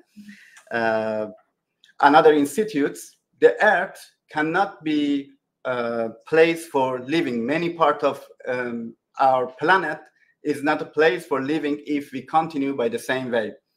When we have a rising temperature, the level of ice in North Pole and South Pole start to be melted, and sea level will increase. And it is a threat for countries such as Britain, Indonesia, Bangladesh, Denmark, Netherlands, because many parts of these countries can go under the water. And at the same time, firing can happen around the world. For first time in Canada and Cyprus, many jungles start to fire and many natural sources destroyed because of this climate change. Hence, it is one red line that many countries pass it. When we are talking about the climate change, the first things that we can think as a solution is using renewable energy. Renewable energy means we should use clean energy. That source of this clean energy, such as electricity, should be clean. We are talking about the wind, we are talking about the solar, we are talking about the geothermal, wave, or hydro. But unfortunately, most of the countries and policymakers try to claim that they are using clean energy, but the source of producing clean energy is the fossil fuel. See the Cyprus, Turkey, many other countries, in the generators, they use gasoline or crude oil to produce electricity. It's not the true clean energy that we are using. When we are talking about renewable energy, it means we should produce electricity and clean energy from the clean sources that we can rely on the environmental change, and we can say we are doing true. But if we talk with African countries' leader, they say our priority is filling our people's stomach. We are not caring about the climate change. We should increase our GDP. But the other countries should think about the carbon emission. Countries such as China, USA, Russia, South Korea, Germany, Iraq, Iran, Qatar, Saudi Arabia, they are the top 10 countries that they produce carbon emission. But why you expect, for example, from Zimbabwe to decrease think about the climate change? We are thinking just about our GDP, and they are right. And according to our research, okay, environmental renewable energy can have effect on carbon emission, but the African countries generally, they are not the main sources of carbon emission around the world. Main source, or 60–70% of them, are developed countries that they should think, but just as a show off, or just on the TV, policymakers come and they talk about the climate change, but in reality, if you see their car, they use some cars that the engine is 2.5. They use, for example, diesel or gasoline for their car, and they are the owner of industry that they use crude oil to produce their production. Hence, everything related to the big economies, and we want to discuss later about it. Another important things in our research was related to the economic growth. according to classical view, as much as economic growth increases and GDP in the countries increases, amount of carbon emission can increase. It is true. According to Kuznets curve, we know that in most of the developed countries at the first steps, or in majority of developing countries, when they want to have a better GDP, they try to use more fossil fuel energy to have more production for transportation, for everything. They need more fossil fuel energy. Hence, carbon emission can increase. But Kuznets curve mentioned that after that, developed countries, after they passed one special level of development, they try to invest on human capital. They try to use more renewable energy and increase the efficiency of energy consumption in their countries, and consumption of carbon emission in this country start to decrease. But when we are talking about energy, we are talking about population growth, urbanization, and two important factors can increase the energy consumption. And in another hand, life without energy is not acceptable. We cannot imagine the life without energy. When we are talking about energy, it means you want to use your car and use the fossil fuel or renewable energy or electricity to use it. When we are talking about electricity in home, you try to use all devices with electricity. Hence, role of energy is matter for most of the countries. Developing and developed is not matter, but type of energy is matter. Which type of energy we want to use? Still, we want to use fossil fuel energy or renewable energy consumption. There is many literature in this area. I want to skip all literature and methodology for this research because I think as a respect to other audience, I try to manage my time and I skip all literatures and methodology. In this research, my dependent variable is carbon emission. Carbon emission is the main variable to show that we have climate change and environmental change. It is one of the proxy variables generally we try to use. And independent variables is economic growth, renewable energy consumption, human capital, and gender inequality. Human capital means level of education. Gender inequality means the gap between the male and female labor force. And GDP, we try to use the logarithm of real GDP. Majority of data collected from World Bank data sets. And for human capital and gender inequality, we use Human Development Index because it is the only website that can give us updated data for these variables. Again, I skipped the methodology. Most of the variables were a mix of I0 and I1, and according to Ralph's cointegration, I1's cointegration between the variables, it means my result in long run can be acceptable. And as you know better than me, all these things I try to skip, and our final results show that gender inequality has positive effect on carbon emission, and real GDP has a positive effect on carbon emission. In another hand, renewable energy and human capital can decrease the carbon emission in sub-Saharan African countries, according to our research. It shows the value of human capital, renewable energy, and gender inequality. In parentheses, there is many research that shows that generally female or women generally are caring about the nature more than men. And as much as if we increase the level of human capital and decrease the gender inequality in the countries, it means women can care about the nature, and it has huge positive effect on carbon emission level. And in African countries, it is true, similar the other countries, and the policymakers, policy advisor in African countries should care about these things more and more. According to our research, we can suggest three things to solve the carbon emission problem in African countries. First of all, shift to renewable energy. But as I told you, leaders of African countries are not caring about it because the GDPs matter. When they have huge poverty, why they should think about renewable energy? Here we can see the role of UN, UNDP, World Bank, and other big countries. They can subsidize the renewable energy, solar panels, or they can support the countries to not to destroy the green area. By this way, they can support shifting from fossil fuel energy to renewable energy. In another hand, invest in human capital. It means government should prepare the free education, at least for primary and secondary for the students till they, no matter for women or men, they should be educated to understand the concept of climate change, environmental change, and then if government want to have some kind of workshop for them, they can understand this concept very well. And at the end, gender inequality concept, if you see most of the countries with women leaders such as Norway, Finland, New Zealand, Netherlands, they are very caring about the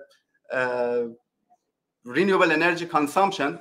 At same, for example, level, Germany, for example, is more developed than Norway or Finland, but they are not caring as much as these countries are caring. Again, another reason is the leader, when is a woman, they're caring about the nature and environmental more than man. Our result, our research, as we discussed, try to tell us that a role of human capital, gender equality, and renewable energy consumption on carbon emission. And as much as countries care about these things, it can be good for our environmental to live. But as I told you, I agree with most of the African countries' leaders that the big countries such as China and USA should care about this carbon emission and environmental change more, but unfortunately they are not. Thank you. It is one very fast summary from our research. If you have any question, please don't hesitate to ask your question. I'm here to answer your question.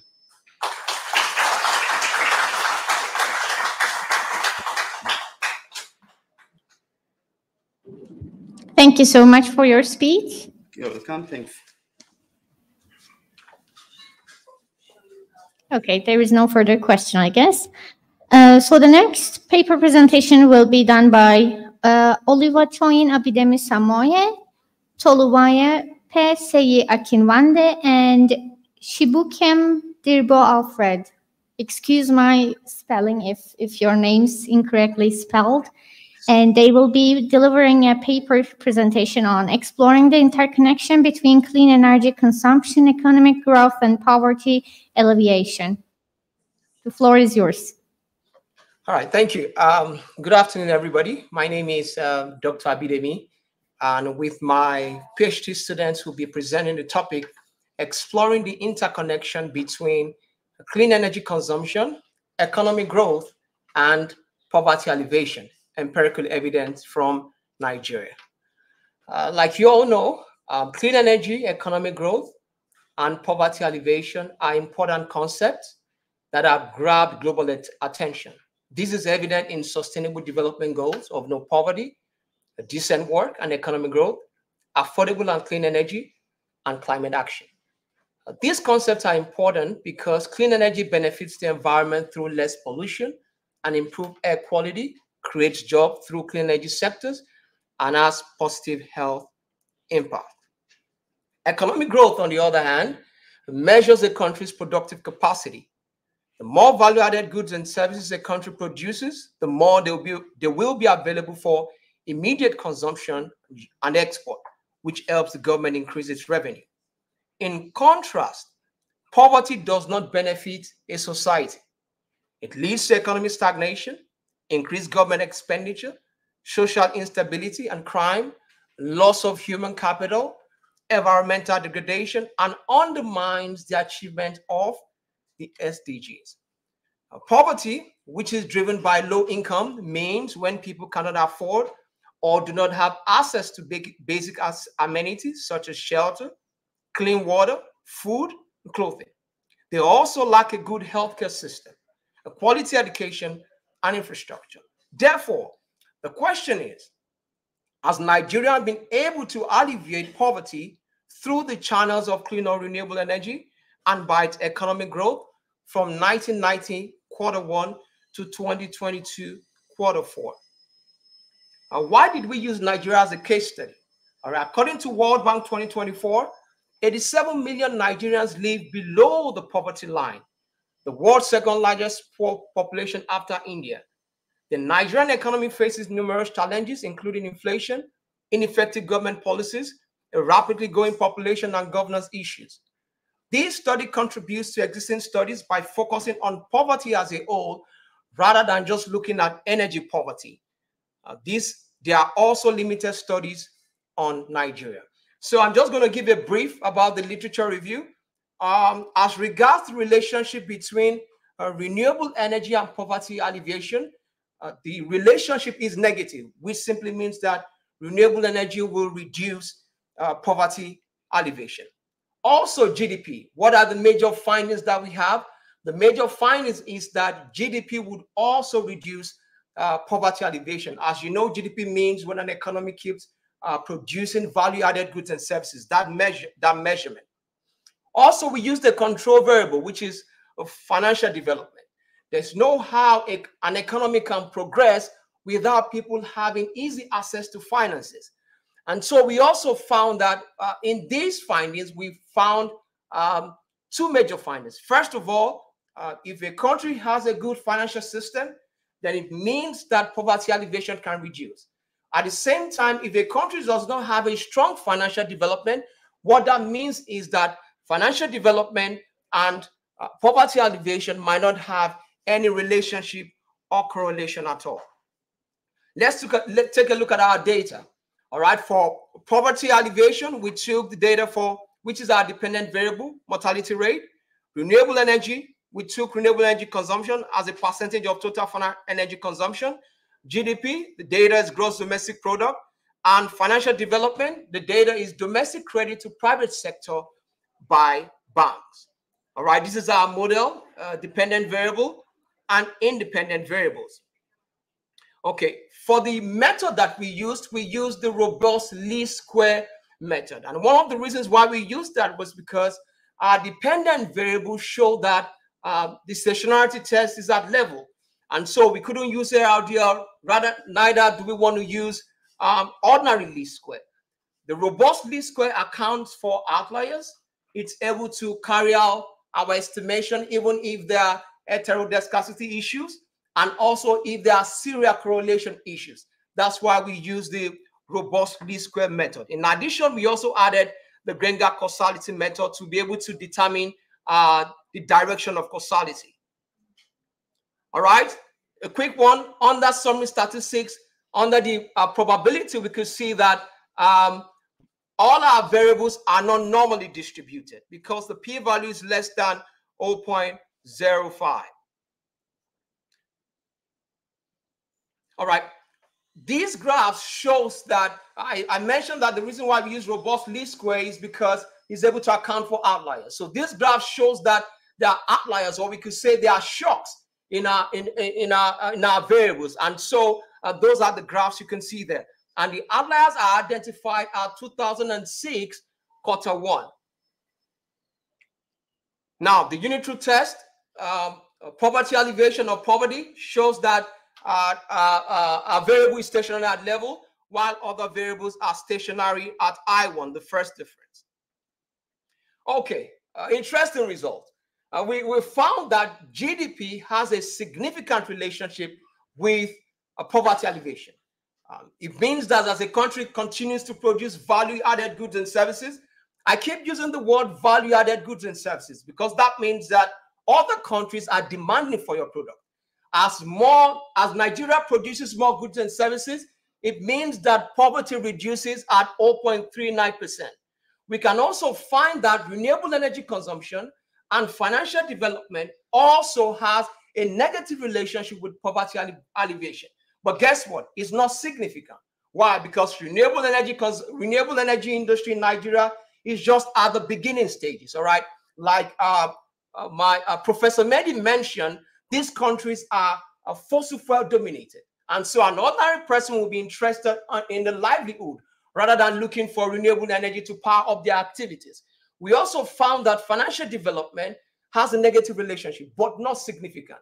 So a country who has a very high poverty rate, that tells you that there are some things that are not working well. It could be weak governance, it could be weak institutions, it could also even be weak financial institutions. And weak financial institutions means that they don't have the latest technology for financial transactions. They can't easily have access to their money when they need to have it. And so at the moment, that does not allow financial development to reduce poverty significantly. The Grenga causality also shows that poverty alleviation has a causal movement to renewable energy consumption. GDP has a causal movement bi-directional causal impact with poverty, and poverty also has a unidirectional movement with financial development. Okay, I already mentioned the results when I was discussing. Let me move to my conclusion. All right, the study investigates the role of clean energy and economic growth in alleviating poverty from 1990 Q1 to 2022 Q4. In addition, financial development is used as a control variable.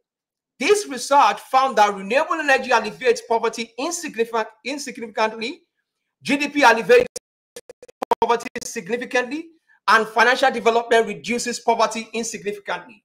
The study recommends that using clean energy should be encouraged through policy channels as subsidies. All right, so there is no how a country can progress without solid government policies. So policies are very, very important. All right, public awareness and education. We also need to educate the people. What's the impact of renewable energy on the environment? The people need to know. So policies are important, but the people also need to understand the impact of renewable energy and fossil fuels on the environment. Financial innovations and investment and international partnerships.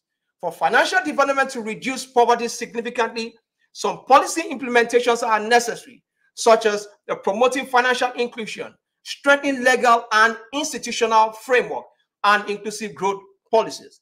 Lastly, Nigeria should continue to produce value-added goods and services. One of the reasons why countries struggle is because they depend on other countries for their survival. All right, so for an economy to grow and develop, that country has to ensure that resources, its natural resources, are channeled to the production of goods and services. That's a must. However, it should keep in mind to use resources that promote environmental sustainability. Thank you very much.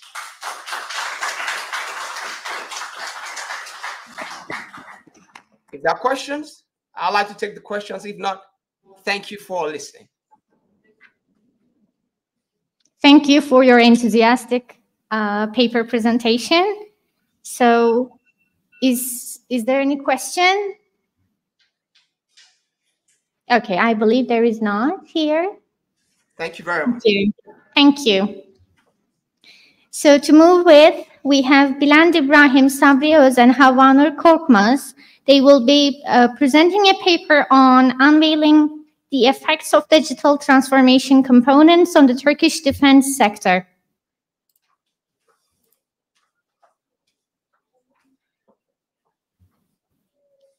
Okay, so I got the information that they will not be here, unfortunately, so that we can move on with Özlem Ercantan. And she will be presenting a paper on nexus between environmental transformational leadership and employee green behavior.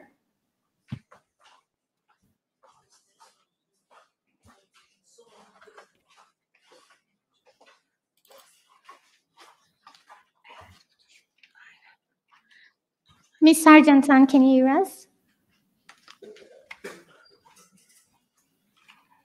Hello. Hello. Dear rectors, deans, and lecturers, I'm Assistant Professor Dr. Özlem Ercantan from Faculty of Economics and Administrative Sciences, Department of Business Administration. My topic is Nexus between Environmental Transformational Leadership and Employee Green Behavior, the mediating role of green human resource management. In recent years, business companies have prioritized environmental sustainability and conservation, recognizing employee participation in green behaviors as a key strategy to achieve these goals. Green human resource management, I'm abbreviating as Green HRM, research has been increasingly popular due to the growing emphasis on sustainability in various industries. This study basically analyzes how green human resource management affects the relationship between environmental transformational leadership and employee green behaviors. This is my research problem. While prior research on transformational leadership has primarily focused on non-environmental outcomes, this study examined the influence of environmental transformational leadership on employees' pro-environmental behaviors. It posits that environmental transformational leadership plays a crucial role in shaping green HRM systems, which in turn motivate employees to engage in environmentally friendly actions. As a result, the findings of the study provide significant recommendations for all stakeholders and suggest that employees are more inclined to act in an ecologically responsible manner if they are aware of environmental issues. This is my research model. A few studies have explored the elements driving green behaviors in North Cyprus, where environmental issues are crucial to enterprises. We developed and tested a methodology to help organizations achieve their green goals, utilizing human resource management and leadership. Thus, the study examines how environmental transformation leadership directly affects employee green behaviors. Companies realize the necessity of environmental sustainable operations. They're trying to green all their practices. One greening notion is green HRM. This study also sought to teach firms how to green HRM practices and sustain them to boost the employment. In the methodology part, I will skip that part, but I want to talk about a little bit about the participants and sample procedure. Data for this study was collected through a questionnaire distributed to undergraduate students at the largest university in North Cyprus. The study considered these students as prospective employees, and a convenient sampling method was used. The students were asked to imagine themselves as future job seekers and to respond to each questionnaire item from that perspective. Unlike other studies, which often focus on current employees or active job seekers who may accept any available job, this study uniquely used undergraduate students to capture their perspectives as prospective employees. The findings confirm that green HRM significantly mediates the relationship between environmental transformational leadership and employee green behaviors, suggesting that leadership and HR systems jointly influence pro-environmental actions. In the discussion part, organizations can play a significant role in the preservation and conservation of the environment, despite the fact that they do significant environmental harm. One tactic used by organizations to improve environmental conservation is to support their employees' pro-environmental behaviors. Knowing what influences employees' pro-environmental activities and behaviors is crucial to encouraging them. Leadership is one such component. Leaders have an impact on emerging outcomes, including environmental management, in addition to conventional organizational outcomes. However, there is a dearth of research on this topic, especially when it comes to North Cyprus.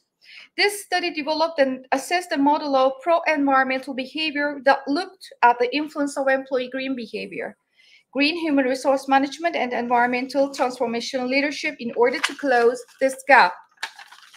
When we look at the conclusion,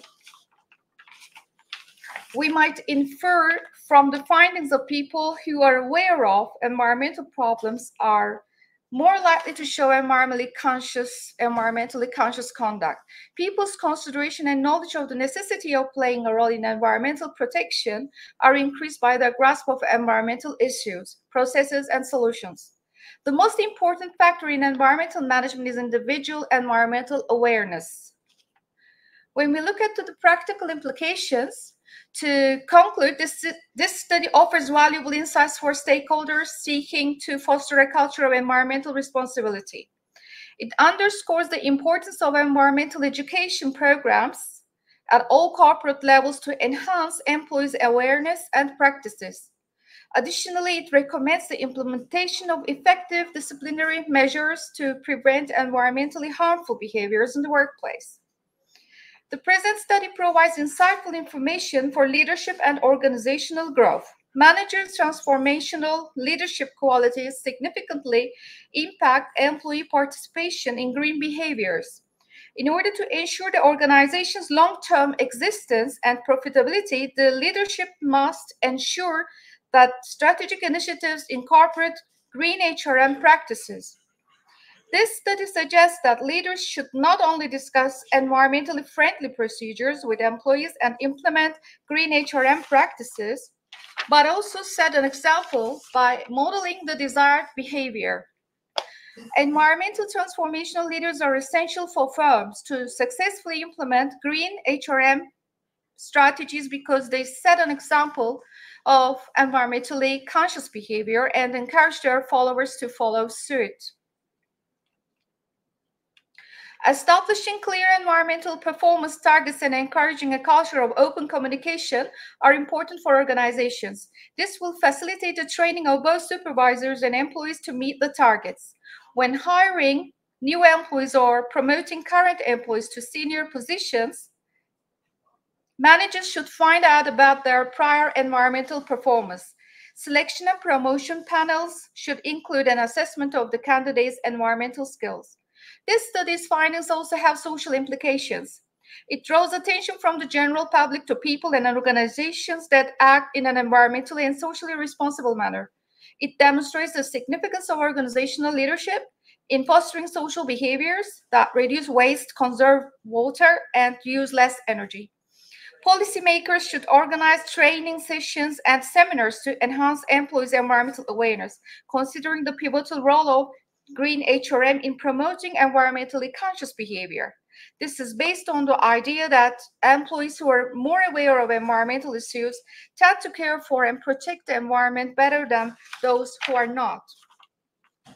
As recommendations, understanding environmental issues, procedures, and solutions increases people's awareness of the need to play a role in environmental conservation, as well as their knowledge of those topics.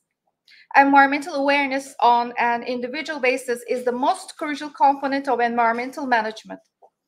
More environmentally conscious employees tend to better protect and care for the environment.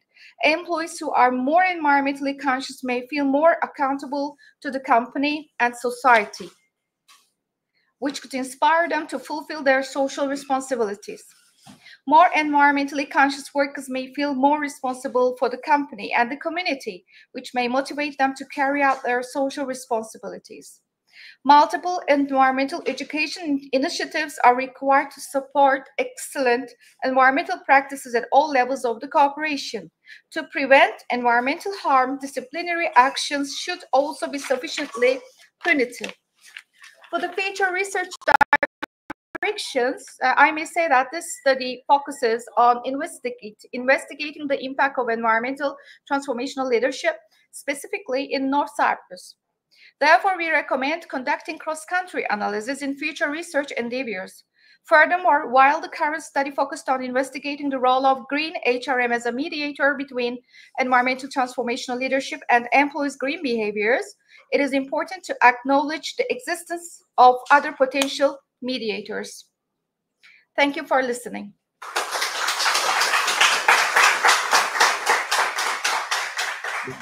If you have any questions, I may answer. Thank you for your speech. If there is any question here.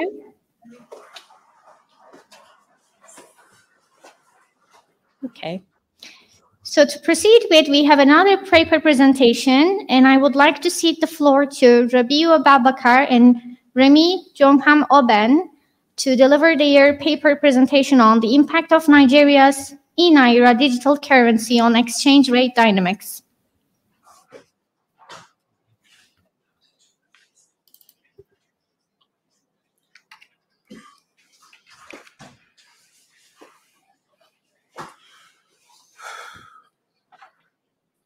Okay, thank you to everyone for being here.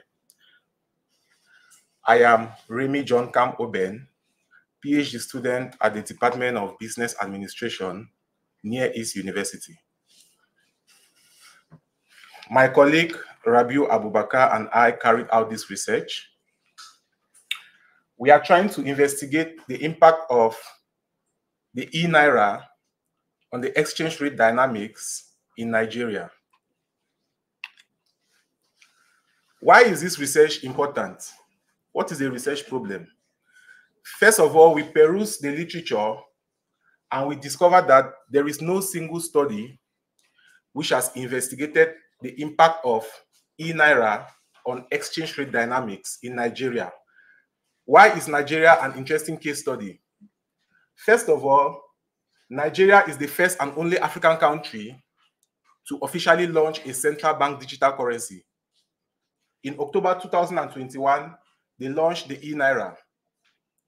And also, the Naira, the Nigerian currency, the Naira, has been depreciating at historically worst levels. In the last 2 years, the depreciation of the Naira against foreign currencies has been very rapid. So what is the potential impact of this digital currency, the e-Naira, on the exchange rate? That is what we are trying to investigate in this study. Okay, as I mentioned before, we perused the literature and we found some gaps, which I will show you in the next slides. Thank you, Jan. So this study will be beneficial to policymakers and also it will contribute to academic discourse. Now, when we search the literature, we discovered that there is no single study that has investigated the nexus between the e-Naira and the exchange rate. Secondly, we discovered that there are some studies that have investigated the effects of central bank digital currency, but then the central bank digital currency related literature is very scarce. Why? Because central bank digital currency is a new concept which just emerged as a result of the widespread adoption of blockchain technology. So what novelty do we bring to the literature? Of the few studies which investigated the impact of central bank digital currency on various aspects of the economy, most of them used traditional models. And as we know, traditional models do not effectively account for structural breaks. So we decided to use the Fourier ARODM model because it is very effective in capturing both smooth and sharp structural breaks. Okay, I proceed. Now our data. Our independent variable, we have two independent variables. The transaction volume of the e-Naira and the transaction value of the e-Naira. The transaction volume simply is the volume of all transactions conducted using this digital currency, while the transaction value is the monetary value of these transactions. And we source this data from the Central Bank of Nigeria. Luckily enough for us, my colleague is an employee of the Central Bank of Nigeria, so he was able to get this data for us. Our dependent variable is the exchange rate, the US dollar Naira exchange rate. That is how much Naira you need to buy $1 US in the foreign exchange market. And we got this data from investing.com. The frequency of our data is monthly, and our study period is from the 1st of October 2021 to the 1st of April 2024. So we have 31 observations. Now, what is our model? We express exchange rate as a linear function of transaction volume and e-Naira transaction value. And you can see our empirical model below. What is our methodology? In this study, we employ a three-stage methodology. First and foremost, we try to determine the orders of integrations of the variables by conducting unit root and stationarity tests, because the orders of integration of the variables will determine the method to be used. Now, we conducted 5 different unit root and stationarity tests: the augmented decay Fuller, the Phillips-Perron, the KPSS, the Zivot-Andrews, and the Fourier ADF tests. Each of these tests have their advantages and disadvantages. So we believe if we put all of them together, it will give us a more reliable result. After determining the orders of integration of the variables, next, we check to see if the variables have a long-run equilibrium relationship, that is co-integration, and we use the Fourier ARODM model. After determining the presence of long-run equilibrium relationship, we now moved ahead to determine the long-run coefficients. And in order to ensure the reliability of our results, we conducted stability and residual diagnostic tests. We checked for heteroscedasticity, autocorrelation, normality, and we also run the cumulative sum and cumulative sum of squares test. Okay. So what is our results? Preliminary results. As I mentioned before, the depreciation of the Nigerian naira against foreign currencies has been very rapid in the last couple of years. As you can see in the first graph, it was relatively stable from 2021, but in the last couple of years, the exchange rate has gone up. Also, if we look at the volume and value of e-naira transactions, especially the volume, when the e-naira was first launched in October 2021, maybe market participants were very excited. So there was a high volume of transactions, but later on, it became more or less stable. So that is our preliminary results. Now, what is our empirical evidence? So when we conducted unit root and stationarity tests, we discovered that all of our variables are integrated of order 1. What does it mean? It means these variables are non-stationary at their level forms, but when we take the first difference, they become stationary.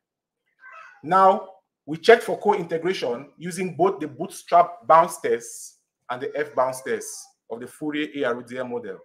And we discovered that both tests revealed that our variables are co-integrated. That is, they have a long-run equilibrium relationship.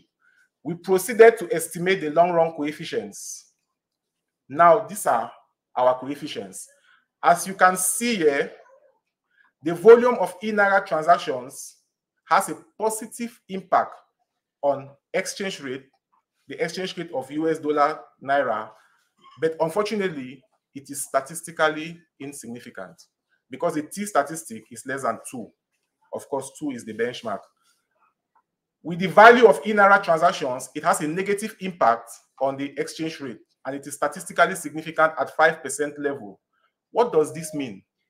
This implies that, on average, if the value of e-naira transactions increases by 1%, then it will cause the US dollar naira exchange rate to decrease by about 8%.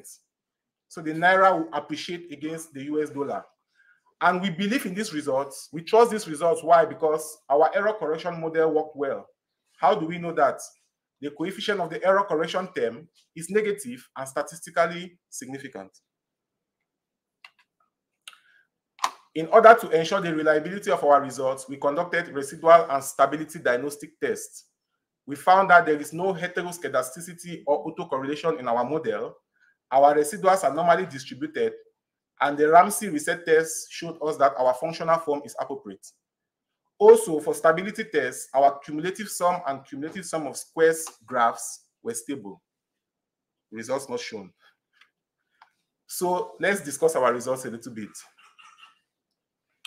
So we found that the e-naira transaction value has a negative long-run impact on the US dollar exchange rate. So if the value of e-naira transaction increases, it causes the naira to appreciate against foreign currencies, particularly the US dollar. I will show you the implications in a second. Also, the e-naira transaction volume has no statistically significant impact on the exchange rate. You know, it is possible to have a high volume of transactions, but of little value. So the demand of a currency is not really determined by the volume of transactions, but by the value of transactions. So what are our policy implications? First of all, we recommend that the Nigeria government should diversify its export base. Why? Nigeria is an oil-rich nation. It relies heavily on oil.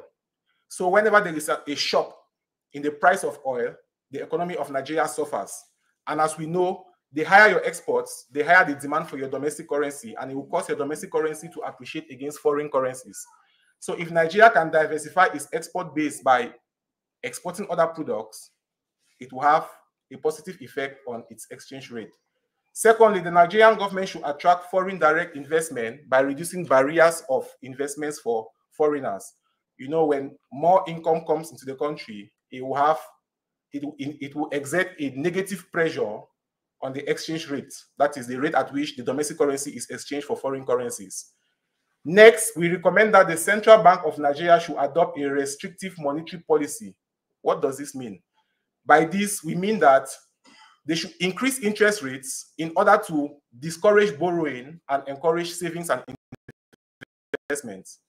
As a result, this will reduce the supply of money and inflation rates will go down.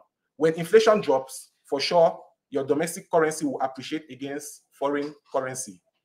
Also, we recommend that the Central Bank of Nigeria, alongside the Nigerian government, should adopt a managed float exchange rate regime so that whenever the Naira wants to depreciate so badly, they can intervene in the foreign exchange market to prevent it from depreciating.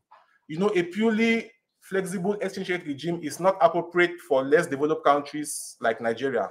It is better for more developed countries.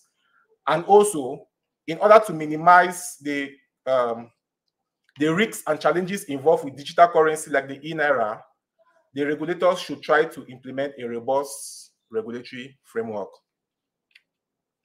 Thank you so much.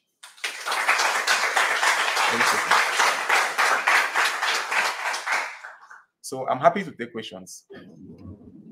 Thank you for your speech. Okay. Is there any question? Okay. Thank you. So now I would like to cede the floor to Sabrina Kwakwe, if she's here. She will be presenting a paper on exploring the impact of AI-powered social listening on brand management. Okay, this one. Hello. Thank you.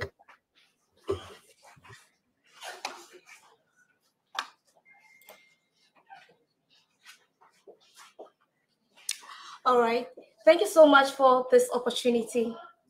I'll start with this analogy. You wake up in the morning and you tell your friend, I think I should get a new phone. Then you go online. The first thing you see is an advertisement from either iPhone, Android, about a new phone or a new model. They are listening to you. My name is Sabina. And I'll be talking on exploring the impact of AI-powered social listening on brand management. This is a comparative analysis study, and we consider the ethical considerations as well. So at the end of this presentation, you are going to learn about social media listening tools, benefits of these tools. We'll compare commonly used social media listening tools and the ethical concerns surrounding them. Also, we are going to learn how organizations can navigate these challenges responsibly. And at the end of the presentation, I'm going to give you a bonus point, which is how this relates to you as a researcher. Okay, so with the exponential growth of technology in recent years, organizations have recognized the importance of interacting with consumers through online platforms. However, most of these organizations concentrate on just giving out their advertisements without listening to what people actually think about their organizations. Social media listening is a process of identifying and evaluating what is being said about a brand or its products by monitoring digital media channels. Social listening tools have long played a crucial role in helping brands understand public perception, to track brand mentions, and identify emerging trends. However, the advent of artificial intelligence has significantly enhanced the capabilities of these tools, providing a deeper and more nuanced insight than ever before. AI-powered listening tools leverage sophisticated algorithms and machine learning techniques to analyze vast amounts of unstructured data, such as social media posts, reviews, and forums with unprecedented speed and accuracy. So as you are making your social media posts, as you are commenting, about products, they are listening. These AI-driven advancements have brought several key benefits to brand management. First of all, it has provided enhanced sentiment analysis. With these AI listening tools, you know what exactly your customers feel about your product, because it collects a large amount of data and breaks it down in such a way that you can understand what the sentiments of your customers or potential customers are. Also, it provides a real-time monitoring and insight. As they are posting, as they are mentioning your name, you are hearing about it. And with these AI-driven advancements, we have predictive analytics and trend identification. So with these tools, you're able to know what exactly you can predict what your customers would want in the future or what they want at the moment. And it gives a detailed audience segmentation. It breaks down your audience such that you know which audience like what. The purpose of this study was to explore the impact of AI-powered social listening tools on brand management by providing a comparative analysis of leading tools and examining the ethical considerations associated with their use. So by analyzing the functionalities, the applications, and comprehensive understanding of how these technologies influence brand practices. Furthermore, the study addressed the ethical challenges that arise with the use of AI-powered tools, providing recommendations for brands to navigate these challenges responsibly. So after going through the literature, we realized that even though there are studies regarding AI-powered listening tools, very few studies, very limited studies have considered the ethics related to these AI-powered listening tools. Even if they considered it, it was just an aspect of it. They did not go into detail. So this study aimed to fill in these gaps. So before we go on to compare, I would like us to see how AI-powered listening tools work. First of all, these tools use artificial intelligence to automate data collection. First of all, they collect the data, they analyze the sentiments, they detect the trends, and provide real-time insights. So the combination of AI technologies like machine learning and natural language processing, you may wonder, okay, so I'm a Ghanaian, and we have our local language, we have jargons. How are these tools, how would organizations understand what I'm saying about their product in my language? This is where the natural language processing comes in. It's able to break down the things you are saying, either the jargons, the Gen Z vocabulary, everything, such that it becomes simpler for organizations to understand what exactly is being said about their organization. So these AI-powered social listening tools, with a focus on their key components, that's data collection, natural language processing, sentiment analysis, and trend detection, collects data such that the organization is able to manage their brand effectively. So first of all, I'll go to BrandWatch. BrandWatch utilizes advanced machine learning algorithms to process and analyze vast data sets from various social media platforms. Some of the key features about BrandWatch is that it monitors your BrandWatch mentions, it monitors, it collects sentiment analysis, breaks down reports, it's able to predict or check your trend forecast, and it segments your audience, and it gives you actionable insights into consumer behavior and brand health. Is your brand doing well? Is it positive? Are the mentions positive or negative? So this BrandWatch is used by Coca-Cola, Nike, and Unilever. And some of the ethical concerns about BrandWatch is that it poses invasions of user privacy, such that you don't know what exactly is being collected from you. As I started with the analogy I gave at the beginning of this presentation, they are listening. you say something, the next time you go on social media, they are showing you an advertisement based on that. Did you ask them to take it? No. That is a user privacy. Secondly, it poses unauthorized use of personal data, because sometimes you don't want your data to be used, but they still collect it anyway and use it anyway. The next one is Sprinkler. The key features of Sprinkler is that it monitors brand mention. It also, as the previous one, sentiment analysis.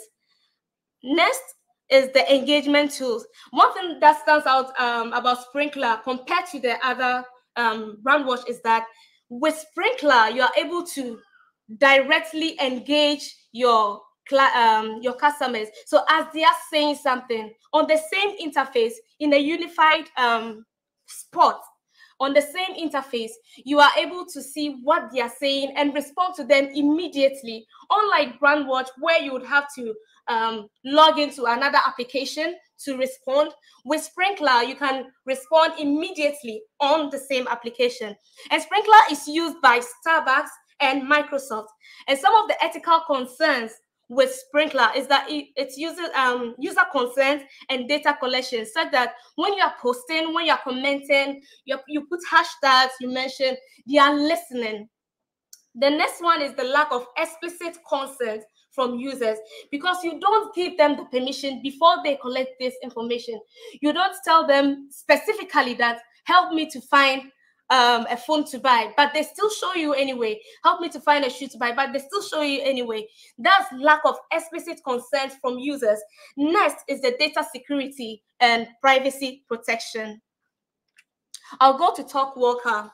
TalkWalker's features are sentiment analysis and image recognition, and also trend forecasting, which is similar to the others. But what stands out with TalkWalker is that it recognizes images. So your image, wherever somebody posts something related, either your products or your brand mark or anything related to your organization, is able to capture it and alert you based on just an image, whether they mention your name or not, just the image related to the organization, it alerts you. And the companies that use this is Procter & Gamble and Adidas, as well as many others. The ethical concerns with regards to TalkWalker, first of all, algorithm bias. You know, when they are configuring these AI tools, they impute data, but sometimes the data may be limited or incomplete. So with incomplete data, unbalanced data, biased data, the algorithm is biased towards just the information that has been imputed. The next one is the transparency in AI algorithm. That is not understanding how the algorithms arrive at specific conclusions. Take, for instance, with this generation, we are the Gen Z, they have their own vocabulary. And if they put something, even though the natural language processing algorithm helps to deal with this, to some extent, you still find that to some extent, there still remains a room or a vacuum to be filled. Next is the data privacy and ethical use of consumer data, which we've already discussed. The next one I'll be discussing is the net-based squid. The features of the net-based squid is the real-time monitoring, the sentiment analysis, trend detection, insights into brand health, consumer opinions, and market trends. And this is used by Coca-Cola and Johnson & Johnson. The ethical concerns with regards to net-based squid is manipulating consumer behavior. So because they have a large information, vast information about you, they know what you want, they can predict what you'd like, they manipulate you such that they bring the exact thing that you want, which can cause impulse buying. They can let you spend your money even whether you are ready or not, which is a concern. Secondly, is the influence and transparency of this net-based squid. Next is the Synthesio. So Synthesio enables businesses to track consumer sentiments in real time, providing detailed insights into the emotions behind online conversations. So unlike the ones we've said, they still provide detailed information, but Synthesio is a more detailed form of tool for AI listening. And the features of Synthesio is that it provides sentiment analysis, influencer tracking. Influencer tracking are all these celebrities, people that people are interested in. And we know that celebrities and influencers on social media are people that really have a voice when it comes to influencing people's perception about products. So with influencer tracking, with Synthesio, you are able to track influencers, track what they are saying, track the positive they are saying about your company, track the negatives they are saying about your company, which is one very good thing about Synthesio. The next thing, the next feature is the market trend detection and the brand perception. And Synthesio is used by L'Oreal and Pernod Ricard. Ethical concerns, as we've discussed before, is privacy and surveillance. So from the comparative analysis, we came to a conclusion that the most common ethical concerns in listening tools are privacy concerns, transparency and consent, manipulation and exploitation of consumer behavior, algorithm bias and fairness, data security and compliance, which I've already discussed. So now that we know the ethical concerns, how do we balance consumer insights with ethical practices? Firstly, we should ensure transparency and informed consent. People should be made aware of what information is being captured from them, what information are we using from them. Secondly, we should adhere to privacy regulations. That's there are various privacy regulations in different countries, such as the GDPR from UK and the Consumer Privacy Act in the United States. Secondly, third is avoiding algorithm bias and promoting fairness. This can be ensured by putting in as much quality information as possible and ensuring that inclusive data is captured for the algorithms. Also, is implementing ethical AI practices. The human oversight, that is, after everything is done, after the data has been collected, there should be a human involved who goes through what is happening, what has been collected, what can we do with this, is it ethical? So that the next time that information is being collected, it would be ethical. The next is data security and protection. That is encrypting and data anonymization and regular security audits. That is when you are collecting data, make sure that no one knows whose data you are collecting, and the data should be kept private. It should not be made public. Third, last but not the least, no, before then, it's avoiding manipulative marketing practices. That is, you know what the customers want, but make sure that when you are putting your product out there for them to see, make it in such a way that it's not so impulsive on them, so that you don't manipulate them to buy products that they are not willing to buy in the first place. And the last thing is fostering a culture of ethical responsibility. That is training, education, and ethics committees in organizations. Organizations should have ethical committees. It should not just be left for people to do whatever they want or collect whatever data. There should be a committee which governs and oversees that every information that is collected is ethical and that ethical standards are adhered to. So, social media listening tools and the researcher. How does this relate to you as a researcher?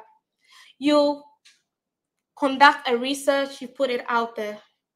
You want to know who is citing your research. You want to know who is saying, are they criticizing your research somewhere? Is your research being talked about in a positive manner or a negative manner? These social media listening tools relate to that. So AI-powered social listening tools help researchers track who mentions or cites their work by monitoring online platforms like social media, blogs, and news sites. These tools provide real-time alerts, identify influencers discussing your research and analyze the sentiments of the research. Are they positive? Are they negative? They also help researchers map the reach and impact of their work by tracking trends and patterns in how often and where their researches are discussed. Thank you.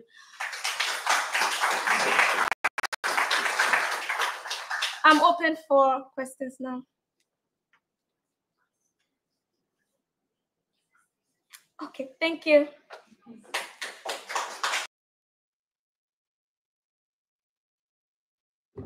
We thank you for your valuable contributions. I would now like to call Tuğçe Soyadlı, Nesrin Bahçelerli, Salim Akyürek, Damla Karadayı, and Furkan Tireli to give their paper on the importance of smart tourism in cities within the scope of sustainable tourism and the contribution of smart tourism applications in destination marketing. The floor is yours.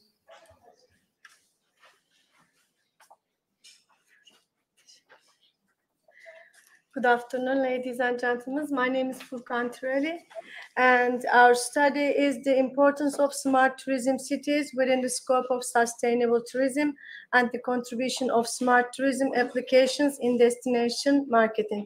We did this study together with Ms. Nesrin, Professor Dr. Ms. Nesrin Bahçelerli, Assistant Professor Mr. Salim Akyürek, lecturers Tuğçe Soyadlı, Damla Karadayı, and myself.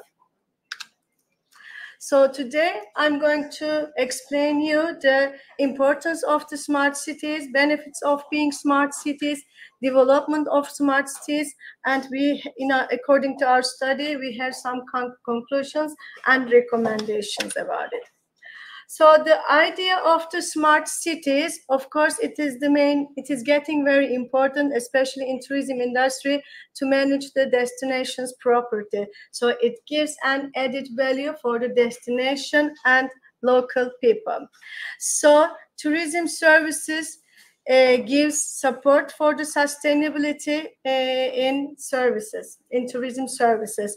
So when we talk about the sustainability, the first things are we faced with the water and energy consumption, recycling, and green technology. Also, those services and issues, they ensure the strength in the marketing of the destination. So it gives another tool for us, the positioning of the destination and empowering the locals. Because when the positioning of the destination improves, so the locals, the welfare also improves. So of course we can conclude that this has an advantages for locals and tourists at the same time. So what is smart tourism? So smart tourism is an augmented reality supporting tourists while they are making their destination decision. So this gives us, who has a strong brand strategy, local brand strategy, it gives the support for the tourists to make their decision. And it is very important in the smart tourism destinations supporting the tourist participation, because getting the feedback from the tourists is giving the reputation, giving the level of the desired level of the destination. So it gives us a smart city, smart tourism. It is ended with a smart city and smart destination, we can all say. So what are the tools that we are reaching the potential tourists then? So we all have smartphones, smart pencil, glasses, telephone applications, artificial intelligence, and cloud system is the most preferred tools that we faced with. So when we talk about the smart tourism cities within the scope of sustainable tourism, so if you want to make an investment, so you have to ensure the infrastructure first. And then it gives also transportation, security, environmental sustainability, comfortable and individual experience, energy saving, disposal waste management, and environmental monitoring system. As you see, when you start to do some kind of investment for the smart tourism, so you have to ensure also the other possible services. These are also included the destinations, other industries like transportation, security, and waste disposal, and other issues, as you can see. So if we are talking about the sustainability, sustainable tourism, so this has 3 dimensions that are social, economic, and environmental. Smart cities technologies support local communities and tourists within the effective strategies, as we all said. So if the investment has done for the local community, for the destination or the cities, so the local communities' welfare and the tourist preference has also improved. So what are the tourism applications? As we said, tourism supports different industry, but it's a very wide range. So tourism supports job opportunities and local developments. Smart tourism applications support certain number of touristic attractions, and also it improves the touristic attractions as well. So in our studies, we realized that robotics, self-service technologies, and automation systems are the most used applications. Robotics are used by the restaurants, hotels, theme parks. Self-service technologies are rent-a-car, airports, museums, art galleries, restaurants, restrooms, mobile maps, and automation systems, tour operators, tourist information offices, travel agencies, restaurants, hotels, and virtual tour guide. So I would like to give you some example about it. For example, Kazakhstan is a big destination, and Kazakhstan as a destination, they support the application of game so that you can discover the with playing a game the historical places and environmental places. Another, Tuscany, Italy, they have a local bloggers where they can put the information about the destination, where to eat, where to accommodate, and other, according to the interest, other attractions, so that they are translating into several languages, so it is very reachable and up-to-date information. And because of all the feedbacks that they can get from the tourists, it attracts the tourists as well as it improves the attraction of the destination. Another interesting example, NY restrooms. So it's a restroom application in New York, where people can also, locals, but they can find the closest restroom, so they can give the feedback about the restroom, and it is open. So there are so many interesting applications, interesting applications are there. Yeah. Okay. As we all said, so many different things, but it always comes and ends with a destination marketing. So destination marketing, the certain process of identifying and meeting the needs and wants of tourists who wants to travel to a specific place. The aim of the destination marketing is to increase the number of tourists. Destination marketing is proactive, strategic, economical, and cultural. It's a collective cooperation to reach the goals for the destination marketing. In an increasingly globalized and competitive tourism market, destination marketing plays a key role for the future growth and sustainable development for tourist destination. So the contribution of smart tourism applications and destination marketing. So smart tourism, smart destination, it has both the same explanation. So what we need for the smart tourism and smart destination: technological infrastructure, cooperation between the environment and tourists, improve the quality of experience for tourists and life of locals, because it improves the quality of life of locals. Competition between the destination, this is another important issue, because if you ensure the right investment for the destination, for the tourism places, so that you can be much more competitive comparing with the surroundings. And this can happen only by data collection and analysis via digital platforms. So all the data collection should be analyzed properly and give the feedback or reported in a correct manner. Okay, so we concluded in our study, smart cities utilize technologies such as artificial intelligence, data analysis, and mobile applications to provide visitors with real-time information about their location. This increases visitors' satisfaction, brand value for of the destination. Sustainable tourism policies attract environmentally conscious visitors and contribute to the local economy. So when we have the smart tourism concept, it always come up with a sustainability.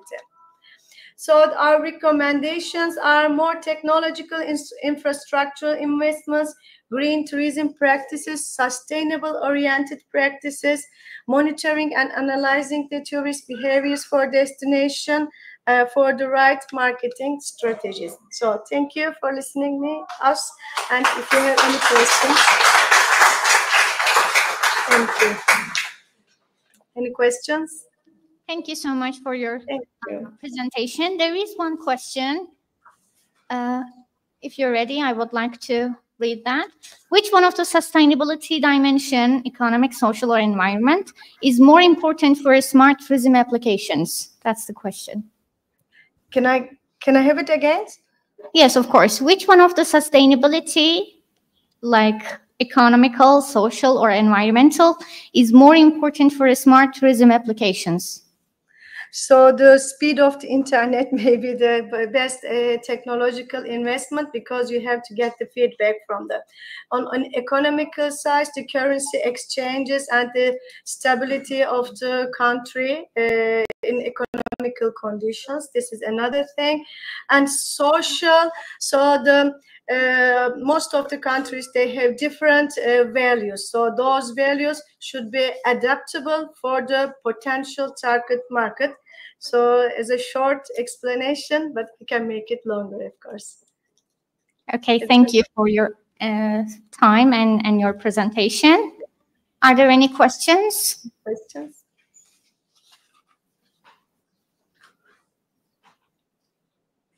Okay, I believe there is none. Thank you so much. Thank you.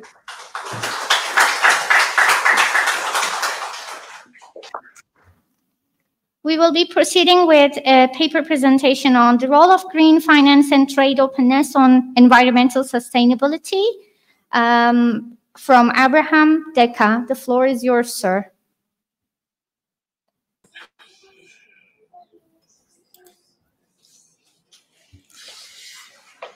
Good afternoon, dear professors, students, and distinguished guests. My name is Assistant Professor Dr. Abraham Deka. So I'm going to be presenting on a paper that is entitled The Role of Green Finance and Trade Openness on Environmental Sustainability, New Evidence with the Load Capacity Factor.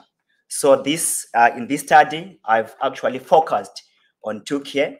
So I've actually used the time series data of Turkey. So why did I consider to do a study on environmental sustainability that is focused on Turkey? Because Turkey is an emerging economy, yeah? So it has moved from being a developing country to an emerging economy, just like China and India. And they have managed to do this through the extensive utilization of fossil fuel in order to improve their economic growth. So we can see that the environmental sustainability in Turkey is a little bit weak. There is a lot of environmental degradation because of the use of fossil fuel that has caused a lot of carbon emission. So what is the originality of the study? So this study contributes to the growing body of literature in 3 ways. Firstly, we use technological innovation to examine on how it affects environmental sustainability. And the proxy that we have used to represent technological innovation, it is an aggregated index of fixed broadband subscription and mobile cellular subscription. Yeah, other studies that have been that have examined on how technological innovation affect environmental sustainability in the past, they have concentrated on using research and development. Some of them they have used patents. Yeah, so we can see that there are few studies that have used this aggregated index. Then the other contribution is that we're going to also examine on how green finance affects environmental sustainability. So green finance, we have used the international funds that are received by developing countries to support research and development in renewable energy and clean technologies. So this is the factor that is going to represent green finance. So we can see that green finance is important because these funds are meant to improve research and development on renewable energy, which is important for environmental sustainability. So there are few studies that have actually examined on how Turkey can capitalize on green finance. Then the other contribution is that we're going to use the load capacity factor as indicated in the title, new evidence with the load capacity factor. So you are going to see that many studies that have examined environmental sustainability, they have used carbon emission, they have used ecological footprint to represent environmental degradation, but there are few studies that have used the load capacity factor to represent environmental sustainability. So what is load capacity factor? So load capacity factor is the ratio between biocapacity and ecological footprint, according to Adeboya and Samo 2024 and many other studies. So it is used to measure the relation between nature supply and nature demand, yeah, according to Ali et al. 2023. This is one of the paper that was written by Assistant Professor Mutaz Ali. Yeah, so we have actually shown that here nature supply is represented by biocapacity, whereby nature's demand is represented by ecological footprint. So when we calculate the ecological footprint, if it is less than 1, it means that we have problems of environmental degradation because nature's supply is less than nature's demand. Yeah. So if we see from this graph is the graph of Turkey from 2000 to 2022. The data was collected from the World Bank databases. So we can see that from this graph, from 2000 to 2022, the load capacity factor of Turkey is below 1, which means that Turkey has problems of environmental deterioration. They have not attained environmental sustainability. Why is that so? It is because the use of renewable energy in Turkey is below 20%. Yeah, as you can see from this graph, you can see that the use of renewable energy in Turkey from 2000 to 2020, it was below 20%. Yeah, so we can see that they use less of renewable energy and they rely more on fossil fuels. But there are so many studies that have actually ascertained the importance of renewable energy in improving environmental sustainability. Yeah, so this is the reason why we have actually brought a new variable, green finance, which is going to improve renewable energy use in Turkey and hence improve environmental sustainability. So what is the aim of the study? The aim of the study is to investigate on how emerging countries, yeah. So of course, in as much as we have focused on Turkey, but these results can be generalized in other emerging countries like China, India, Brazil, South Africa, because these countries, they have almost the same economic characteristics and environmental characteristics. So we like to see how these emerging countries can actually utilize green finance in order to promote environmental sustainability. We also try to examine on how trade openness can be used as a fundamental tool in attaining environmental sustainability in Turkey. So this is my model. So in my model, load capacity factor, which represents environmental sustainability, is the dependent variable, and the independent variables there is log of green finance, technological innovation, trade openness, renewable energy, and economic growth.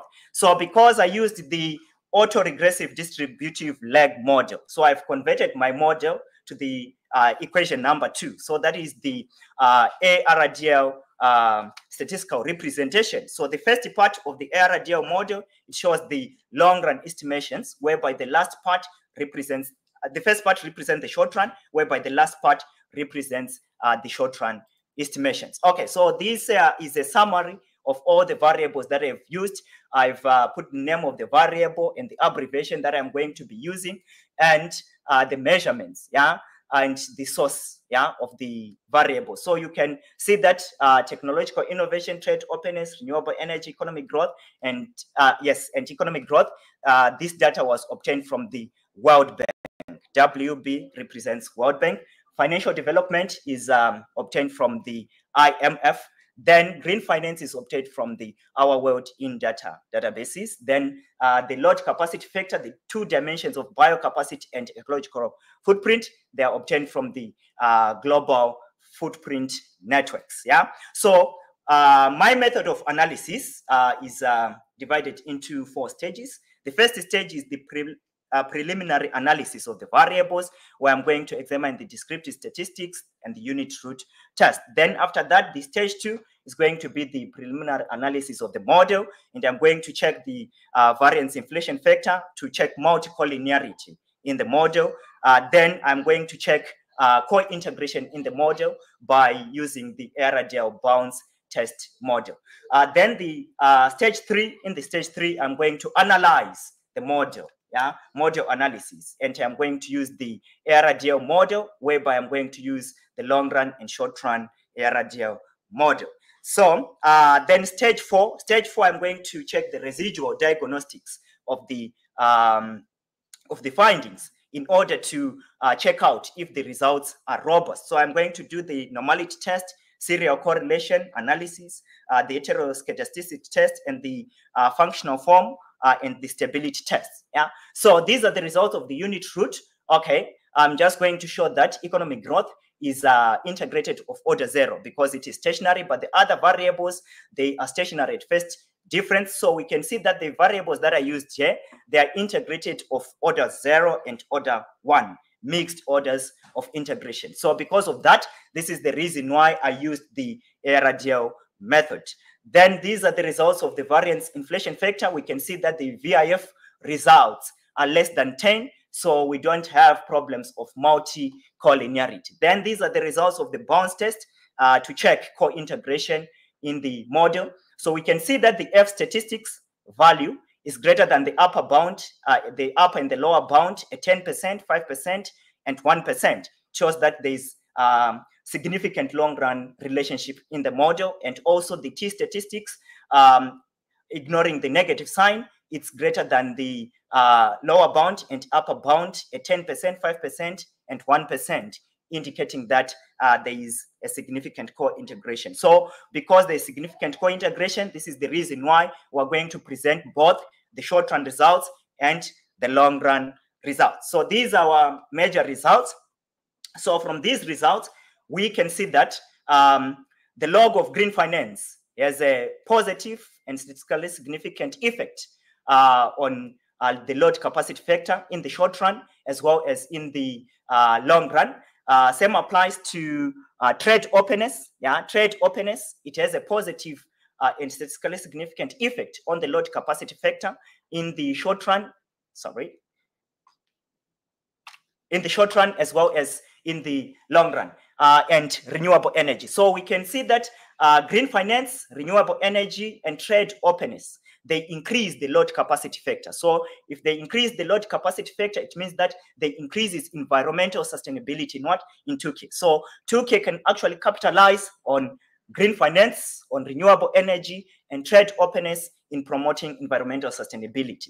Then the other 2 factors that are included in the model, technological innovation and economic growth, they present a negative and significant effect on load capacity factor, both in the short run and in the long run. So it means that increasing either economic growth and technological innovation in Turkey, it results in environmental deterioration. The reason why, especially why economic growth reduces environmental sustainability, it is because, as I explained before, that Turkey has been using more of fossil fuels instead of renewable energy. So they are using fossil fuel to support economic growth. So this is the reason why economic growth reduces environmental sustainability. So in order to correct this, they have to consider the use of renewable energy sources. How do they improve renewable energy development? We see that we have green finance. Green finance, which is important to support research and development in developing renewable energy sources as well as clean technologies. So if we use green finance, we can actually increase the utilization of renewable energy, and we can also increase the utilization of clean technologies that are going to be safe to the environment. So these are the residual diagnostic test results. So we see using the Jacobera test that the residuals are normally distributed. Yeah, there is no heteroscedastic problems. There's no serial correlation problems. And according to the RAMS research, the model is specified in the correct functional form. And also the stability test, the Kuzum and Kuzumov squares, we can see that our graph, the blue line, is between the 5% band. So it means that the model is stable. So the results that are presented in this research are reliable. So these are the policies. We actually have 4 policies from this study. Firstly, Turkey should capitalize on green finance, including other emerging countries. They can also take these policies because they fall in the same category with Turkey. So they can capitalize on green finance so that they can improve the use of renewable energy and clean technologies in order to support environmental sustainability. Yeah, Turkey can also promote trade openness in order to facilitate advancement in environmental sustainability. Yeah, so the revenue generated from trade with other countries can be used to support the development of clean fuels and technologies. Yeah, moreover, trade allows Turkey to import clean technologies and fuels from other countries. So trade openness is fundamental. So they have to capitalize on trade openness in order to support environmental sustainability. And also the use of fossil fuels should be reduced. Why? Because it is harmful to environmental sustainability. Yeah, and also activities that are harmful to the environment, activities that are harmful to the environment but can support economic growth, they should be reduced and use renewable energy sources that is clean and not harmful to the environment, so that environmental sustainability in Turkey can be promoted. Then technological advancements towards clean technologies. Yeah, we have seen that technological innovation in Turkey is not supporting environmental sustainability. So it means that Turkey has to focus on technological advancement, but focusing on clean technologies in order to attain environmental sustainability. Thank you.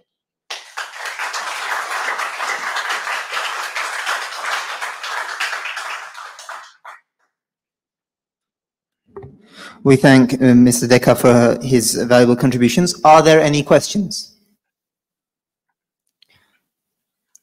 We appear not to. Thank you very much, sir. Thank you. Now, I would like to call Mr. Nasim Ahmadzadeh, Nobari Azar, and Nadira Çavuş to give their papers on the role of technology in improving EEG electrodes for better brain health monitoring in healthcare. The floor is yours.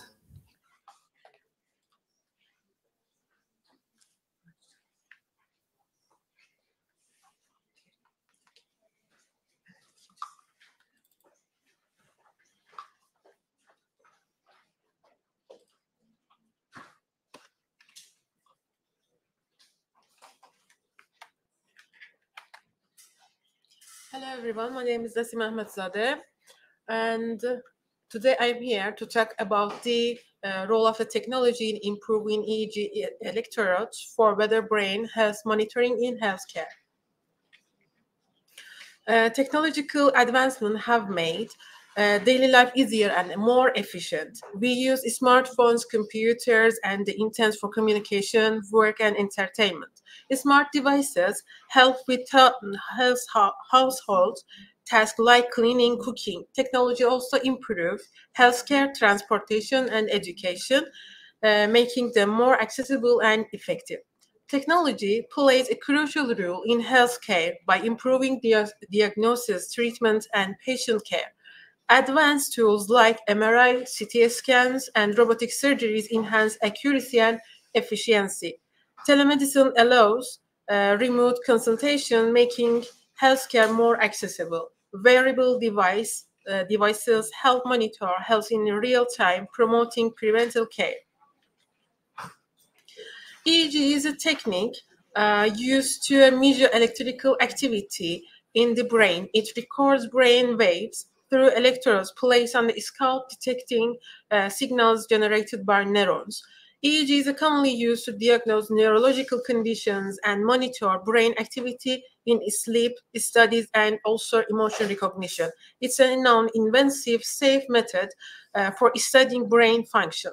Technology enhances EEG by improving the way we measure and analyze brain signals. EEG devices record electrical activity in the brain, which is crucial for diagnosing neurological conditions, for the sleep disorders, and also for the brain injuries. In daily life, EEG signal help monitor mental health, improve sleep quality, and even assist in brain-computer interfaces, allowing people to control devices with their thought. This shows how EEG technology can improve both healthcare and everyday well-being, making it a vital tool for brain health and innovation. The technology used in EEG electrodes is crucial for obtaining accurate and reliable brain signal recordings. High-quality electrodes, whether wet, dry, or semi-dry electrodes, significantly impact the clarity of the signals captured. Advanced materials and design reduce noise and artifacts and interferences, ensuring that the brain's electrical activity is recorded more precisely. This accuracy is essential for diagnosing conditions like sleep disorders and also emotional recognitions. Poor quality electrodes or outdated technology can result in weak signals or disordered data, leading to inaccurate diagnosis or ineffective treatment. Thus, modern EEG electrode technology directly enhances the effectiveness of brain monitoring and healthcare outcomes. Here you can see the three different types of the EEG electrodes. The first one is related to the wet electrodes, the second one dry electrodes, and the third one is semi-dry electrodes. Wet electrodes.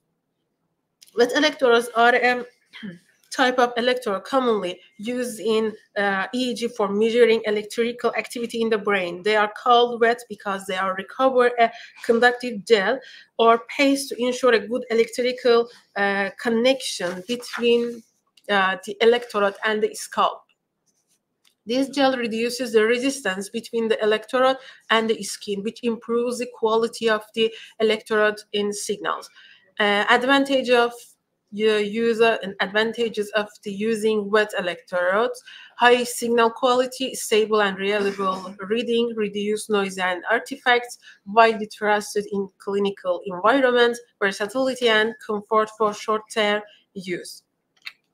The next electrode is dry electrodes. Dry electrodes are a type of EEG electrode that do not recover conductive gel or paste. Instead, they rely on the natural electrical conductivity of the scalp to make a connection. These electrodes are designed to be more convenient and less messy than wet electrodes, while still offering reliable brain signal measurement. The advantage of using dry electrodes are following: quicker setup time than gel electrodes, does not recover skin preparation, suitable for at-home testing, no cleanup, recover possible without a trained technician in some situations. Semi-dry electrodes. Semi-dry electrodes are a hybrid type of EEG electrodes that combine aspects of both wet and dry electrodes. They use a small amount of moisture or conductive materials such as saline solution to create a conductive connection between the electrode and the scalp. This design reduces the need for conductive gel. but it still provides better signal quality than completely dry electrodes. The advantage of using semi-dry electrodes are better signal quality than dry electrodes, less mess than wet electrodes, comfortable for longer use, quick setup, suitable for mobile and wearable devices, reduce skin irritation, and reusable. In this slide, you can compare the features of the different types of the electrodes. For example, for the wet electrode, the conduct impedance is low, time consuming is we are trying to consume less time, and also the ratio of the signal to noise is excellent, but it has a higher cost. For the semi-dry, the impact impedance is low. Again, we consume lots of time, and the signal ratio to noise is good, not bad, and also the cost is high. Also, for the last one, for the dry, you can see contact impedance is high. No need to waste most of the more time, and also the ratio of the signal to noise is low, and also the cost is low. As in conclusion, integrative EEG technology offers a more precise mapping of brain activity, making it preferred method for measuring brain activity, especially during multimodal activities. The study assessed different types of EEG electrodes, focusing on their effectiveness in capturing brain signal. Selecting the appropriate electrode type based on a specific application is essential for accurate EEG reading and performance optimization. The review summarized different EEG types and previous studies, identifying research gaps for future work in brain signal analysis. Thank you for hearing me.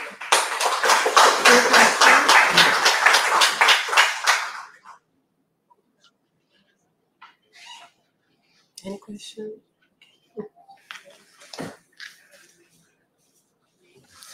Thank you for your valuable contributions. Are there any questions on our end?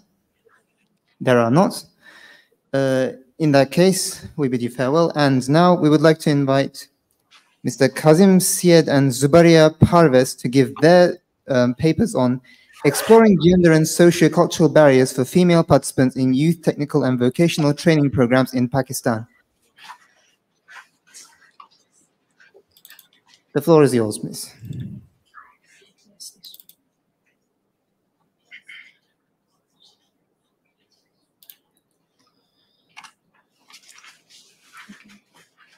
Hello, everyone. Our research topic is exploring sociocultural and gender barriers for female participants in youth technical and vocational training programs in Pakistan. So basically, our topic is going to explore on the sociocultural and gender barriers affecting female participation in technical and vocational education and training programs in rural Pakistan. This study offered localized insight specifically from Sindh and Punjab provinces and into the key challenges women faced in accessing technical education and provide recommendations for overcoming these barriers. A background of this study: in Pakistan, the participation of women in technical education is extremely low. Only 6% of women who complete secondary education enroll in TVET programs compared to much higher rates for men. So this difference is particularly higher in rural areas where gender inequality is deeply rooted. So the lack of access to technical education limits women opportunities for economic empowerment, restricting their social mobility and contribution to national development. Our study aims to explore the sociocultural, economic, and institutional barriers that prevent women from participating in TVET, with the focus on rural Sindh and Punjab provinces of Pakistan. Thank you, Zubaria.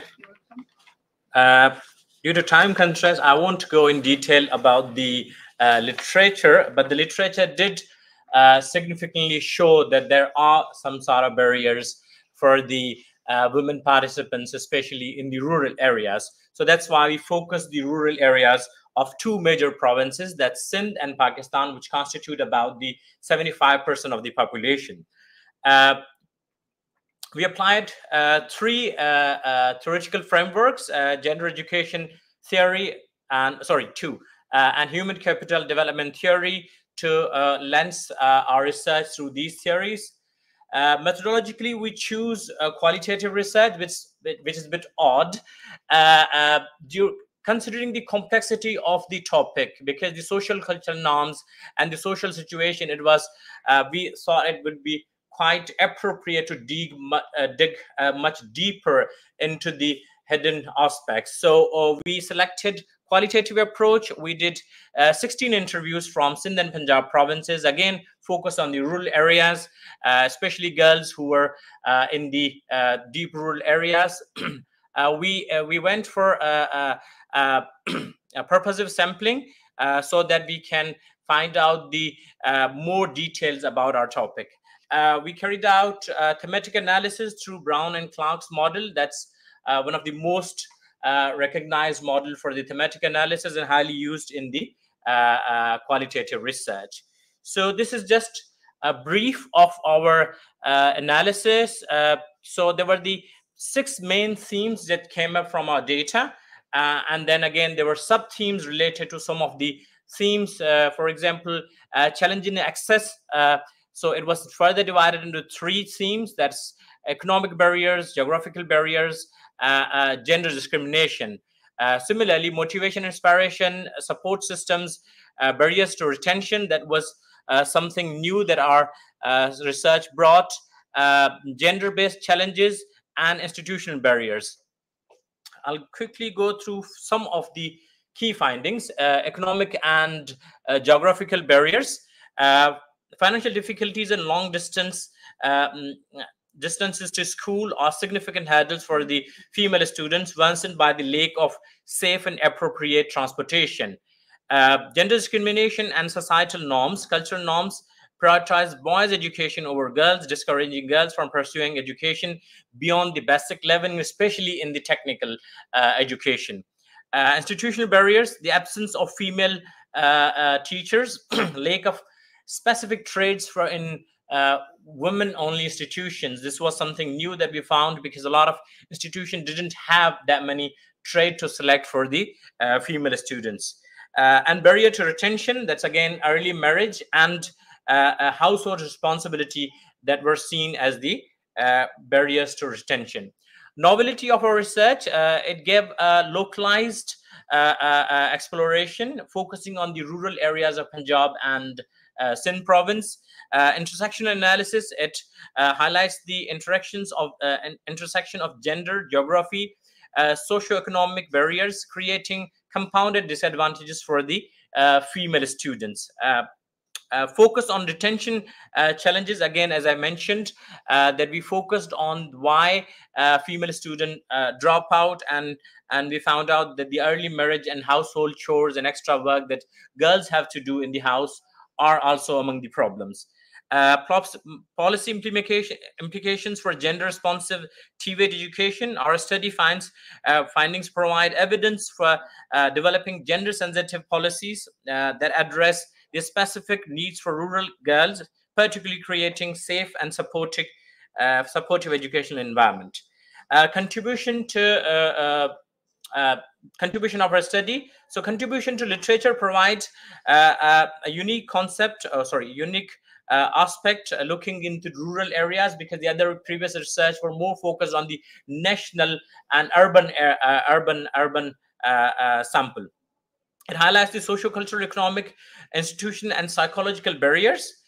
Contribution to SDGs. So our study contribute to the 3 Sustainable Development Goals, SDG 4, quality education, gender equality, and reduced inequalities. Contribution to the managerial or program contribution.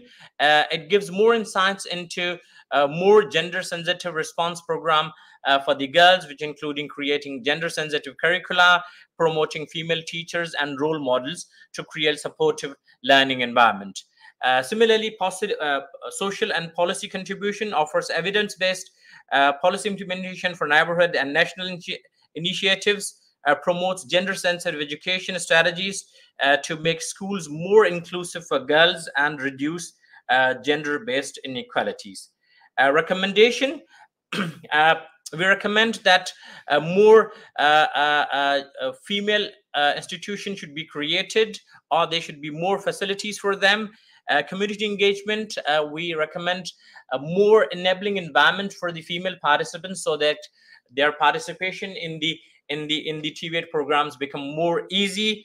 Institutional improvements, few of the participants, well, majority of the participants did mention that there were lack of facilities, especially like hygiene and other facilities. So we also recommend that.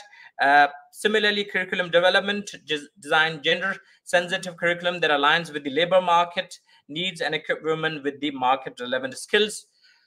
Conclusion, the barriers limiting females' participation in TVET programs are multi-layered, which focus on socio-cultural, economic, and institutional dimensions. Call for action, systematic reforms are necessary to create inclusive and supportive environment that allow women to access technical education and contribute to the economy.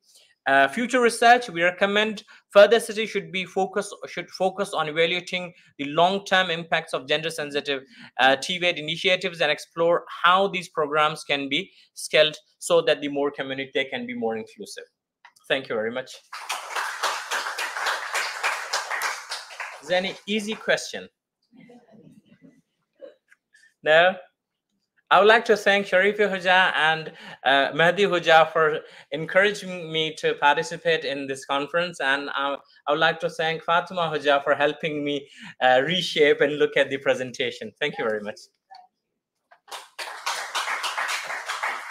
Thank you very much, both of you, for your insightful commentary.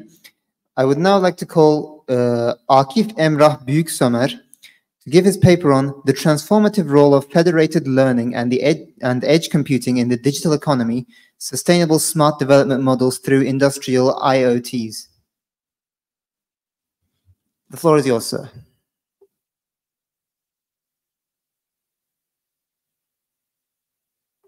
I am very sorry, we're unable to hear you. Good morning, everyone. I hope everyone can hear me. I'm Emrah Büyüksömer, Akif Emrah Büyüksömer, a PhD candidate at Istanbul Commerce University.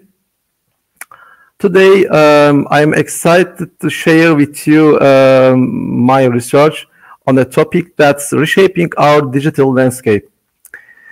Well, we'll be exploring the transformative role of federated learning and edge computing in the digital economy, with a particular focus on how these technologies are driving sustainable smart development in industrial IoT. So let's dive in, shall we? Yes, imagine a world where machines talk to each other and making the decisions and optimize processing in real time. Well, the world is here and evolving faster than ever. So as you can see, our topics, so we are witnessing an unprecedented convergence of the digital economy and industry 4.0.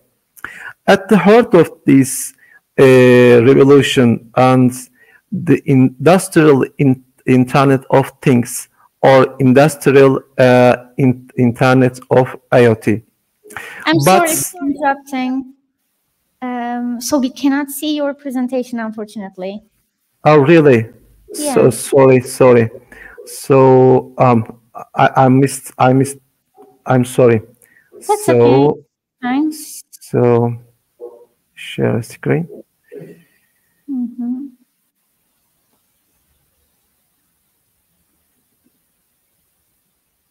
I hope it works.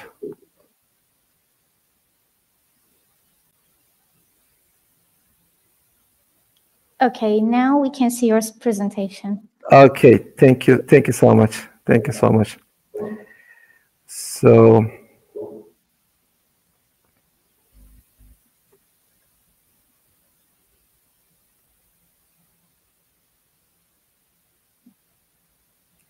okay. Okay, that's fine. So, but here's the catch. With the great power comes great challenges. These Internet of IoT devices are generating massive amounts of data, but it's scattered. Making it a Herculean task to extract meaningful insights. And that's where our story begins. So, what's standing in our way? Well, it's not just one thing. So it's a whole host of challenges. We are talking technical barriers, complex regulations, a shortage of skilled personnel, and that's just of tip of the iceberg. So that's like iceberg, and then there is a security aspect. It's very important point, because cyber threats are becoming more sophisticated by day.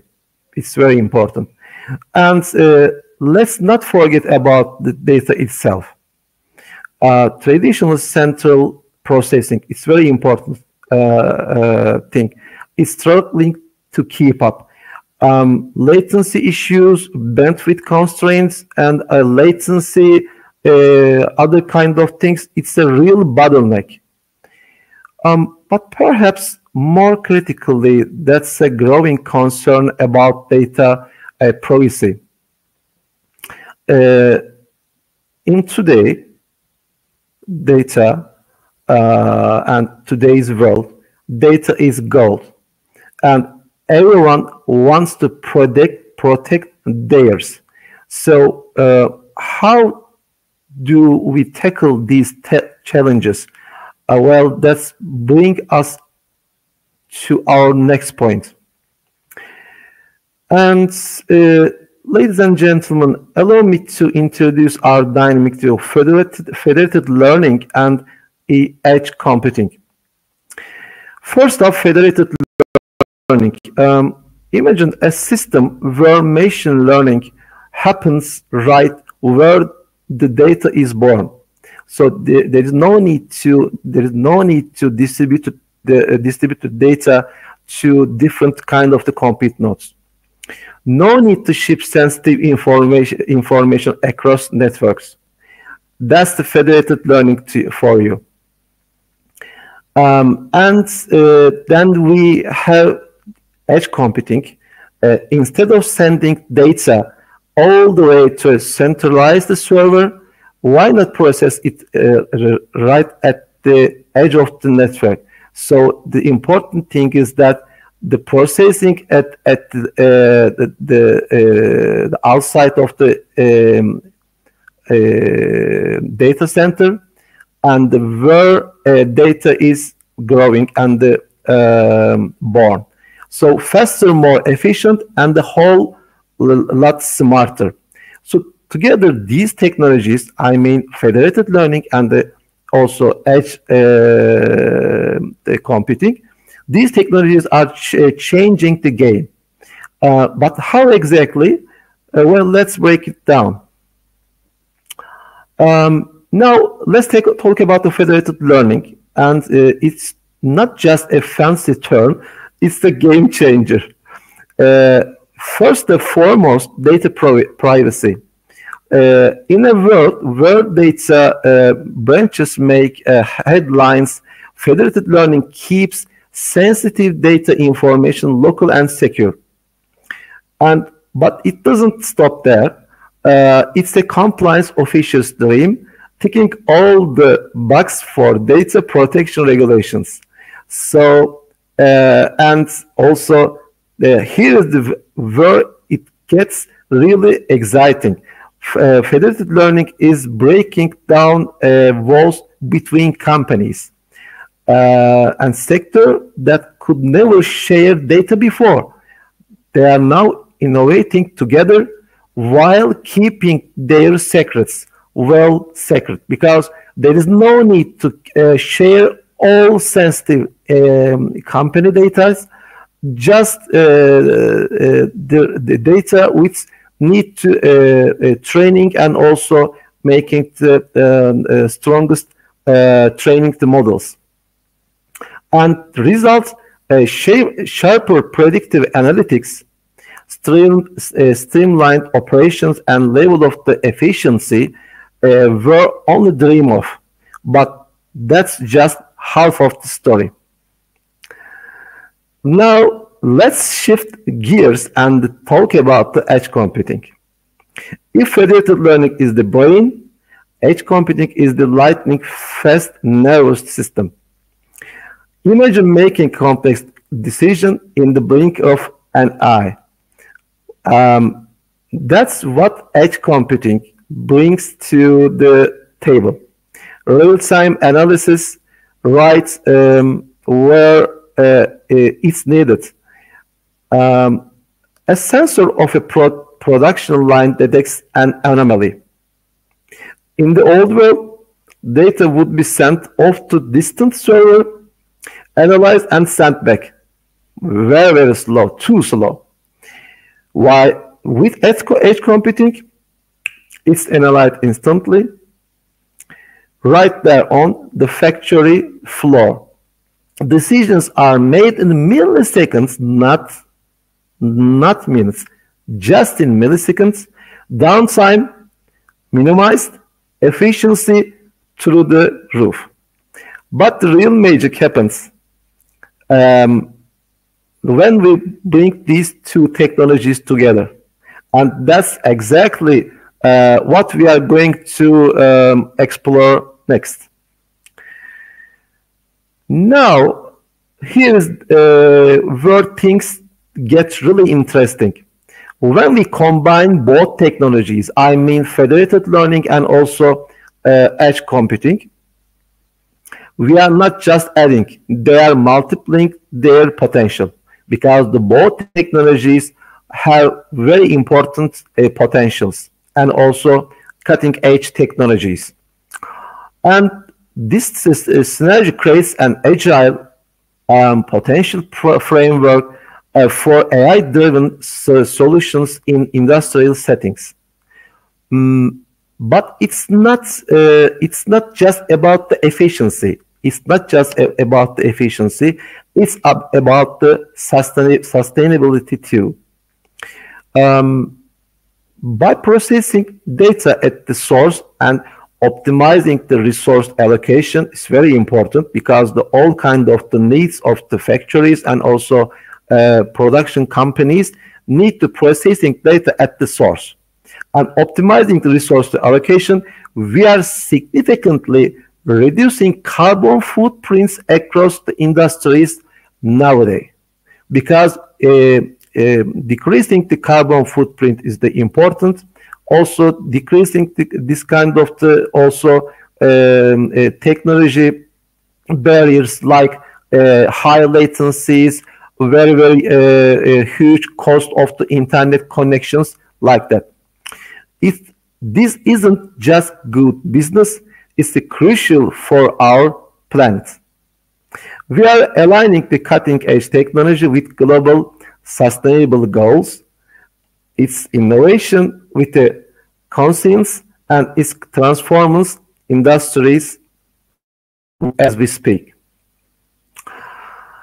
So we are seeing innovation flourish while simultaneously addressing those 20 ethical concerns around data privacy and the security. It's like having our cake and eating it too. Demand forecasting more accurate than ever. Production systems adapting in real time. And the maintenance, we are not just predicting issues, we are preventing them We are preventing them by these technologies before they even occur. But here is the real kicker. We are not just creating more efficient industries, we are building resilient, sustainable industrial ecosystems, systems that can weather any storm and come out stronger. Now, you might be wondering, what does our research contribute to all this? Our research doesn't just observe these challenges, it deep into them. And also, we have explored now these technologies are transforming various sectors. We have analyzed their impacts on policy making and strategic planning, and we have developed insight that are available for researchers and practitioners and policymakers alike. But perhaps more importantly, we have created a framework. That's the framework. A roadmap, if you will, for leveraging federated learning and edge computing in industrial contexts. This isn't just theoretical, it's a practical guide for creating more advanced, more sustainable industrial ecosystems. And in our rapidly evolving digital economy, that's more crucial than ever. Let's wrap things up and look to the future. Yeah. Well, we have covered a lot of the things ground today, and we have seen how federated learning and edge computing are revolutionary to industrial landscape and enhance privacy, the very important output and also benefits. And the other thing, the real-time processing, that comes the third, second thing, and the third thing, the sustainable practices. It is the era, but the new era for Industry 4.0. But here is the thing. We are stretching the surface. The potential for future research is enormous. That's why I'm calling on all of us researchers, practitioners, policymakers to collaborate and let's implement these technologies. Let's push the boundaries. Let's shape the future of the industry together. Because the vision we are working towards, it's not just about efficiency or profit, and it's about creating the sustainable, resilient industrial future, a future that's good for business, not for people, just for business, and good for our planet, not for people, and good for our planet. Thank you for all attention, and I'm excited to hear your thoughts and answer my question you might have. Let's continue this conversation and build that future together. Thank you. We have an online question. Yes, before you leave. Our online question is, I would like to understand what kind of changes or challenges, if we have, to be able to catch that benefits of federated learning approaches for Turkey. Okay. So the important thing is that the federated learning is the door opener and also game changer technology, and we can implement these technologies especially in also defense sector and also healthcare. For example, those together they do have very sensitive data. So that's the important thing, is to develop such also sectors, because the companies, they might have not the biggest data centers and may do have just very limited data and also data sets, and also federated learnings can help them just only work with very, very also limited data resources, data sets, and also they do not need to purchase very cutting edge compute nodes or the compute servers and kind of things in data centers. Just also distributed computing approaches they can also implement very, very easily. So not just only very, very high-end companies like enterprises, only SME companies in also defense sector, like also supporters and also manufacturing companies. Those kind of the companies get the benefits of the federated learning in order to increase their also effectiveness, increase also quality of their products, or also increase of the maintenance approach, like predictive maintenance. This kind of things also very door opener benefits for our companies, especially defense and also healthcare sectors. They are using very sensitive customer and also company data. Thank you very much for your thorough answer. Are there any questions? No? Professor Büyüksemer, thank you very much for joining us. Now, I would like to invite Faruk Güven to give his presentation on the shift from digital legacy software to in-house AI solutions, a new paradigm in digital business models.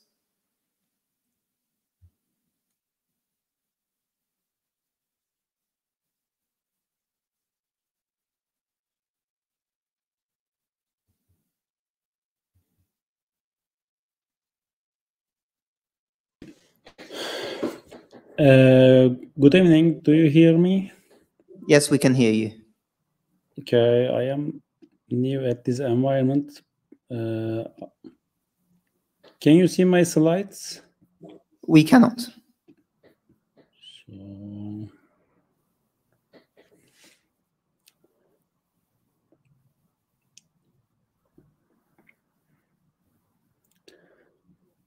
okay.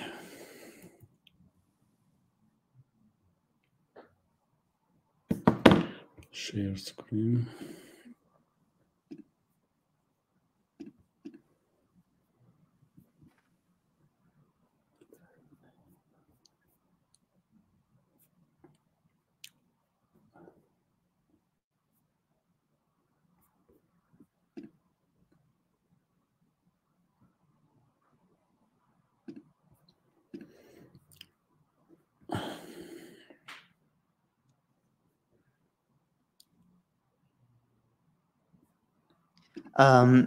Under the present section, if you can share your screen, that should work.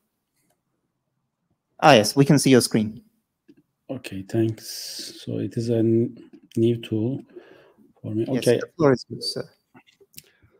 Okay, good evening. I don't want to get too much time, so it is an honor to stay here to discuss, at least not to discuss, but to start to discuss the potential of the generative AI, whether it can replace traditional systems, the ERP, enterprise resource planning systems. We can also include the CRM systems or not. Because currently generative AI develops rapidly, and we can see the company shifts in this environment. Especially there are some specific examples that made me to think about this, whether generative AI can replace traditional or legacy software, especially developed for the enterprises. So it is the motivation of the my research. So we know that ERP systems they have been backbone of the organizational efficiency, but AI started to eliminate low-level tasks, but it is going deeper, and the dynamics of the generative AI is incredible. So we cannot know what will happen in next month, next quarter. So the time horizon is not sufficient to make efficient estimates. So there is a company, multinational company, Klarna. So Klarna has decided to move away from external cloud providers, which are expert on the business transactions. So they shut down the Salesforce and Workday applications. So they just use the AI. So I would like to show the efficiency they have. So here, so it is taken from the OpenAI website. So there are many concrete results and improvements at the business cycle of the Klarna. So when they shifted from legacy software into the AI, generative AI, so they have had real impact and positive results on their business transactions. So at the end of the day, these improvements also turn into the they derive the cost minimization and also help to improve the business development in means of revenue and profit generation.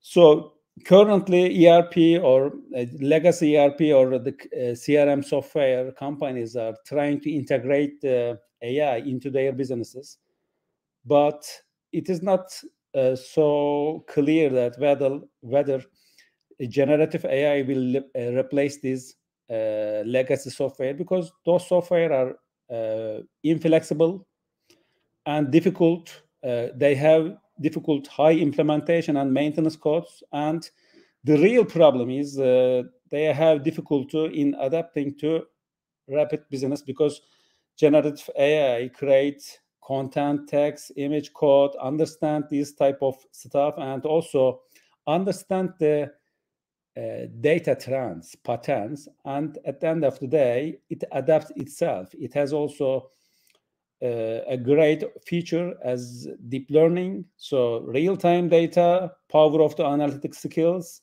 So it makes also forecast and predictive analytics. And what is more is the continuous learning and adaptation. So these are the challenges that come from the AI towards to the legacy software. The problem maybe could be at this time the legal responsibilities of the companies towards to the regulatory authorities in means of the data privacy. So integration of AI into ERP seems right now a feasible solution, but in the future or near future, it seems that AI will kill the ERP systems because AI can find, improve the existing workflows, suggest new business policies and rules. So maybe just companies will need the databases, and AI will provide the linkages among the datas and create optimize relations. So I don't want to make too long because of the time restriction. So if any questions, I'd like to try to answer. If not, I wish everybody a good continuation. Thank you. Thank you very much for your commentary and paper. I am just checking. No, we do not have any questions. Nope, we do not have any questions. Thank you for joining us. Thank you. We thank you. Now, we will move on to Suhaib Ahmed Suomro, giving his paper on Millennials' Cryptocurrency Investment Intentions, the role of perceived coolness, technological engagement, innovativeness, and risk propensity. Good evening, everyone. Thank you for joining me here. My name is Soeb Masumro. I am a doctorate student and also working as a research assistant at Near East University. So I am excited to present a research paper that is gaining attention across the world, not only from the scholars, but also from the practitioners as well. The topic of my research paper is Millennials Cryptocurrency Investment Intentions, the role of perceived coolness, technological innovativeness, technological engagement, and risk propensity. So this is a brief outline which I will be covering through my presentation. I will start with the research background. It will explain why cryptocurrencies are gaining so much attention nowadays. Next, I will be explaining why I have chosen millennials as a target group.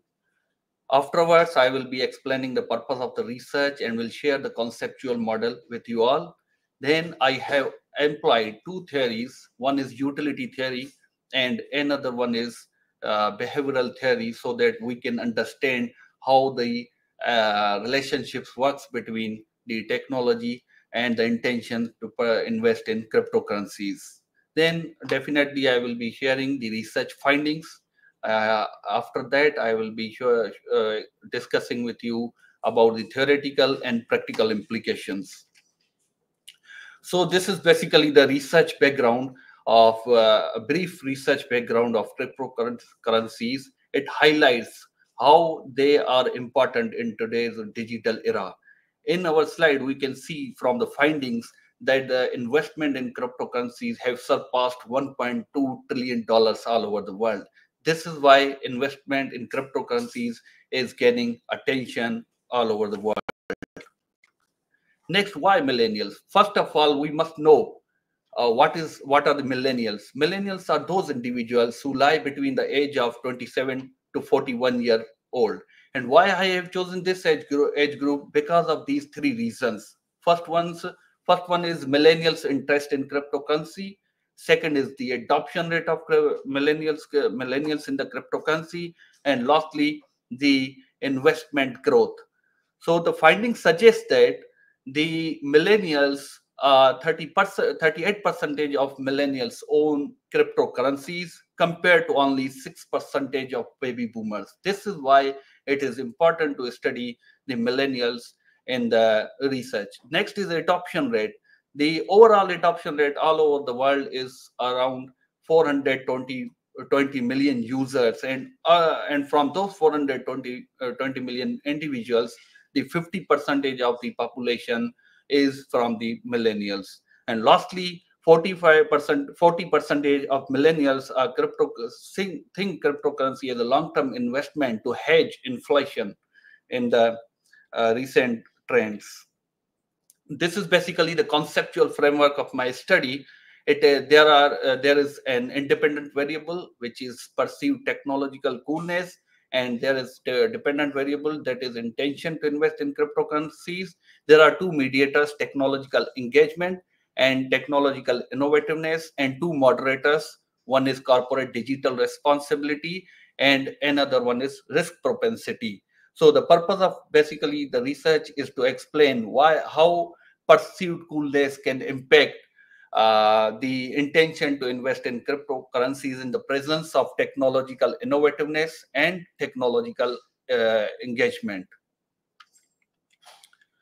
So theory, I have employed two theories in my research. First one is utility theory and another one is behavioral decision theory to explain the relationship between the variables.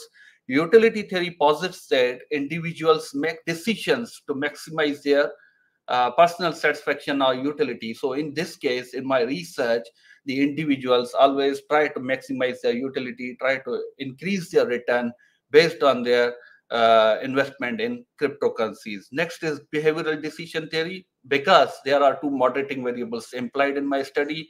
So sometimes individuals have the cognitive and psychological biases. This is why they make investment in cryptocurrencies. So the sample size in my study was 212 individuals. I calculated this sample size through G-Power software application, which suggests that the individuals more than 135 are sufficient to run the data or do the analysis. And the purpose of sampling was implied in my study, and the country was Pakistan. And I used the structural equation modeling through SmartPLS4 software application to run the analysis.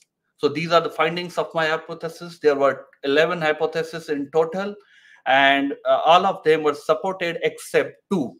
Of both of these are related to the moderating variables. One with corporate digital responsibility, and another one is risk propensity. The discussion of these two are given in coming slides.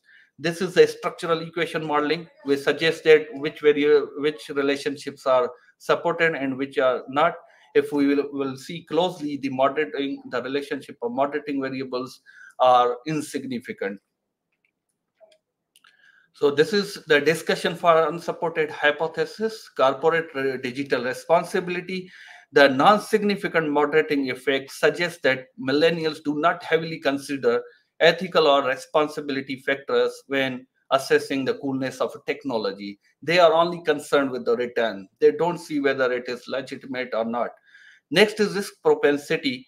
The lack of moderation could indicate that risk takers are not necessarily more likely to engage with innovative technologies, even though they are also reluctant to invest in this cryptocurrency just because of this risk factor.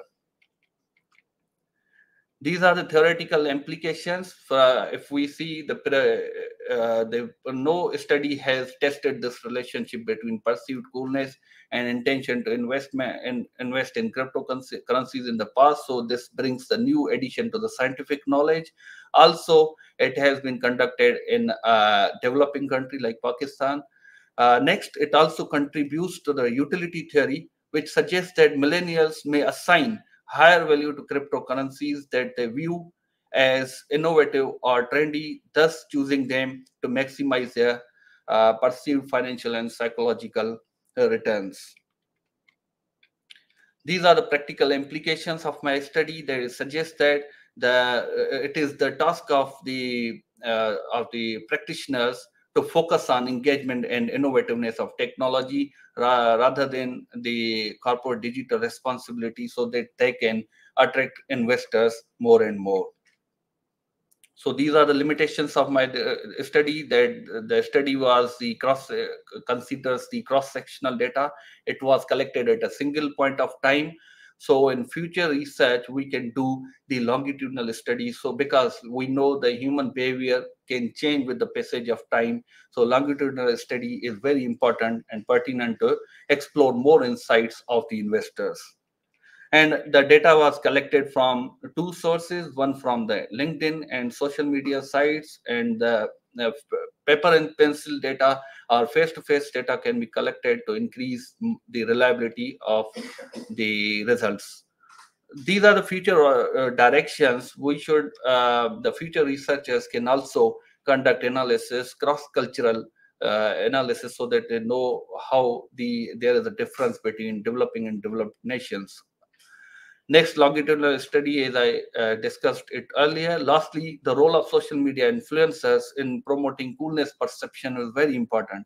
So therefore, the researchers should also consider the role of social media influencers to gain more insights about the investors who intend to invest in cryptocurrencies. Thank you very much. I welcome questions. Any questions regarding the topic? I think there is none. So thank you so much. Thank you for joining us. Thank you for joining us, Mr. Suhaib Ahmed. Now, I would like to call Travis Taylor to give his paper on the role of public procurement in industrial policy.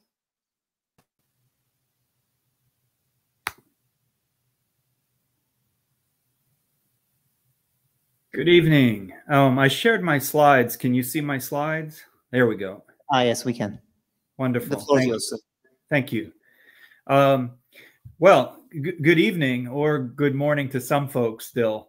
It's been another terrific SEPİP conference, and I've learned quite a bit, even just today, with some of the earlier sessions and the last presentation about digital currencies. Very cool stuff. In the interest of time, I'll just proceed. This particular paper is in its very preliminary stages, but I wanted to share with the other industrial policy specialists who are attending the conference today my insights on public procurement in industrial policy. Let's see.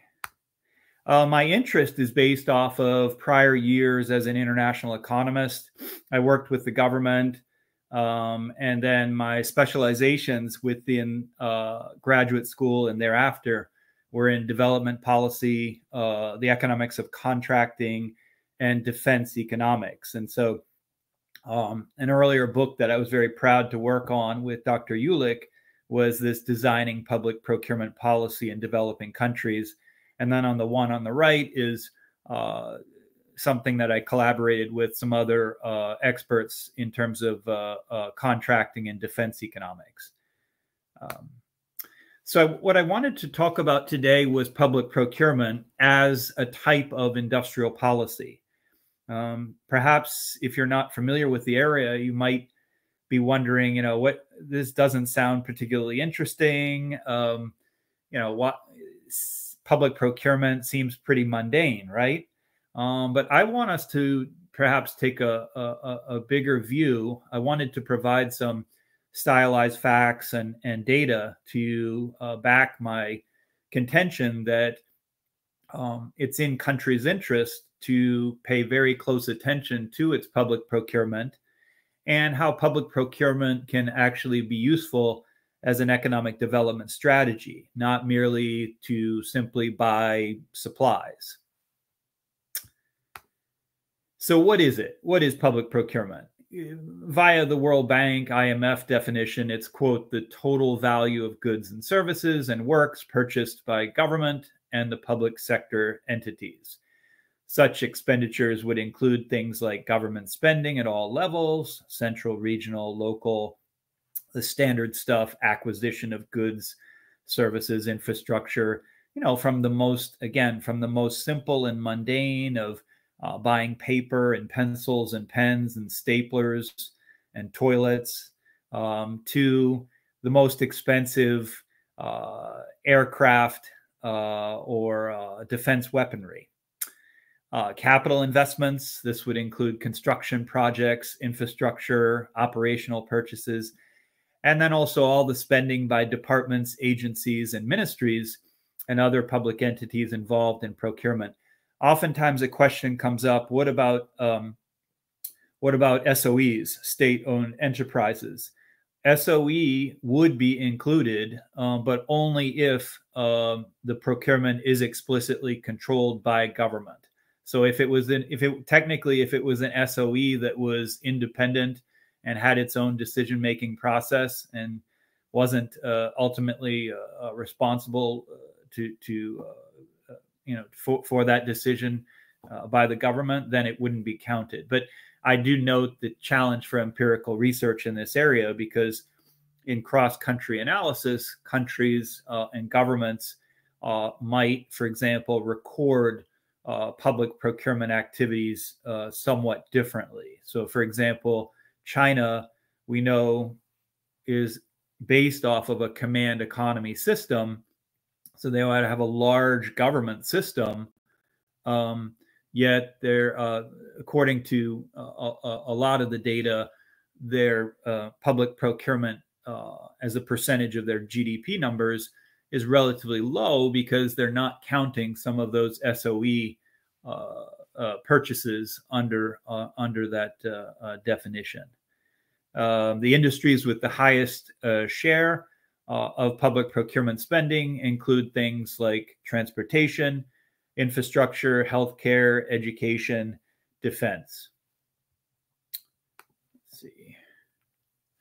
Estimates, if you're wondering about the size of the public world public procurement market, would be about 12 to 13 trillion with a T, trillion dollars in 2022. So this is a massive market, and it's been the effort, right? And tremendous progress has been made to open this market to competitive bidding since the GATS GPA, right? The Government Procurement Agreement in 1979, and follow-ups to the GPA and the World Trade Organization thereafter. However, I argue in other places and in the current work that I'm doing, I argue that the pendulum has really swung too far towards unfettered free trade and public procurement, irrespective of the level of country development, and also concerns about national sovereignty. So this really speaks to how the pendulum had shifted after the Washington Consensus, the rise of the Washington Consensus towards globalization in the late 80s and 90s and early 2000s. And now there's been this pushback. And so the rise of industrial policy and the rise of populist national economic policies are swinging the pendulum back a little bit, which I think probably is a good thing as long as it doesn't go too far. I think you can see it. It's a little cut off on my screen, but at the bottom there, it says it is critical for the middle and low income countries to use exceptions to the WTO. So joining the WTO has wonderful demonstrable benefits of being included in the most favored nation status for trade purposes and trade agreements. So there's lots of benefits of joining the WTO, but I certainly would advise that lower and middle income countries retain that ability to have waivers and exceptions, which is their right, because the WTO's GPA is a plurilateral agreement, which means that you can join the WTO without signing on to all of the requirements of the GPA. Just so you can see the size of the world public procurement market. So the most advanced and large industrialized countries of the world, shown here in the yellow color, is probably not surprising to you that public procurement spending would be the largest in those countries at over $100 billion annually. And then you've got the middle income and the low income groups. Just so you can get a sense for how public procurement spending compares to overall spending, the graph on the right side, this right panel, is reflecting how much public procurement spending makes up the entire government budget. Okay, so if you look at the OECD EU average, right, it's almost 40%. So 30 to 40% of all government spending is due to public procurement expenditures. And then on the panel on the left, this is public procurement spending as a percentage of GDP. So for the vast majority of countries around the world, both low income, middle income, and high income, it is about 10 to 20% on average. So these are, I point this out because this is sizable, non-trivial numbers. We've got to get this right? We have to have wonderful efficiency of the public procurement process, just in the transactional needs of the government and using taxpayer money, but also we want to tap into that potential for economic development purposes. I did some basic descriptive statistics, some data analysis from the World Bank's very rough data set. There's a lot of missing data, so I was only able to get 97 countries, but you can see here that the middle 50% is in the middle of the 97 countries is about 9% public procurement spending as a fraction of overall GDP. This 35% is, I believe, Lesotho in Africa. And the minimum, I believe, was Mozambique in Africa. I have to double check that, but it's a very low one. And this speaks to, again, the issues, right? The fraction of public procurement spending as a fraction of GDP really will vary. You know, is it just based off of wealth? No. It's more based off of the economic system that is being used by the particular country. It's based off of the size of the country. It's based off of the governance and institutions. Countries that have better governance and institutions are shown to be able to be better positioned to efficiently engage in public procurement spending, as opposed to all of it being direct government spending within the government. These are just specific numbers. So you see, even for a country like Algeria, for example, which is certainly not one of the largest countries in the world, but we're talking about $31 billion on average annually that is public procurement spending. Now, the question becomes, to what extent do we want that to be fully open tender and open to world markets and world competition to take advantage of lower prices? And to what extent do we want to use that $31 billion to promote and foster domestic economic development? There really is not a strict relationship, as I intimated before. There is no strict relationship between the wealth of a country and GDP per capita. This is GDP per capita on the horizontal axis, and this is public procurement spending as a percentage of GDP on the vertical axis. And you can see there is no statistically significant relationship between these two variables. And that's also shown by the correlation matrix. So we have this basically a heat map here. And so you see a fairly strong correlation, as we would expect, between a country's population and a country's GDP, right? So the correlation was positive and 0.78 for population and GDP. But if you look at, again, what we just showed on the graph, when we look at public procurement expenditures as a fraction of GDP and its relation to GDP per capita, it's very low in terms of its correlation. As folks who are attending this conference, people that are very much interested in industrial policy, I'm probably not telling you anything that you didn't already know. If you're attending this conference, you know that the common industrial policy levers are the ones that are shown on the screen here. And of course, my focus has been on the last one, in the use of public procurement as one of the tools of industrial policy. So observation one, government needs to purchase a subset of goods and services to fulfill obligations to society. Observation two, government has buying power in imperfectly competitive markets, and they should be able to use that leverage to extract rents. Proposition one, government can therefore choose the degree to which it will influence the exchange margin. Is it going to target a particular product or activity? Is it going to target a particular targeted supplier, such as, when, a famous example would have been semiconductor chips in the United States after World War II in the 50s, into the 60s and 70s. And there was just not enough private sector demand for these semiconductor chips. But the US government and the US Department of Defense viewed these chips as being very important moving forward.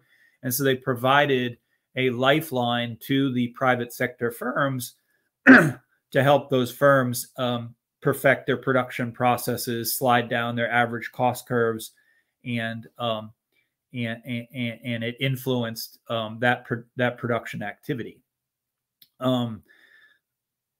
Industrial policy is not binary. It's going to be a spectrum of use. So it's not just, should we use public procurement as industrial policy and it's across the board, or we should not, and we should be entirely free market and follow all of the high standards of the WTO and GPA. I view it as a spectrum.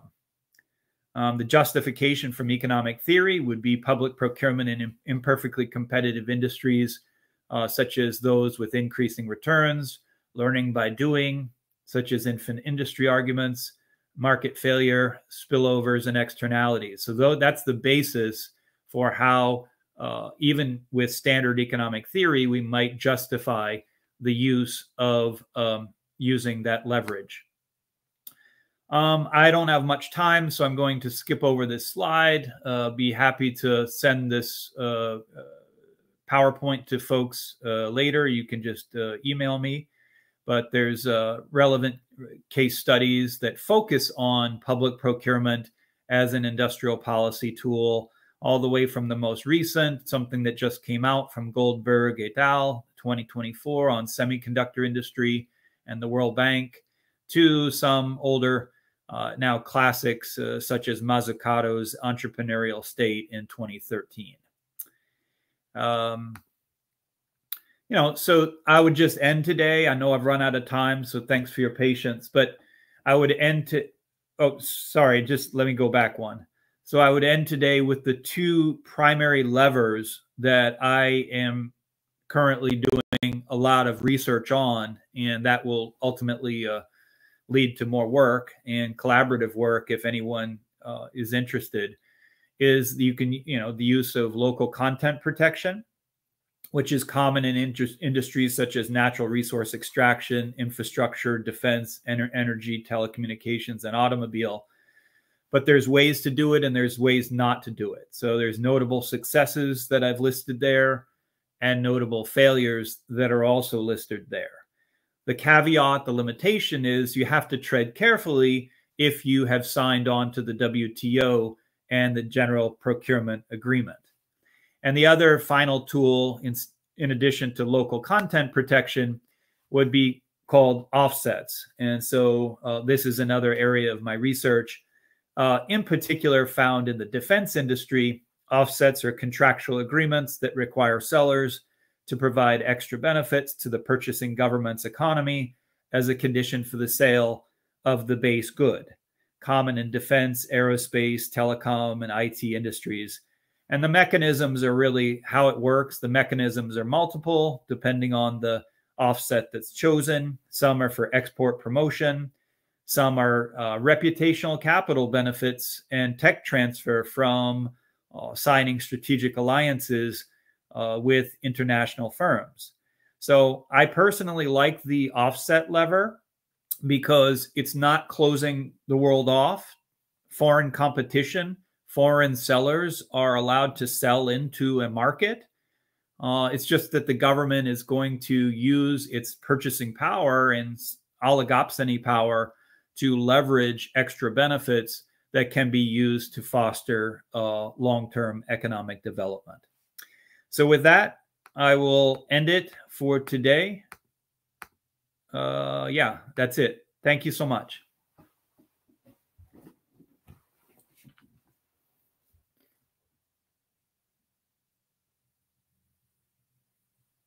Okay, thank you then. We will now proceed with Sayın Karabulut, who will be presenting a paper on international and national regulations on climate change and problems in practice.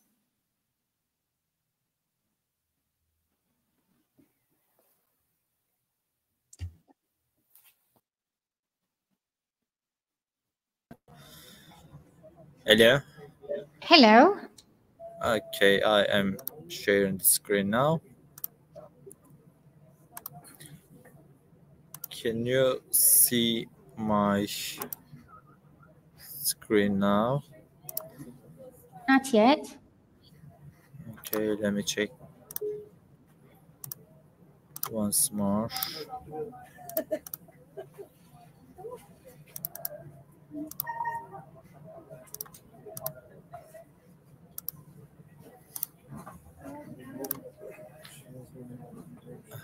So what about now? Is it shared? Yes, we can. Okay, thank you very much. So I am Saim, working in the University, OSTİM Technical University, as a project specialist. So I'm going to briefly present the international and national regulation on climate change, and lastly going to give a brief information about the problems in practice. So as it is known, the climate change creates environmental, economic, and social impact on a global scale, requiring comprehensive legal and political interventions at both in national and international level, as IPCC describe. So in international agreements such as United Nations Framework, Convention on Climate Change, Paris Agreement, along with national adaptation and mitigation policies. I'm sorry for interrupting, but we cannot see your presentation on the screen right now. So let me share it then.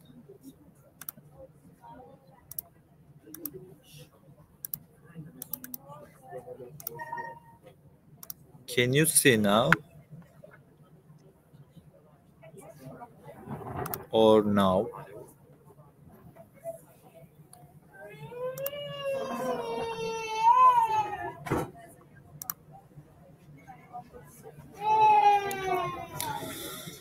You share your screen, but not the presentation. So I did share this presentation too. Let me just...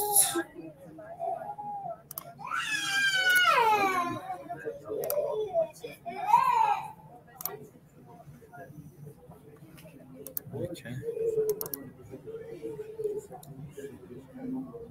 So can you check it, please?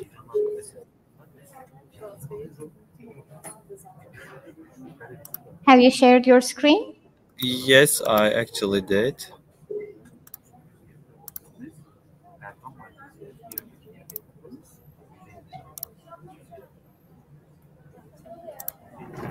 So just we'll try from here once more. So what about now? So Okay, it's on now. Thank you. Okay, so thank you very much. Sorry for interruption. So as we said, UNFCCC and Paris Agreement, along with national adaptation and mitigation policies, these are serving essential tools in the fight against climate change, basically. However, as it is known, several challenges arise during the implementation of these legal frameworks. Could be actually summarized as policy enforcement, resource limitation, and lack of coordination.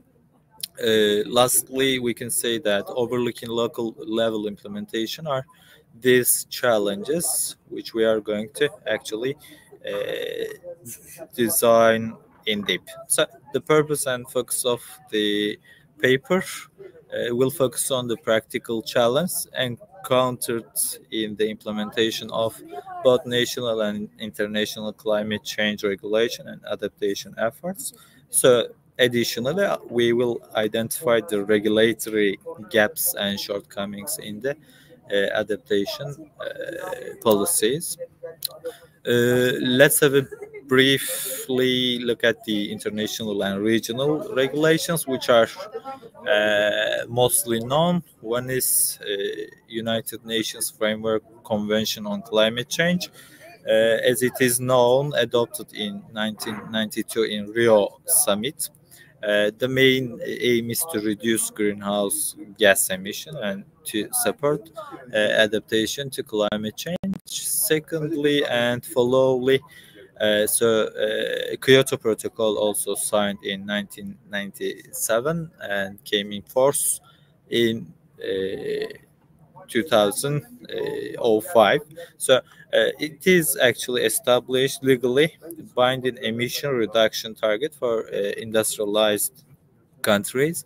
So additionally, we have Paris Agreement, which is a milestone actually in the process of international climate change regulations, which basically aims global temperature rise actually to decrease to its let's say constant degree, which is 1.5. So countries commit to reducing emissions through national determined contribution in the Paris Agreement. So we also have a European Green Deal as regional regulation on climate change, which is actually can be described as a comprehensive strategy for the EU to achieve climate neutrality by 2050.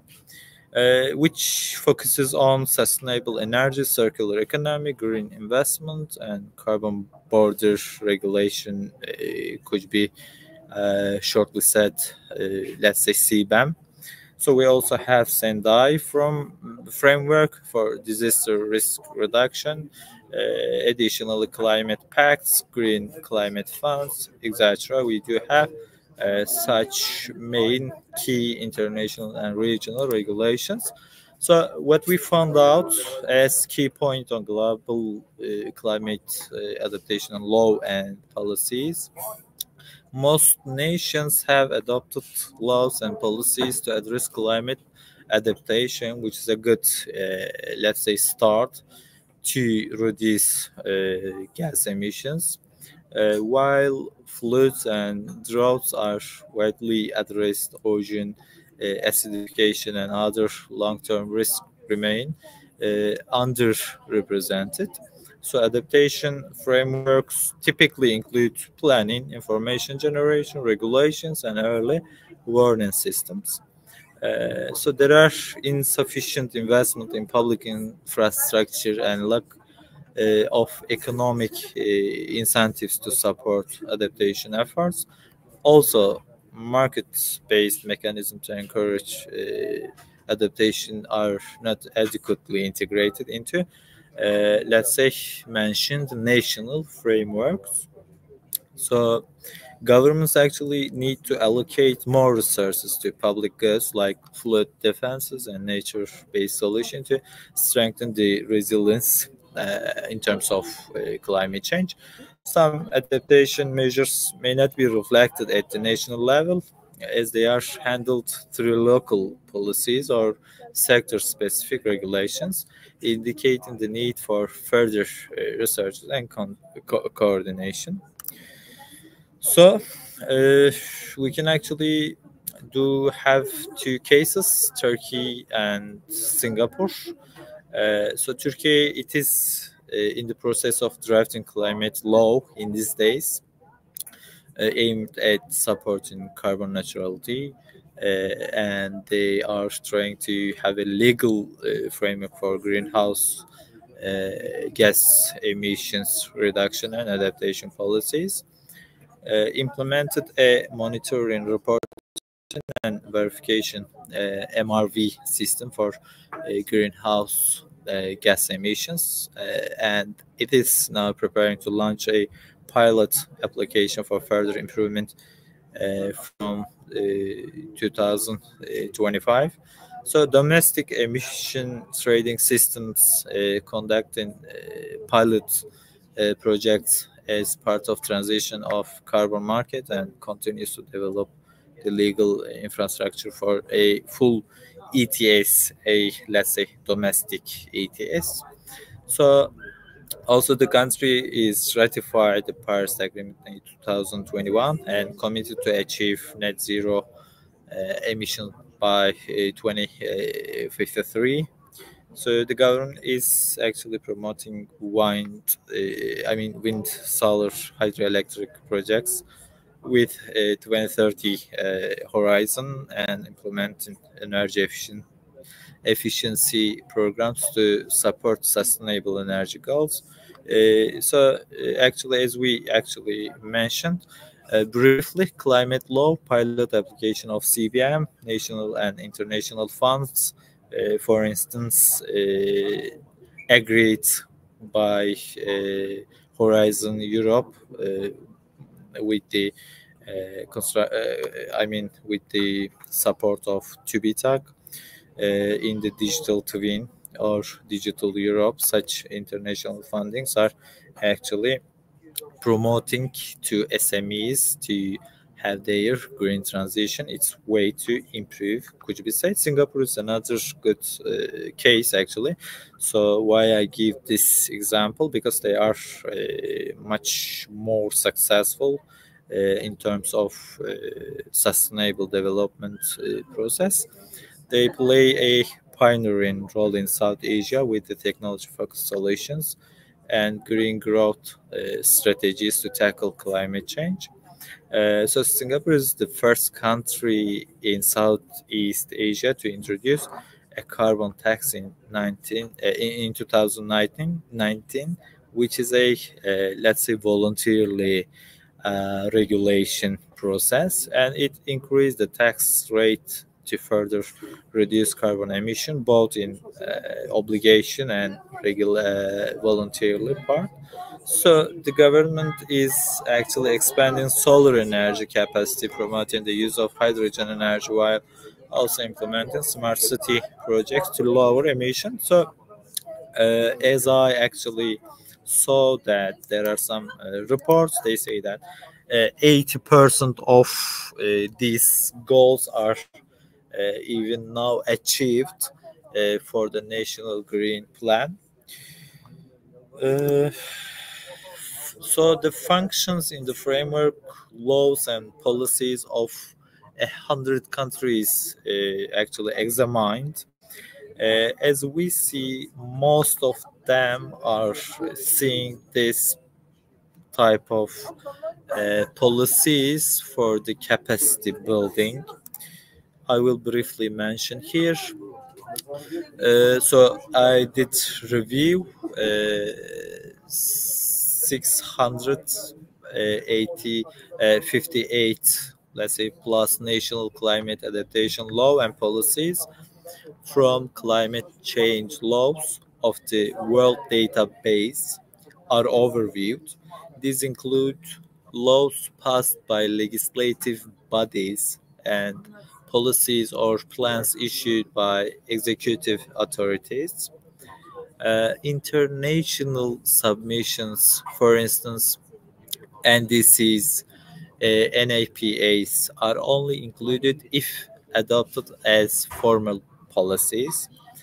The review covers 100 countries selected based on size, geography, and income levels. The basic overview focuses on understanding national priorities and resource allocation through frameworks such as climate change acts and adaptation plans. We can actually summarize that key functions categorized as capacity building, which include knowledge generation, research and education, regulations, which almost the same standards, building codes, and spatial planning. Thirdly, incentives can be said taxes and subsidies. So the governance and planning, institution creation, strategy development, and policy monitoring. Lastly, direct investment, such as public goods, welfare schemes, and climate finance, are the key functions that we actually can summarize on this 100 countries methodology on climate adaptation policies. As overviewed, adaptation policies often lack coordination across the sectors and can overlap with disaster risk reduction frameworks, making comprehensive tracking difficult. Local level actions are crucial, but not always reflected in national policies, creating gaps in understanding and alignment. More focus is needed to ensure national frameworks effectively integrate adaptation efforts at local level, can be set, as we saw on the, let's say, World Database on Climate Adaptation, which included 100 countries and 658 plus national climate adaptation. So my presentation is now done. Thank you very much. Have a nice evening. Presentation. Do we have any questions? Okay, I believe there is not. So thank you once again for joining us. Okay, so before we end our conference, I would like to begin with expressing my heartfelt thanks to our rector, Professor Dr. Murat Yülek, for his visionary leadership and unwavering support. My sincere gratitude also goes to Dr. Egehan Özkan Alakaş, the head of the organization committee, and the lecturer Ayşe Atabey and lecturer Zehra Sever as their role of deputy heads. Your dedication and hard work have made this event a success. We want to acknowledge Instructor Yusuf Sönmez and Instructor Elif Nur Alparslan. Thank you for your valuable contributions as the translators and the MCs of the conference.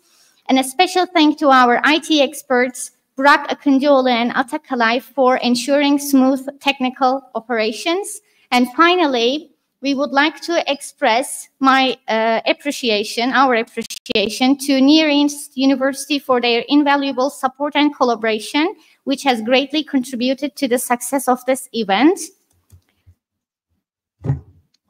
Ladies and gentlemen, as we approach to the end of this year's Strategic Economic Planning and Industrial Policy Conference, we would like to thank each and every one of you for attending and actively engaging in this fantastic conference. Your presence, enthusiasm, and participation have made this event truly memorable. We hope to meet you again next year's SEPİP conference.